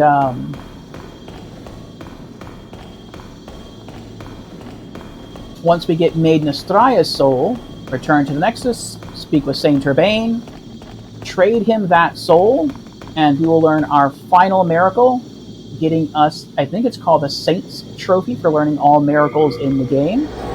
And once we have that trophy, the Platinum Trophy should also trigger. But we won't end then. We'll make our way beneath the Nexus to fight the final boss, the Fallen King Allant.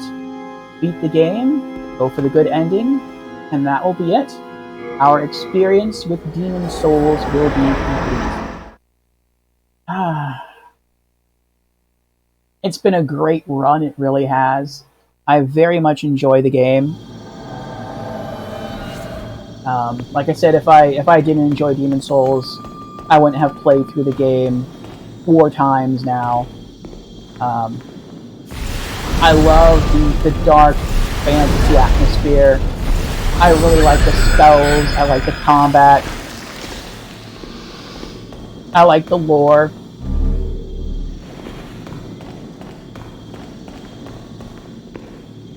And, yeah, I like pretty much everything about Demon Souls.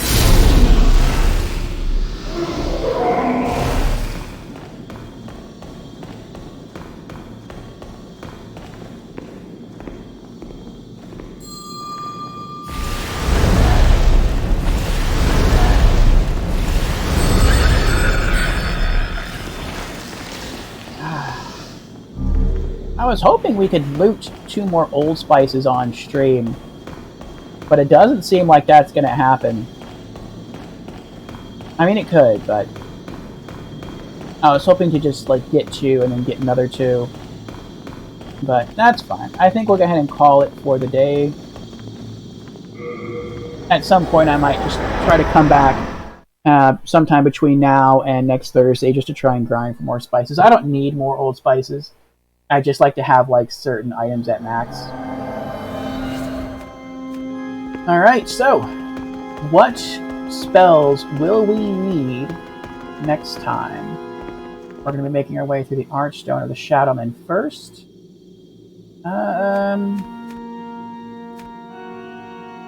I think we're good. We'll go with the spells that we have.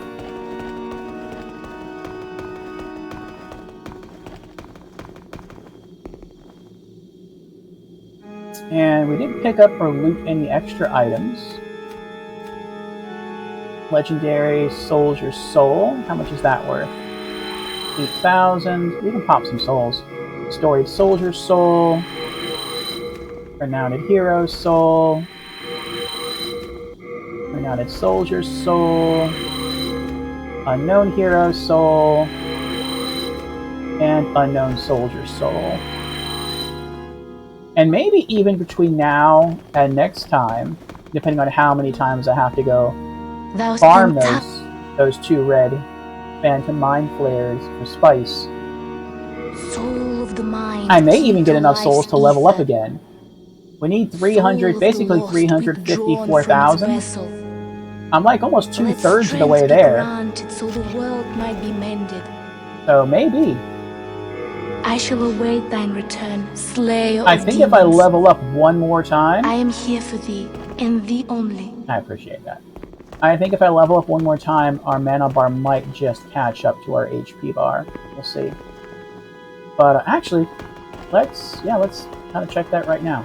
Thou seek then... I should have done that while I... Soul of the mind, key to life's ether. 2 mana points? Maybe. Soul of the lost, withdrawn. I shall await... I am here. Popping souls too. But yeah, that is going to be it from us for today.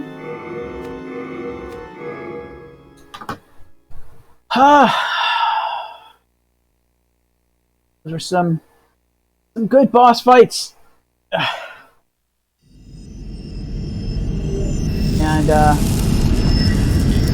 I want to thank everyone for sticking around while I was going through the Archstone here in Demon Souls. Thank you to Astoradad. Thank you to Larlai. Thank you to Creepy.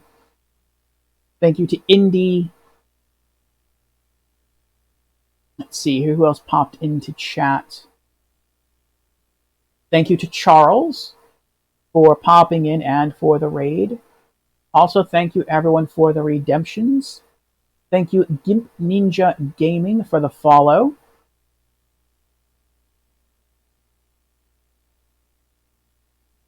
Let's see here. Was that everyone? I want to make sure I do give out all the thank yous. Thank you to Brandon. Thank you to Albatrax. Okay. That is everyone who made their presence known in chat. I also want to say thank you to the lurkers for being here as well. I hope you were entertained. Enjoyed it. Thank you, Astrodad. I enjoyed you being here. So the next time I'll be streaming will be tomorrow afternoon from 1 o'clock to 5 o'clock U.S. Eastern Time for Franchise Fridays. And we'll be playing through some more Borderlands 3 on the PS4. We are playing as Zane the Operative. Last Friday, we made our way through Atlas headquarters, and we got the third and final piece of a vault key. My cord is kind of tangled up here. There we go. We opened our first vault, and some bad stuff happened. But we came out victorious in the end. And this Friday, so tomorrow, we'll be making our way to a new planet called Eden 6. And we are going to try to find more vault key pieces. And we're going to try to see if we can rescue Sir Hammerlock. So, fun. I look forward to any of you joining me then. Or if not, maybe I will see you next Thursday for the end of Demon Souls. New game, plus. So, fun. But alright, let me see if there's anyone else streaming right now that we can throw any sort of raid over to.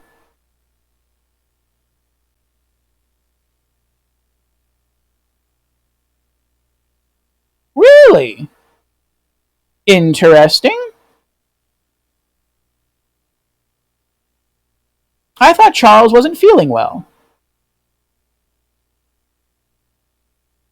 It appears Charles is back on. See you next time. Aw, the pot friend. Thank you, Astrodad. Let's go ahead and return the raid. We're going to raid Mr. Charles Q. Banks.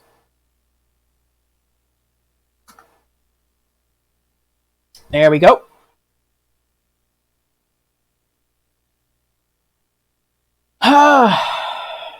Just thank you again, everyone.